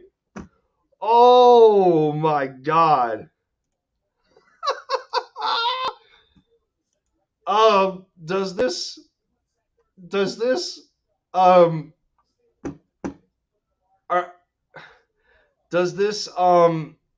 what's the word I'm looking for? Does this justify Howie's extension right now? He just saved his career, bro. Last year, Devontae Smith, Dickerson. This year, Jordan Davis, A.J. Brown. Shoo. This dude hurt us, bro. Like that. Low-key, this makes up for Jalen Reagor. Wow, man. For almost the next 5 years, our receiving duo is Devontae Smith and A.J. Brown. Is Mr. White just tweeted at me, ladies and gentlemen, shots coming. I don't know how well you guys can see that. Shots coming. We're not taking Matt Corral. What the hell are you talking about, man? A.J. Brown. Ain't no way you taking a quarterback now. Ain't no fucking way, bro. Oh my God.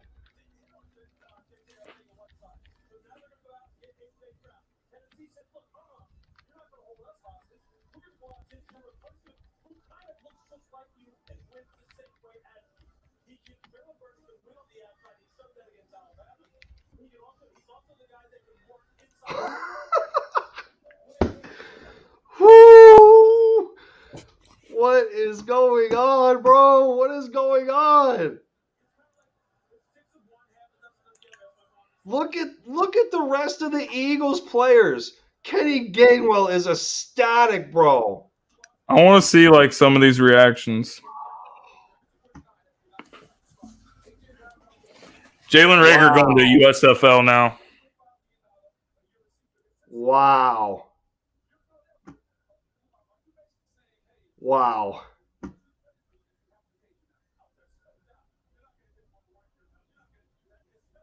Are you serious? Some dumbass tweeted and said, this draft was simple. Grab a linebacker or safety, they get neither. Keep fucking crying about it, you fucking bum. What?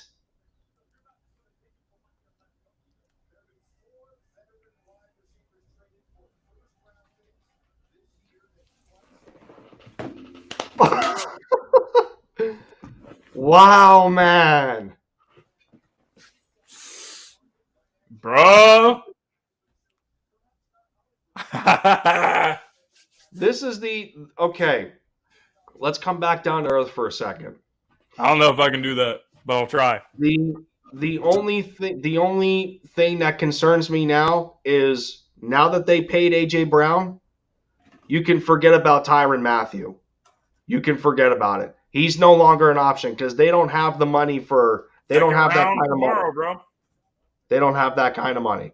I ain't even tripping. So safety wise, Jaquan Brisker, if he falls to 51, or give me Jalen Petre. But they are also in desperate need of a corner. They're so as Cloud9 as we are right now, corner is still a big problem. Big problem. And now that, the Eagles have exhausted their last first-round pick, the majority of the good corners are going to be gone. And then it's just going to be down to a few safeties. And, not much left. Unless I'm forgetting people, I don't know. Because as far as corners right now, Andrew Booth, Khair Alam, Kyler Gordon. I don't see any of these guys lasting to 51. Roger McCreary. Yeah. Yeah, the Eagles are going to be in a tough spot with BPA when it comes to the second round. I'm not seeing any good corners left. Really. That's the only issue I have. So, what are they going to do at corner? That's my biggest concern at the moment. That's my biggest concern at the moment now.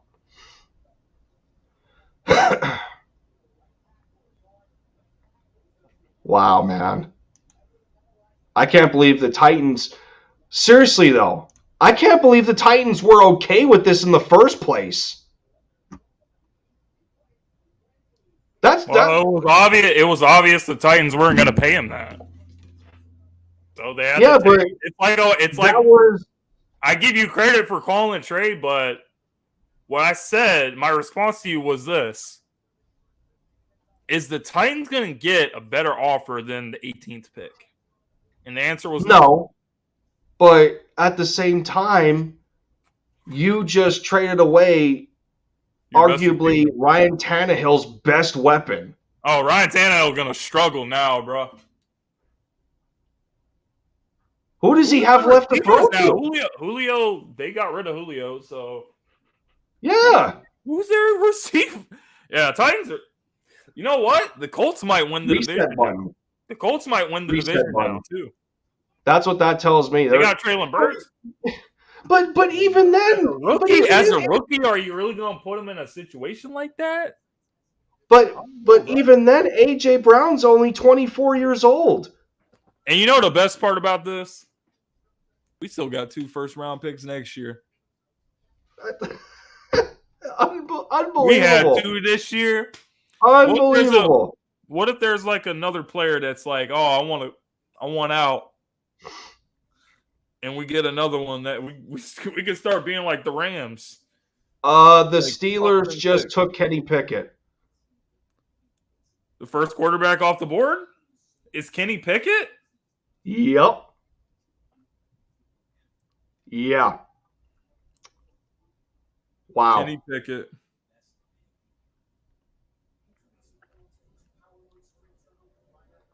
Yeah, I mean, seriously, how could you not like the Jordan Davis pick in the first place? The AJ Brown trade should not get Davis. I wonder if Dak Pascal's going to let AJ have number 11.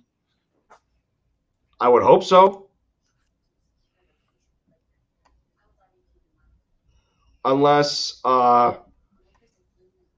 Hurts wants him to have a different number.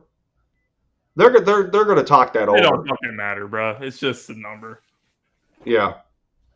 But if AJ Brown wears number 11, I just want to say he could be the best number 11 that we've had.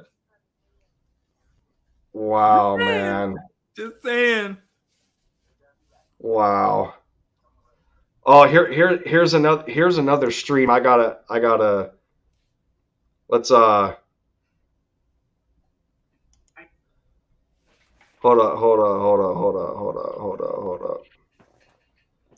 Let's open. Oh, I closed out the wrong window. Hold on. Let's go across the YouTube verse and see our fellow content creators and what they and their reactions to the AJ Brown trade.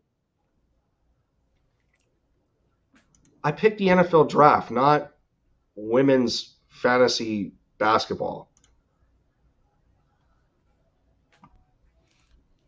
It was a good night. It was a good night. Sixers closed it out. AJ Brown. Not only AJ Brown, but also Jordan Davis. Dude. And we still got picks tomorrow. It's going to be fun. Dude, saying good is even an understatement. Let's leave it at that. That's even an understatement. Fantastic. Well, at least for straight up Philly, it would be even better. It would be even better if the Mavs close out the Jazz. Y'all playing tomorrow or tonight? No, they're playing tonight. The game started 20 minutes ago. It just started. Come on, Dallas. Y'all gotta close out the Jazz. Both our teams closing out. That'd be nice. I can't believe they're taking Kenny Baby Hand. The Steelers are clowns, bro. They took Baby Hands Pickett to be their next franchise. Oh, my God. I'm just glad it's not us, bro. I ain't even tripping. But you know what? I ain't even tripping. With the Eagles bringing Hurts' best friend over here, he has absolutely no excuses now. Zero excuses. This is it. This is his time to show what he's made of. This is the moment. Good for Kenny Pickett though for being the quarterback for Pitt, and now he gets to stay as a Steeler. That's crazy. Good for him though.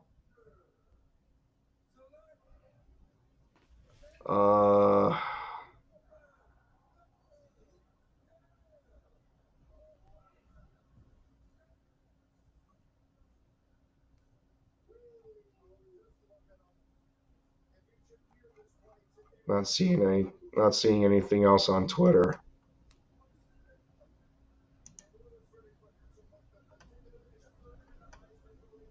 Wow, man.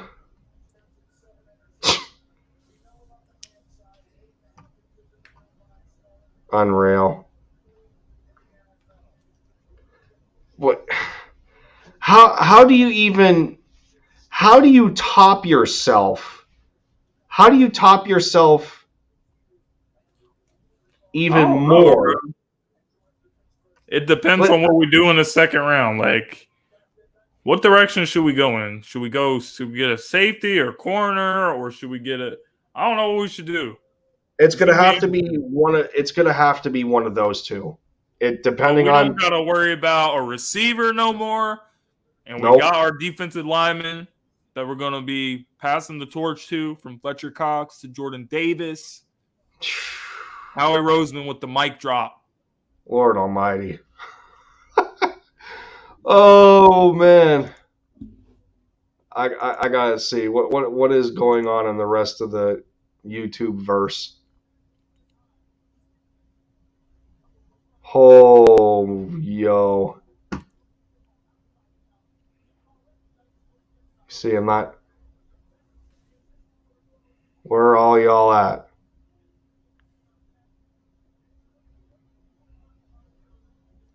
I'm not seeing any reaction videos though. How is 500 and Joey doing? What are they? I'm sure they both flip shit. They got 2,000 in the building.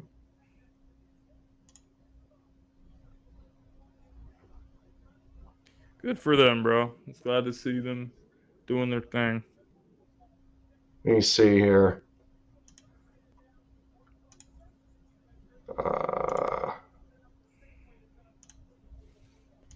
I don't even know, bro.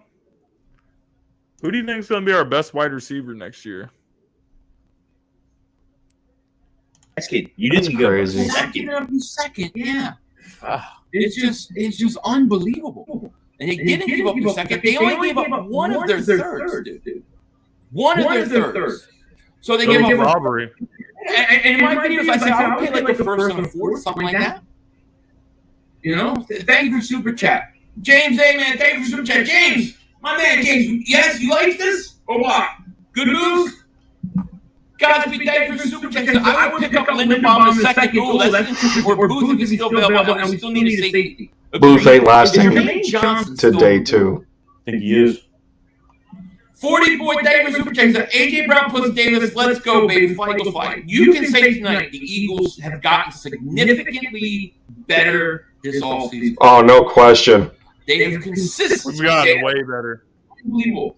VJ, thank you for Super Chat. So regular becomes a third stringer. I gotta find their live reaction now.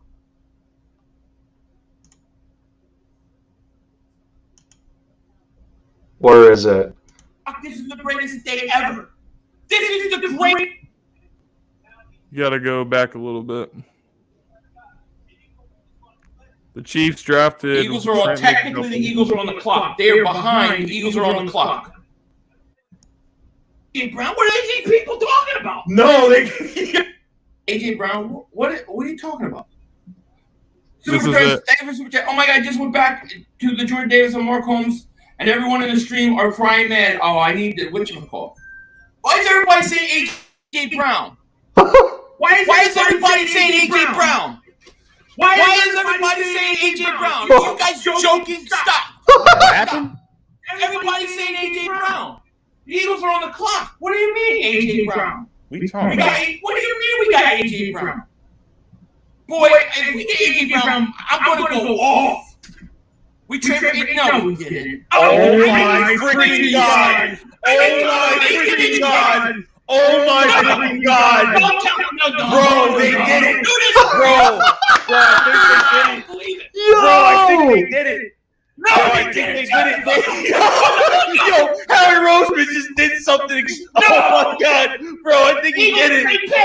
Yo, he did it! They just did it! They traded the pick to the Titans. They didn't get AJ Brown. What do you think people talking about? No, they got traded pick. They just traded pick. No. Yeah, dude. I think Howard pulled it off. I think Howard just pulled it off. I could get confirmation, Joe. All right, so Adam Schefter said blockbuster trade. Titans are planning to trade wide receiver A.J. Brown to the Eagles. Sources tell ESPN. Yeah, we get a weapon. We get a weapon.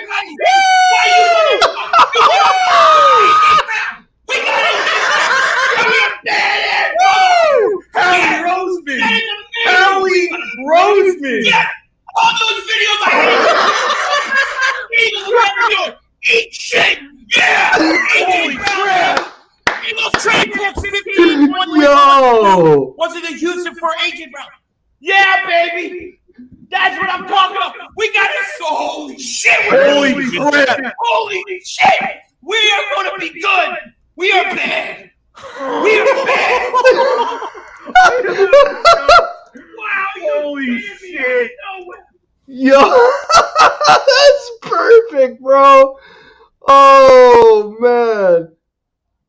Whoo! Cloud 9. Cloud 9. Wow. Unbelievable. Unreal.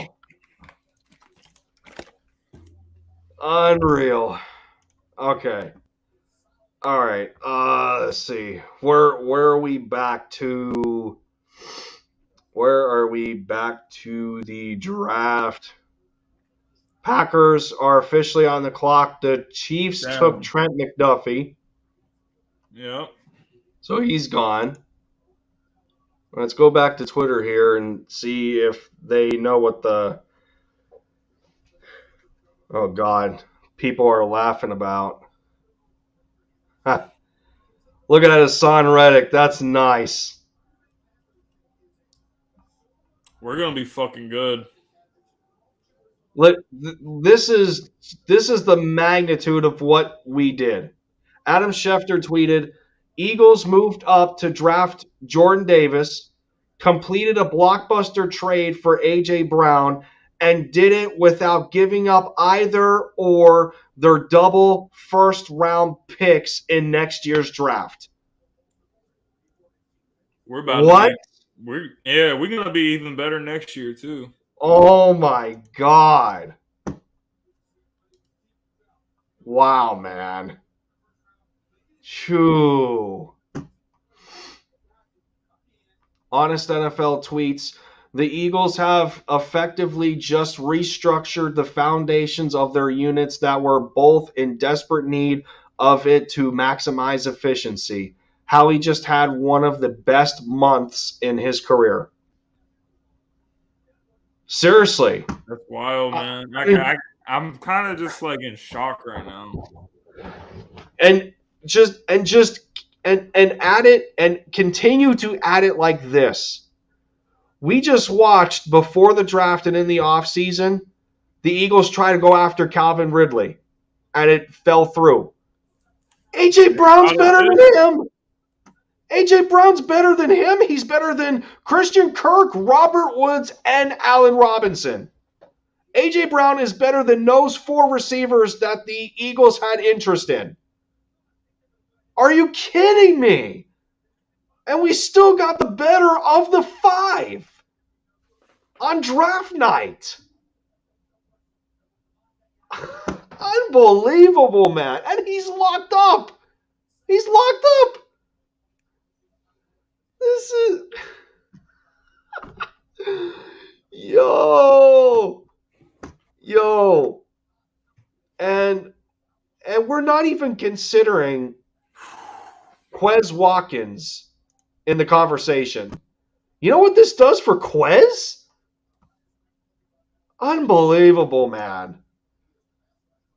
Unbelievable. You gave... All right. Now, with this trade, can we put the BS of Justin Jefferson and DK Metcalf to bed? Can it finally be done? Can it finally be done? That's all I ask. Think about that too. The Jalen Reagor pick doesn't matter anymore. No, it fucking Howie, doesn't. That was a complete 180 redemption. That was. But it still has to be shown on the field. Sure. It'll be shown on the field. That's all in fairness. But on the flip side, you add a second. Okay, I added a second button there. But on the flip side, when you elevate the talent to that level on your offense, we were complaining that whole time. Okay, well, the Eagles still have they're still insufficient at these positions. Well, if you elevate the talent like that, doesn't it open up the playbook more for you to thrive in concepts that you weren't able to before? That's all it does. But of course this is predicated on the quarterback improving, but of all people, you grab Jalen Hurts, one of his closest friends who happens to be one of the best receivers in football, alongside drafting a former teammate in Devontae Smith last year. Can you paint a better picture? Because I can't. Jalen Hurts about to be cooking. I'm going to say it right now. Better picture than that. I'm going to say it right now because we're unofficially. This is the unofficial launch of the LinkedIn show. Wow, man. Say it on the record. A lot of you bums that's been talking shit. Oh, well, they don't support Jalen Hurts because they don't believe he's the guy. Blah, blah, blah. They're going to draft Malik Willis. You guys look fucking dumb right now. You guys don't know football. You guys don't know shit. So just keep your mouth shut and leave this to the professionals. Because Jalen Hurts is going to cook. Wow. This season, he's going to cook. And he's going to make a lot of you look stupid. So keep hating on the kid. He's a different breed. He's got a dog mentality. He works his ass off every single day. Unlike the former number 11, he brings it and he wants it. And he's going to get it. This is insane. People are already all the highlights now watching AJ Brown. Clowns in this fan base. Some of you, I'm not calling anybody out by name because I'm not that type of person, but a lot of you clowns should be ashamed to call yourself a fan. You don't know shit. Let's go. My Braves won. We beat the Cubs. That's another win for me. NL East is going to be ours soon once again for the 5th year in a row. Working towards it. Sorry, Phillies. It's going to happen. World Series champs are going nowhere. Torrey Smith. They've been talking about the Mets going to win the division. I said, yeah, right. The Mets, no matter how much talent, the Mets, no matter how much talent, and as a Braves fan, fellow NL East fan, I know you don't like the Phillies, and you know I don't like the Braves. So we already got that out of the way. But listen. No matter how much talent the Mets always have, the Mets are one of the most snake-bitten franchises. It doesn't matter what they do. Something always goes wrong for them when it matters.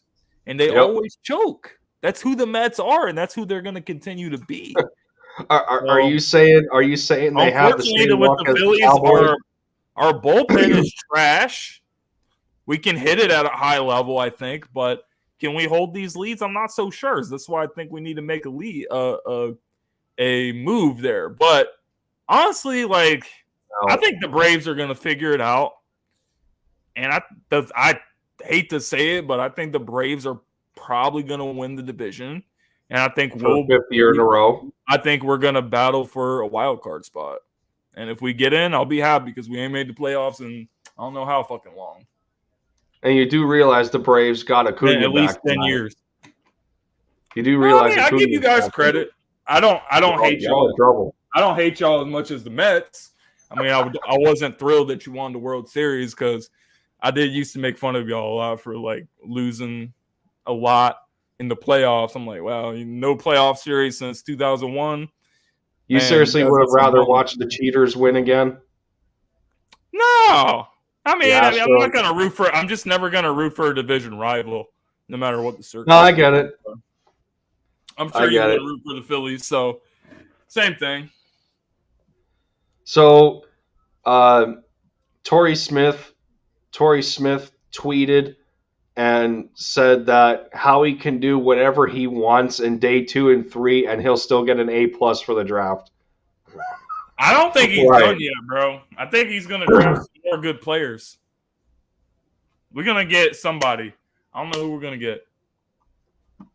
I think we're going to draft the defensive back. We got to. That's got to be our next move. Corner, safety, I don't know.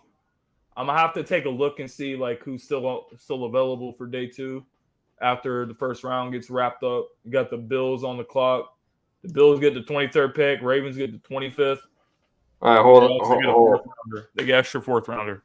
Okay. Hold on. Okay. Lost in the game of pig, but all right, hold on. Jordan, they're having a press conference with Jordan Davis. Let's pull that up. 3.5 hours on the stream, bro. I know. I'm not even sweating it. All right, we got a good screen over here. Yeah, we do. Let's hear what this freak of nature has to say about being an Eagle. Hey, Jordan, welcome to Philadelphia. Thank you. It's great to be here. We'll get started here with Dave Zangaro and then John McMullen. Hey, Jordan, congratulations. What was the moment like for you? Oh, hell no. And how much interest did you think the Eagles had in you during this process?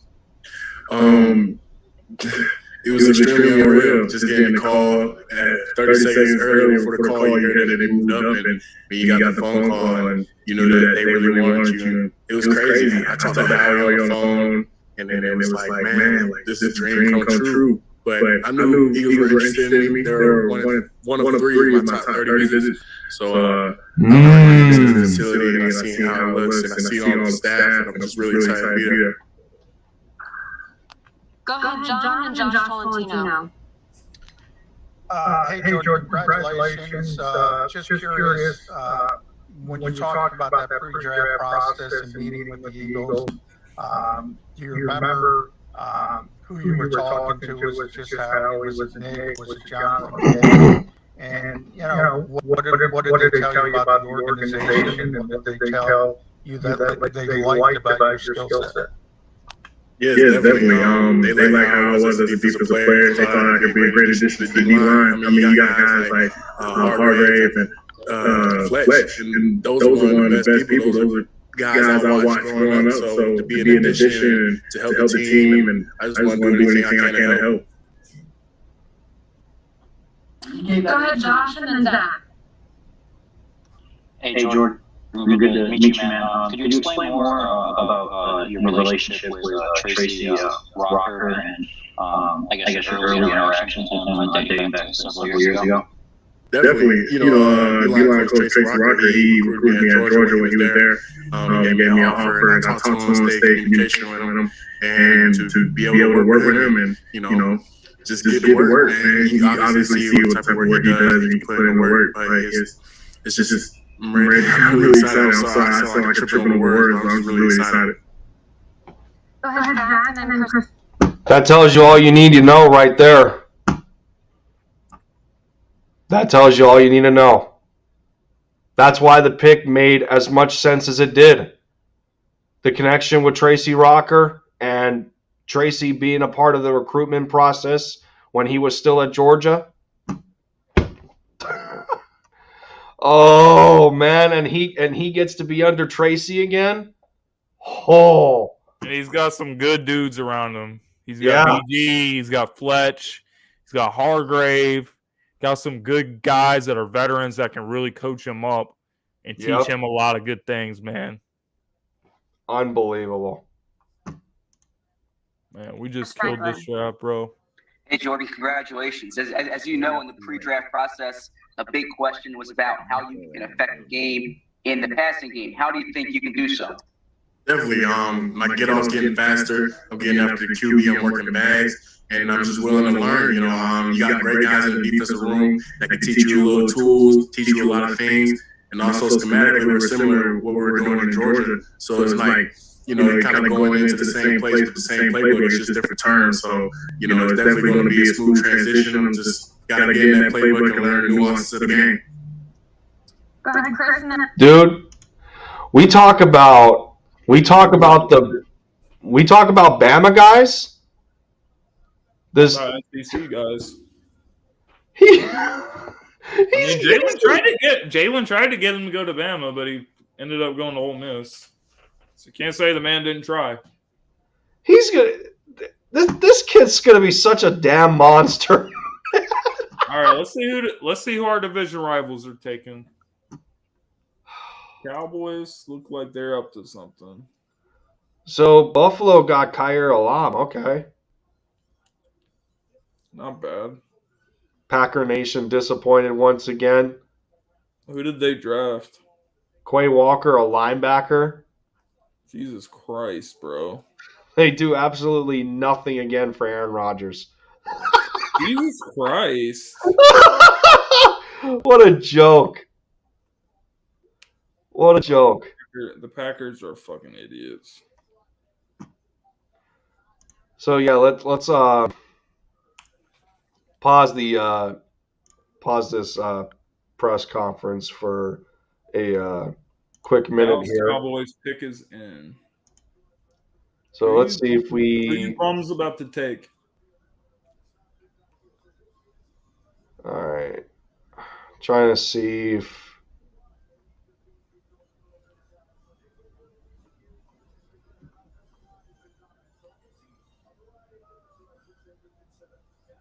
not seeing anything.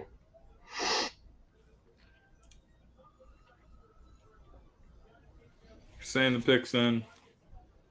Yeah, I know. I'm looking at. You're gonna announce this shit, you fucking idiots.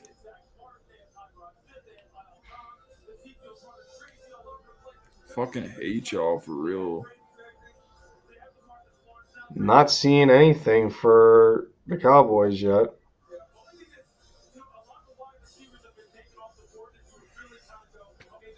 I used to watch every single pick. But I can't fucking stand this shit when they just sit around and talk the whole fucking time. Drives me crazy. B West is wanting the Eagles to trade up for a linebacker. Ain't gonna happen. You can keep fucking dreaming. But linebacker and safety and corners probably the biggest holes we have in our team now. Yep. Corner and safety are the two biggest ones. The Cowboys got to tackle Tyler Smith. That makes complete sense. Who the fuck is Tyler Smith? The tackle out of Tulsa. They took an offensive lineman. Yep. That's because what's his name is old and washed. Tyler Smith. They scared of what's his name, Thibodeau. So they counteracted.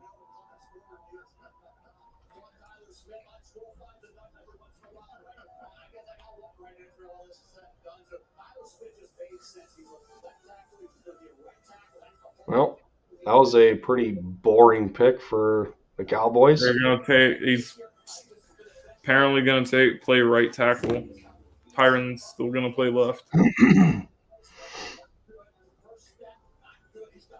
What league does Tulsa play in?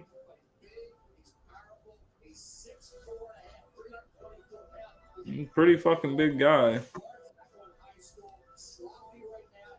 Wait, the Cowboys could have took Jermaine Johnson there.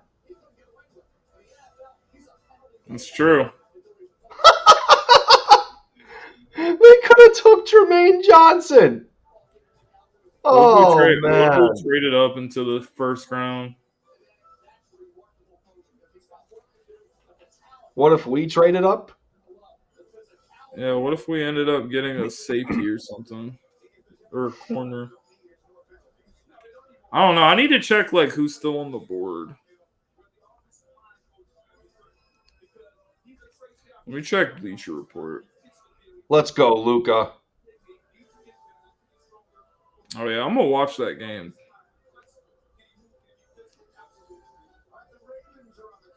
NFL draft. Man, fuck y'all. Fuck it, I'll check it out. All right. Okay. Bring this puppy Best back. available players. Here we go. Got to hear the rest of this. Jermaine Johnson's still on the board. Yeah, that's what I'm saying. Devin Lloyd still there. Nakobe Dean. Damn, I'm surprised both of them are still there. You got Devontae Wyatt still there. Wow, Wyatt. Andrew Booth is still there. Seriously? Yeah. Come on. Trade up and grab a corner. Do that solid for me. Howie, go ahead. Do it again. Are you serious, B. West? Ain't no way. We don't got the money for Honey Badger. Roger McCrary.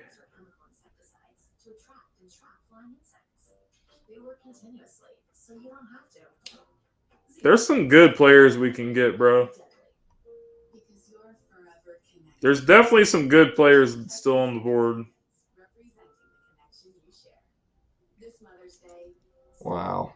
I'm just glad we finally don't need to worry about a fucking receiver anymore. Wow. Oh, man. I'm so fucking happy, bro. Man. Cowboy. Oh, my God. The Cowboys are freaking getting... They are getting so clowned right now.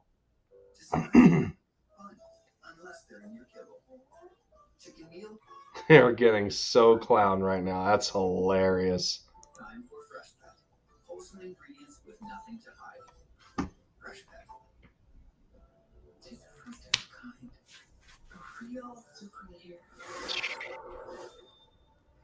All right, let me see here. I need to hear the rest of this man's conference. Hey, Jordan, welcome to Philly, man. You said you mentioned beforehand that you watched video of Fletcher Cox and tried to mix some of the stuff into your game. What were some of the stuff that you took away from that video? And what's it like to be playing next to him now? What did you take away from now that you both are on the same team? Just how dominant he was. You know, he put in a lot of work to get where he was, where he is now.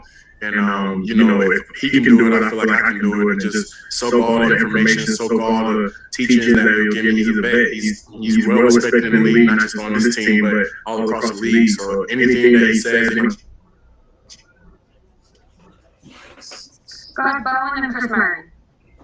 Hey, Jordan, congratulations. You are, like, you tested as this unbelievable athlete at the combine, all these crazy results. Are there any, like, crazy athletic things that you can do, that we might not know about, like, a backflip or anything like that, anything crazy? I do backflips in the pool, like, jumping off the edge. I don't know if that counts, but, I'm pretty solid at basketball, if you want to know. But I remember Coach, when I was on my top 30, we were shooting around and I lost it in the game of pig. But other than that, I'm just an athlete. Playing sports all my life, and I will continue to. So, how did you react after you lost? That's I'm sure we wanted to know. You got to give respect, man. When an athlete beats another athlete, they really put in the work, and he spends a lot of time down there and he trains. So maybe next time I see him, you can run it back and get a little rematch in. Sirianni's ridiculous, dude. This man's really playing him in a game of pig. He's playing Jalen Hurts in basketball. For all the shit, for all that crap. Damn, Jalen got a jump shot. Hey, we need help against Miami, man. Come on, bench. Oh. He can lead the second unit. That's just. He can't. Fuck it. Let him have Danny Green's minutes. Or Matisse Thybulle. Wow. So, A.J. Brown shares the same agent as DK, Metcalf, and Debo. That means Debo's about to get traded. Debo to Green Bay.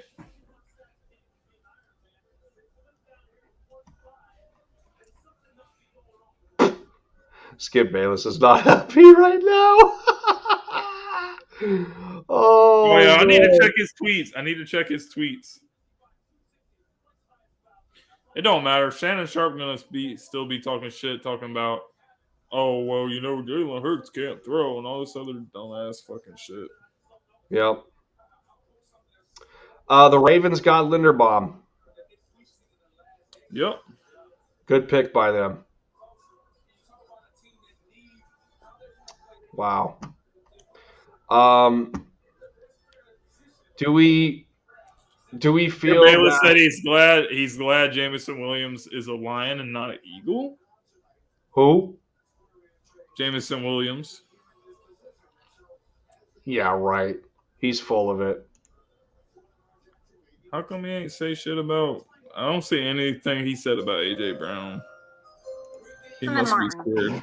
Yeah, first of all, welcome to Philadelphia, Jordan. What's the strongest aspect of your game, and how good are you at taking on double teams and people coming at you and whatnot?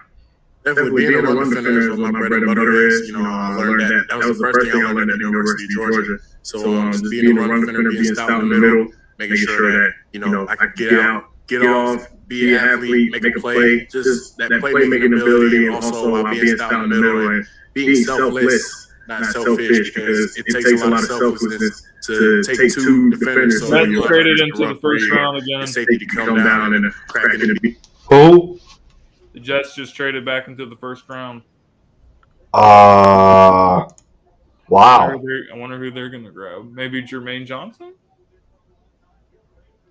Titans are busy too. They traded to 26 with the Titans. So what the fuck are they going to do? Maybe the Titans going to take a quarterback? That would be wild. Dude, we are so set up at receiver now. It's not even funny.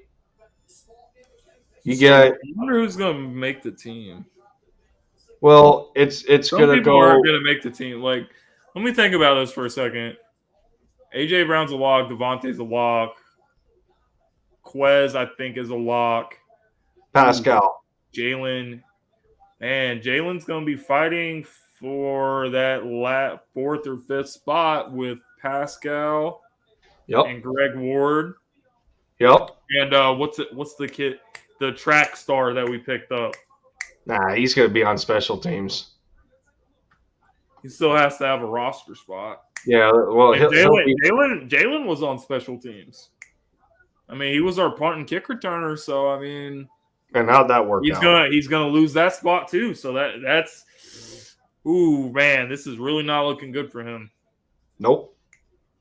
Unless he gets put in a trade package. I don't think he makes the team. I really don't. I would just trade him right now. I would dump him and trade him for anything we can get. I would dump him and Andre Dillard. Put them in a package and move up or something. Move up in the second round and go get somebody. Go get a defensive back.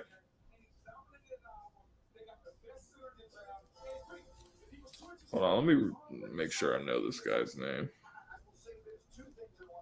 Man, I feel so bad for Lamar. He is so fucking mad, bro. Poor Lamar. He's gonna leave the Ravens, bro.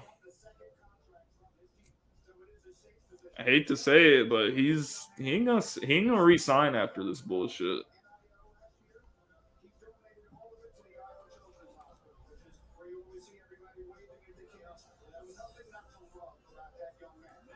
That's just bad.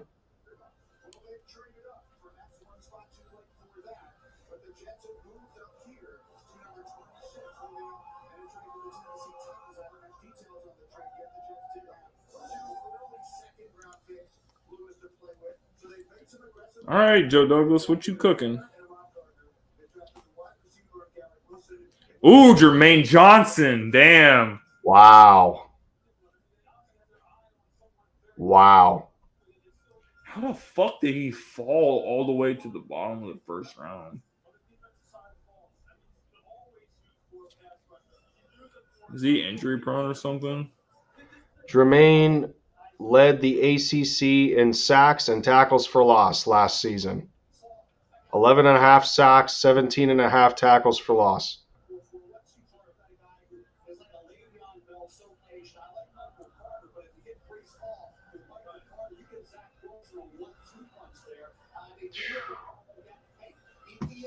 And everybody was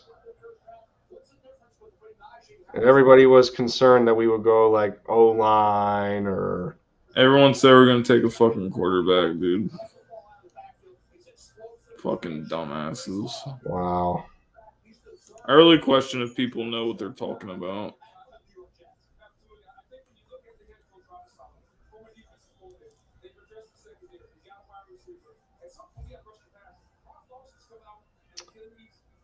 So the Jets in the first round got Sauce Gardner, Garrett Wilson, Jermaine Johnson. Talk about a haul.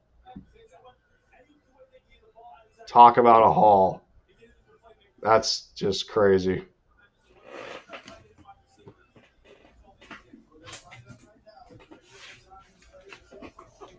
So Nakobe Dean is still sitting out there. Devin Lloyd. Eagles trade into the first round and get Andrew Booth or something. One could hope. I don't know if that happened, bro. Like Howie Roseman is on some crazy shit. I don't know if they do it again. Is it safe to say that he saved his career these past 2 drafts?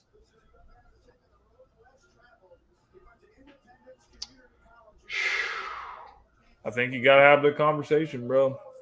Man. Everyone's asking for him to jump up and grab Nakobe Dean. I mean, we could still get we could get a linebacker in the second or third. We need a corner. Bad.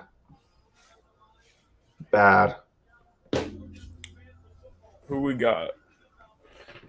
Kaiser White. We got TJ Edwards. Jags just traded back into the first at 27. Who are they gonna go get? They traded with the Bucks. Man, everybody be trading.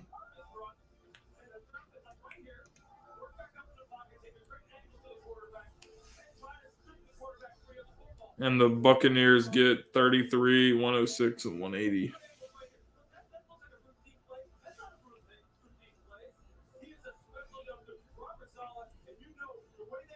So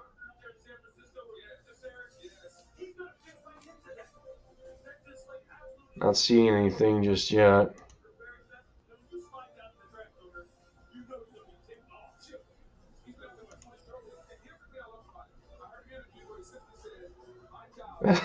Unbelievable. These NFL draft suits are fucking wild, bro. Dude is wearing some. This shit looks weird. I'm sorry, I just don't see us signing Honey Badger. I don't see it. Bro, we don't need to. I ain't even tripping about that. Where do we have the money? Draft a safety in the second round. Draft Brisker. Well, if we manage to grab Brisker, but wow.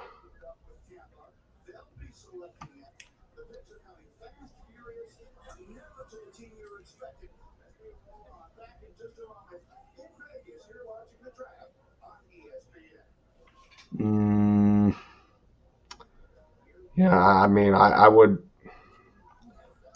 be fine with Jalen Petre. That'd be another good pick.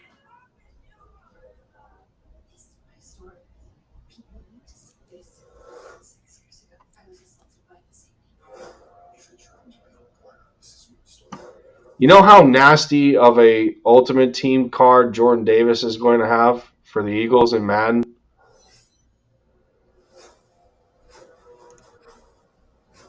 And then the Eagles will now have A.J. Brown on Madden. Yo. Eagles are going to be one of the best Madden teams now. Your boy, Boys for Life, just tweeted the Cowboys F this whole draft up. Oh, we're closing the gap on them, bro. Like, I really don't think the Cowboys are a better team than us now. Skip Bayless is saying it. Skip Bayless tweeting, Eagles trade for A.J. Brown to pair with Devontae Smith. It's starting to feel like the Eagles are a little better than the Cowboys. Aha! Yeah? You think? He's right. You think?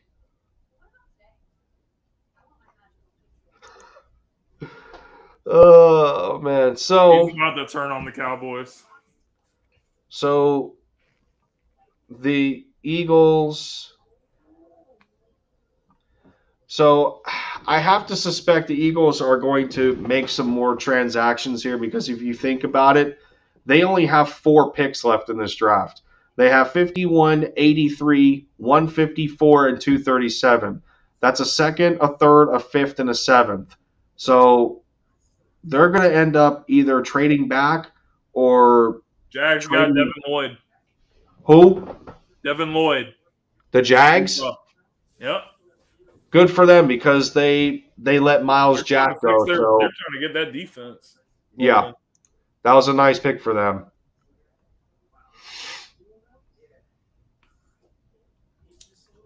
Man, this has been a good draft.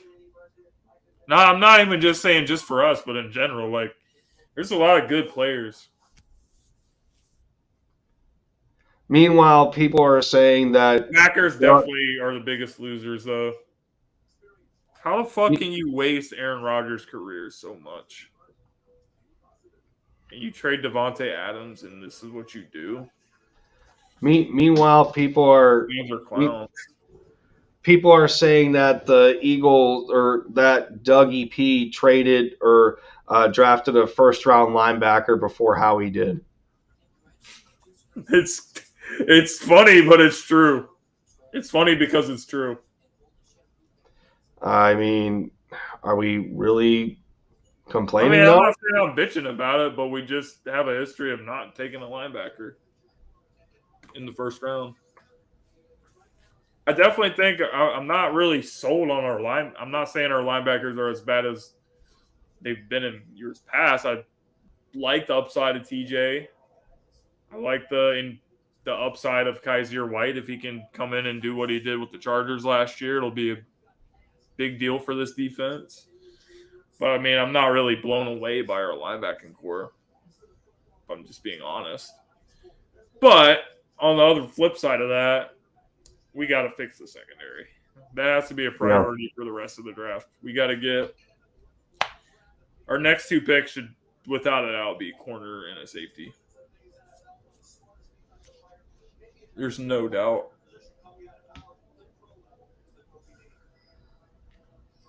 It's crazy, dude. Damn, you know what's crazy, though? I wonder where Ojabo's going to fall to. Yeah. Well, Achilles situation. Man, I mean, so we are at. Okay, so pick 28. All right, we're almost done. We're almost done. 4 hours, man. Day 1, 4 hours in. Well, when you get to 1,000, you're gonna look back on this. Those watch time hours. It's very important so you can get monetized. Yeah, I know. Well, that'll be if But and we'll when I cross get that bridge when we get there. Yeah. Oh man. We 4 hours in and we still on cloud 9 over here. AJ Brown and Jordan Davis are Eagles after day 1 of the draft. Who would have thunk it? I mean, the AJ Brown side, probably not, because we were so fixated on having 2 first-round picks and really maximizing the potential of talent to add to this team. But in the sense, you did have a feeling at the same time that there was a very good possibility of Jordan Davis being an Eagle, and like Jordan said in his press conference, you pulled a Philly halftime and you called the fucking trade before it happened. I mean, he called us trading with the Saints, like word for word, and you called us trading for AJ Brown word for word. I mean, when you're in that spot and realizing that the top receiver selections are gone, well, okay, if you're in a position where you understand that, well, with us just watching, Hurts get some work in with AJ Brown, you had to imagine some chemistry, bro. I mean, Hurts wasn't going to get that with anybody in the draft, and that's the biggest thing that they were paying for. They weren't there. There was 2 big things that they weren't getting out of this draft if it was going to be a receiver. Number 1, the chemistry with their quarterback. Number 2, AJ Brown's already proven. I mean, doesn't AJ Brown have a Pro Bowl to his name already? Isn't he already a Pro Bowl receiver in 3 years? Multiple. I mean, what better experience can you get than NFL experience at that level? It's unreal. It really is. At the end of the day, nobody can cry anymore about not getting Jameson Williams or Olave, Garrett Wilson, and the Eagles should have moved up to grab Garrett Wilson and yada yada. Well, they were one step ahead of everybody else. Howie was one step ahead, and credit to the Titans for accepting this kind of negotiation. For one, I think that's more important to think about, that the Titans were willing. They were okay with this, understanding that was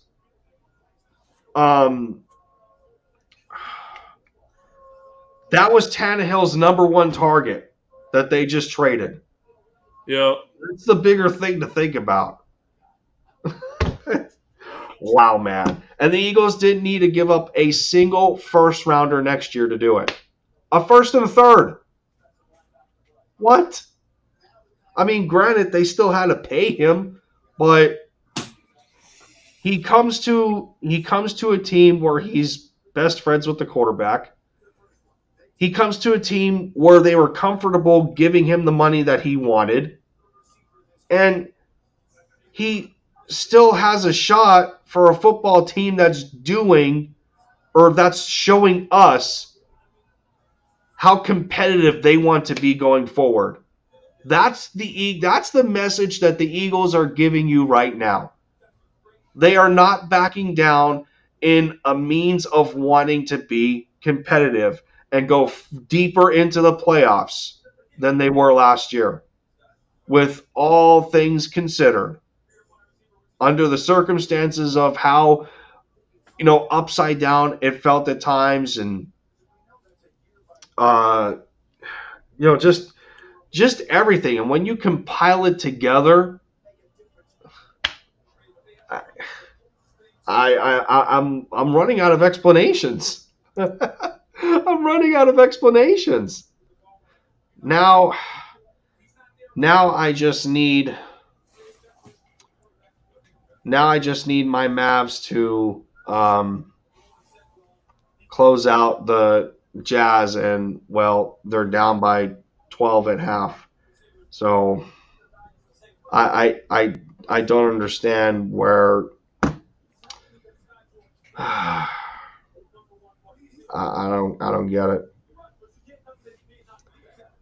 The Packers got Devontae Wyatt. Wow, the Packers really don't give a fuck. They're doing nothing for Aaron Rodgers. That sucks. I mean, Devontae Wyatt's a good player, but it's not what you guys need. So Brandon Lee Gowton tweets, A.J. Brown was PFF's 4th best graded receiver in 2021, 4th in 2020, and 13th in 2019. His rank in yards per route run those years, 5th, 2nd, 5th. Was a college receiver going to give you this kind of production? Absolutely not. Wow.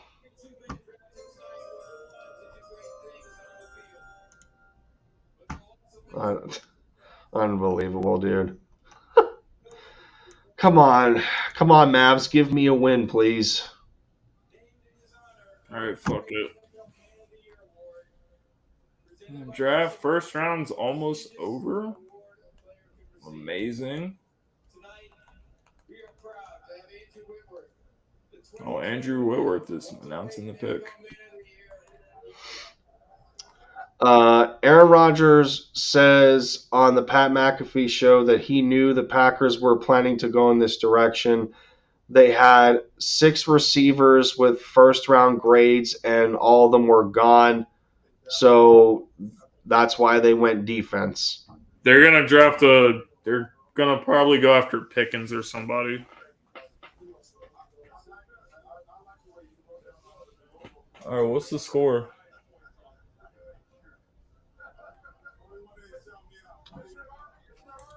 Hey Siri, what's the score of the Mavs Jazz game? It's halftime. They're down 53-41.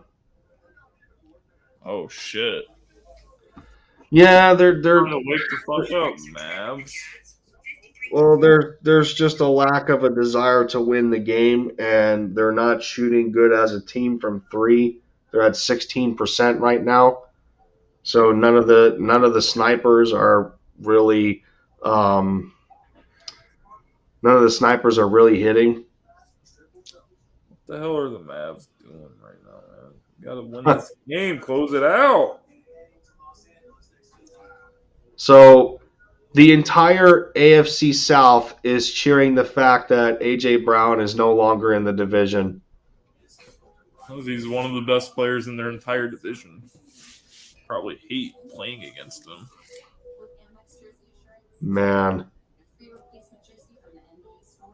Don't worry, Titans fans. You guys have jersey assurance.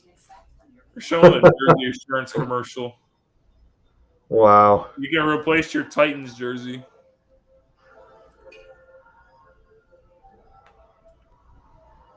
Let's see.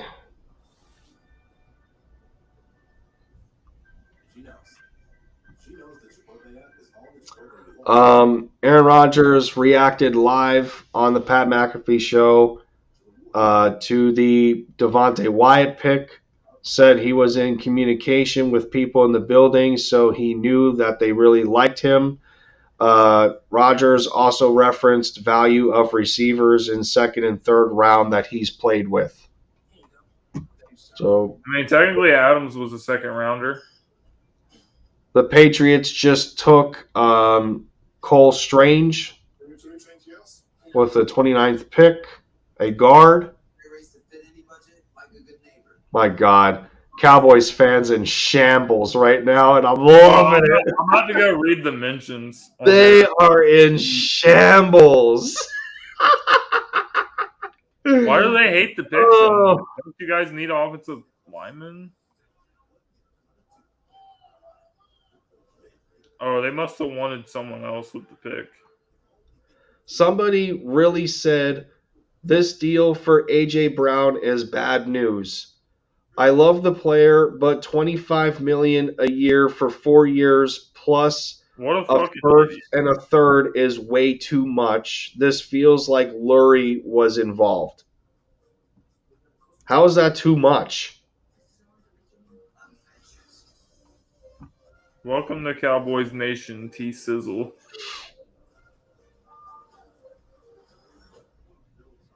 How is it? How is it too much when he? Oh, these Cowboy fans are pissed, bro. Oh man, they wanted Jermaine Johnson. Well, this is the new version of taking Taco Charlton over TJ Watt. As much as Cowboy fans try to clown us because we pass on Jefferson, they forget the fact that they could have had TJ Watt, but they took a guy named Taco. Freaking Cowboys. Aaron Rodgers also said that he felt Jameson Williams was the most NFL-ready receiver in this draft from what he saw. He also added, it didn't seem like there was a Justin Jefferson in this draft. Well, did he hear of... There was an A.J. Brown in this draft? AJ Brown already posted. The only way the Packers can make up for this is if they get Debo. Dude, AJ Brown already posted it to his Instagram. He's ready. He posted himself. Go check his Instagram post. That's like literally a couple days ago, he was Jalen Hurts was at his daughter's birthday party. He's wearing like Mickey Mouse ears and stuff. Mickey Mouse. Yo. Man. Oh, he already posted. Damn, he already fucking posted it. Him in an Eagles jersey. He already posted it. The man is ready. I'm about to post it on my Facebook. He's ready. Yeah, I had to share that on my IG story. Dude, he wanted that. He wanted this. The Chiefs got Karlaftis. Wow, the Chiefs are actually trying to build a fucking defense for once in their lives.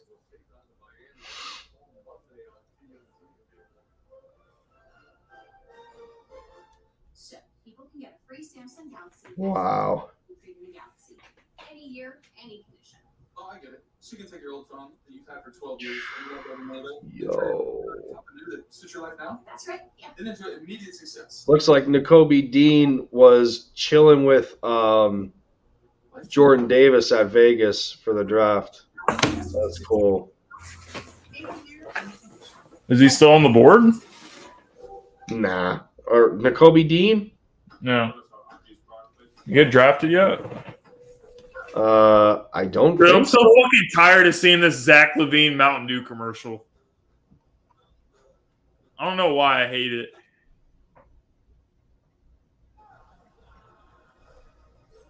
He also might leave the Bulls.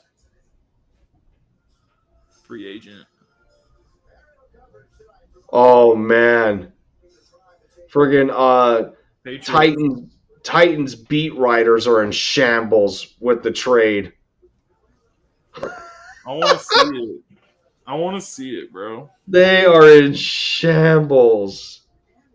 This one dude goes, for A.J. Brown, the Titans get the 18th overall and a third rounder. Hate it. Shambles. Oh my God. Titans.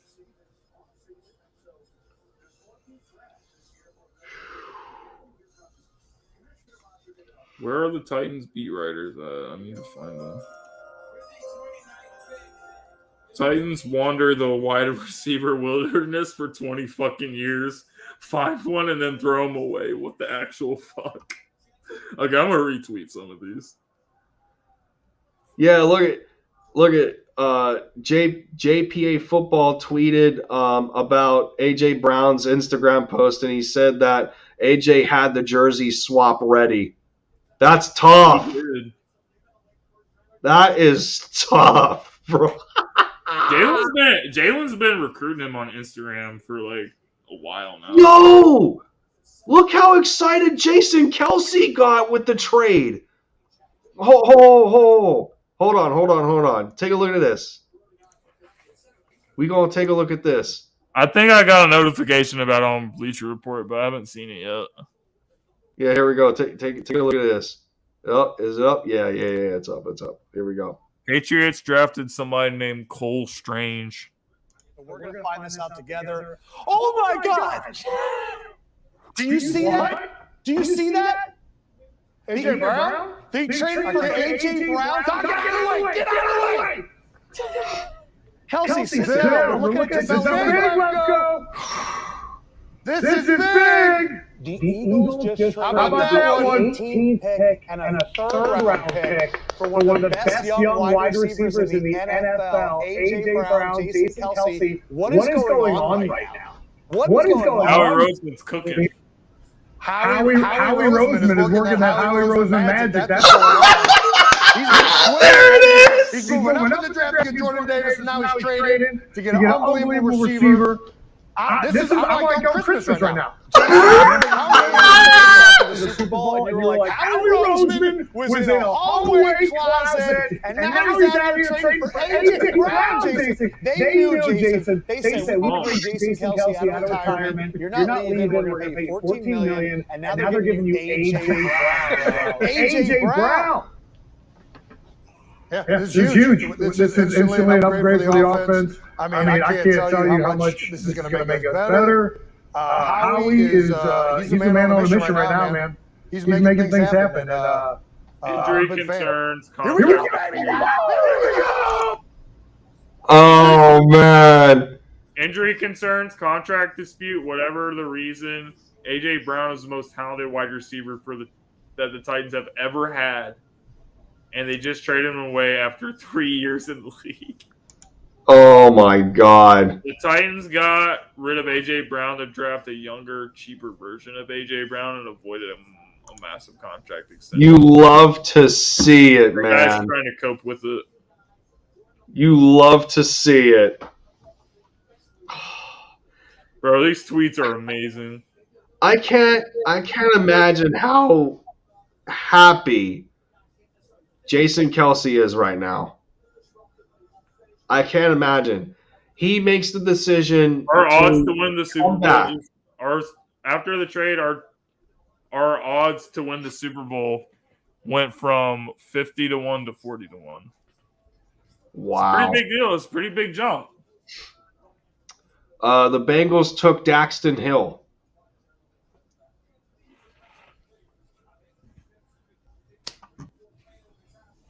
Really? And the Bengals, they've made some good moves quietly. Put an offensive line around Joe Burrow. Oh my God. Titans fans are in such shambles, dude. This Easton Freeze goes, the Titans just traded away the best receiver in franchise history that hasn't yet played on the fourth year of his rookie deal. Oh man, That's crazy, bro. These people are pissed. Y'all are in. Titans are in shambles. Baldy did a Baldy's breakdown of AJ Brown. Really? Is it on Twitter? Yeah, I just retweeted it. I'll send it to you. Lindy Legend. Dude, we play the Titans next year. At the link. Oh, the NFL schedule's coming out in the next couple weeks too. Yeah. Oh, here it is. Let me see. Let's. The dates are announced. Julio Jones. We're playing the AFC South. Play the Colts, Titans, Texans, and Jags. Oh, they're in trouble. They're in trouble. Is it in Tennessee or Philly? It's at the link. Oh, never mind. I was gonna say if we go down there, bro. All right, here it is. Here it is, right here. How close are Jalen Hurts and AJ Brown? Jalen Hurts was at AJ Brown's draft party in 2019. He was also at AJ Brown's daughter's birthday party this month when AJ Brown was catching passes with Jalen Hurts, working out. Oh man, dude.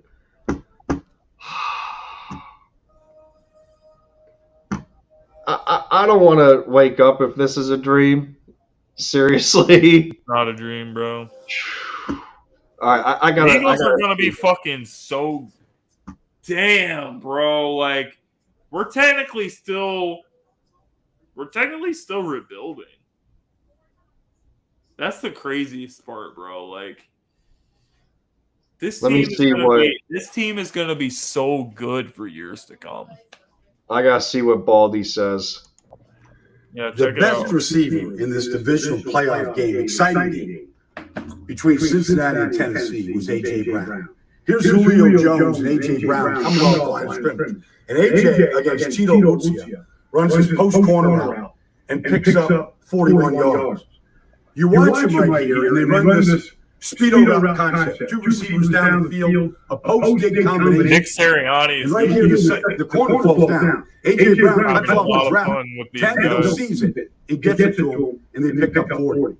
And then late in the third quarter, Titans down 16-9. Ryan Tannehill put this ball, this double move right here to A.J. Brown. He put it on a postage stamp. And A.J. Brown came down with one hand. When you watch this, that's a disgusting catch, man. Did you see that? Running back.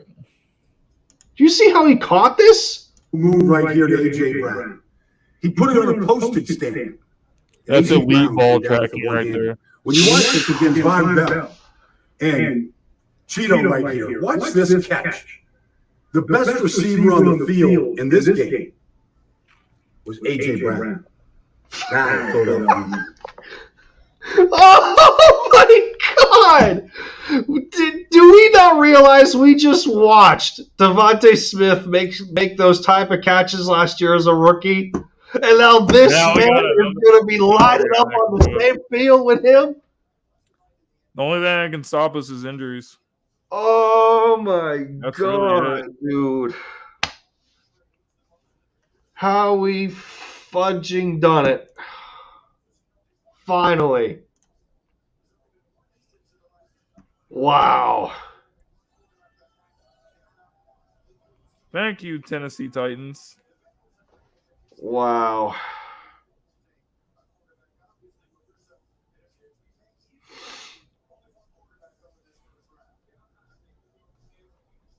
Oh, yo!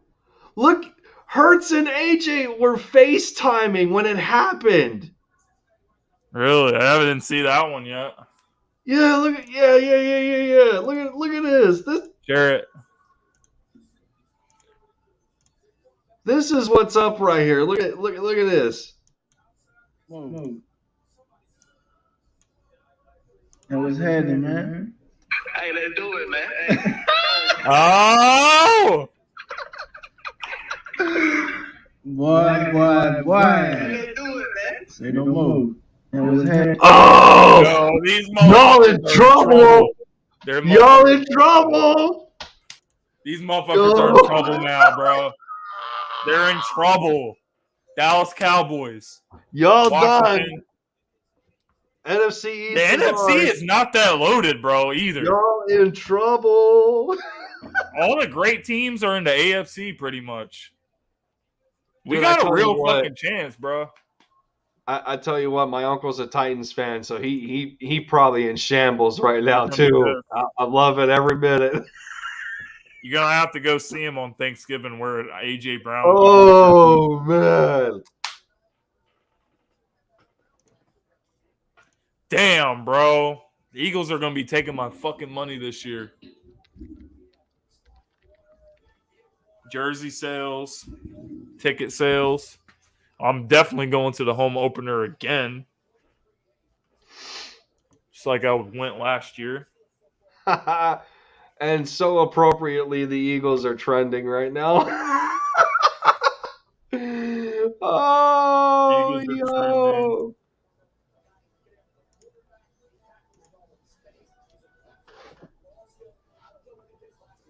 Oh, my God. Hurt's got to be the happiest man alive right now. I tell you that.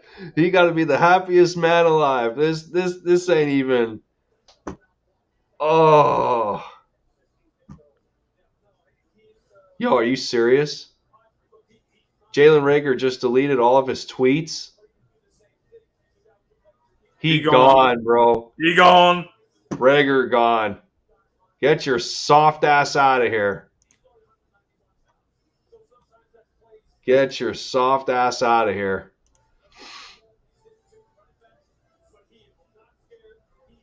Whew. Kenny Pickett was the only quarterback drafted in the first round. Thank God. Malik Willis and Matt Corral did not.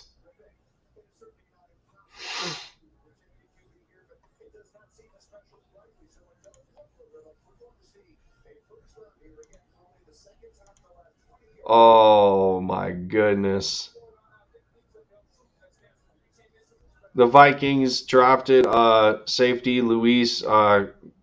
I think that's how you say his last name.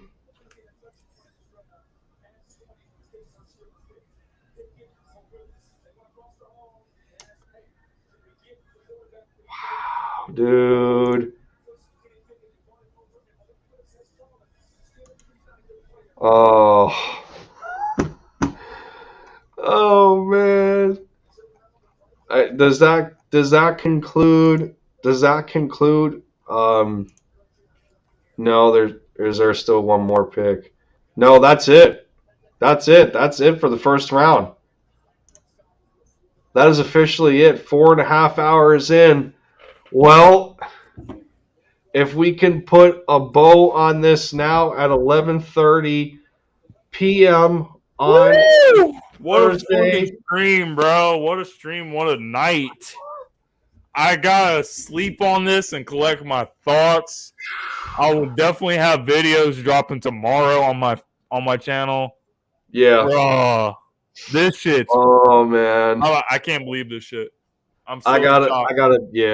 I got a busy day myself. I'm probably gonna have to get up in the morning, I gotta put tires on my car and get the grass cut. I'm gonna be pretty darn busy, but yeah, I'm gonna see what I can do in making some videos beforehand before I get my day started. But not only is Jordan Davis an Eagle for the trenches on defense, but AJ Brown! Oh my God! Howie Roseman pulled off the masterclass tonight, bro.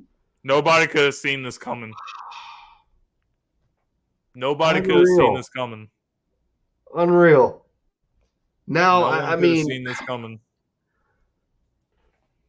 how do we come back down to earth and try to assess the rest of the draft? Now that's the biggest thing that we're going to have to do for day 2 and day 3.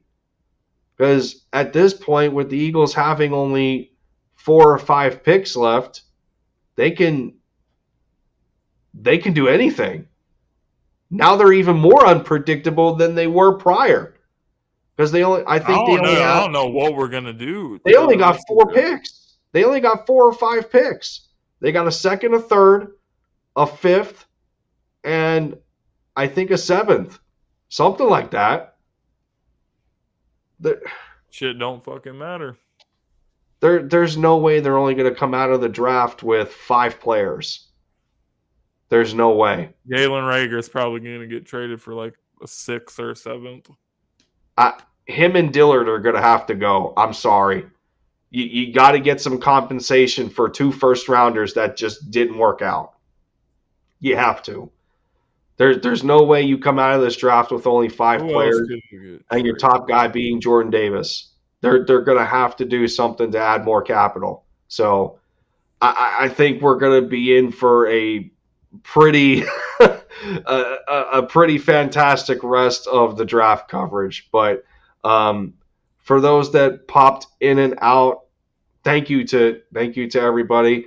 I'm sure I'm probably going to have to cut back. I'm probably going to have to cut back into this stream and do a cut of the live reaction of when AJ Brown got traded to us. I'm probably gonna have to do that. Y'all need the reaction. I'll get that out of the way. What this means going forward for Philly now that we have a stout defensive player out of the draft, and we can finally say that we have a true number 1 wide receiver. And of course, this is not to discredit Devontae Smith whatsoever, because we might have 2 number 1 wide receivers. That's what it is. It's not having 1 number 1; it's having 2 number 1s. But of course, Devontae going into his rookie year, still in development at the NFL level. Yeah, this was the Heisman winner at the collegiate level, but AJ Brown's only going to help him get better.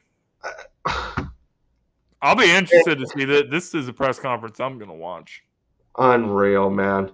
If I remember correctly, I think they have a press conference right after the draft, so we're probably going to have. We'll hear from Howie. We may not hear from AJ, but we'll hear from Howie. We'll definitely have to tune in. So, but for Jim and I guess y'all got a taste of what's to come, especially next week for when LinkedIn. It's going to be a great show. It's going to be a great opportunity. Oh man, the material. We got a lot of shit.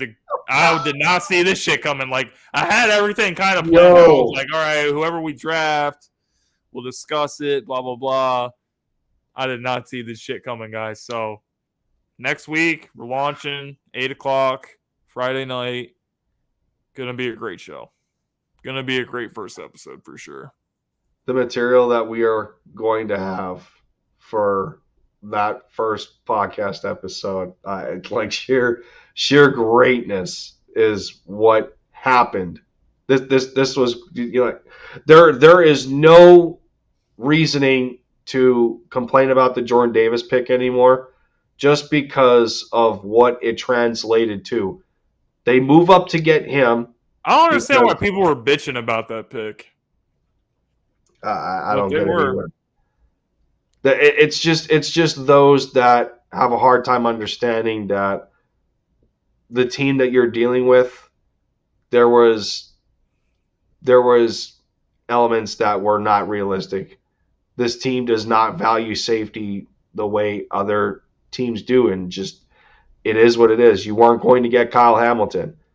When we understand in how many draft classes already, how much they emphasize the defensive line, and when you have a specimen like Jordan Davis that's falling towards 15, but you knew that he wasn't going to last there because the Ravens most certainly would have taken him, yeah, something like that's going to happen.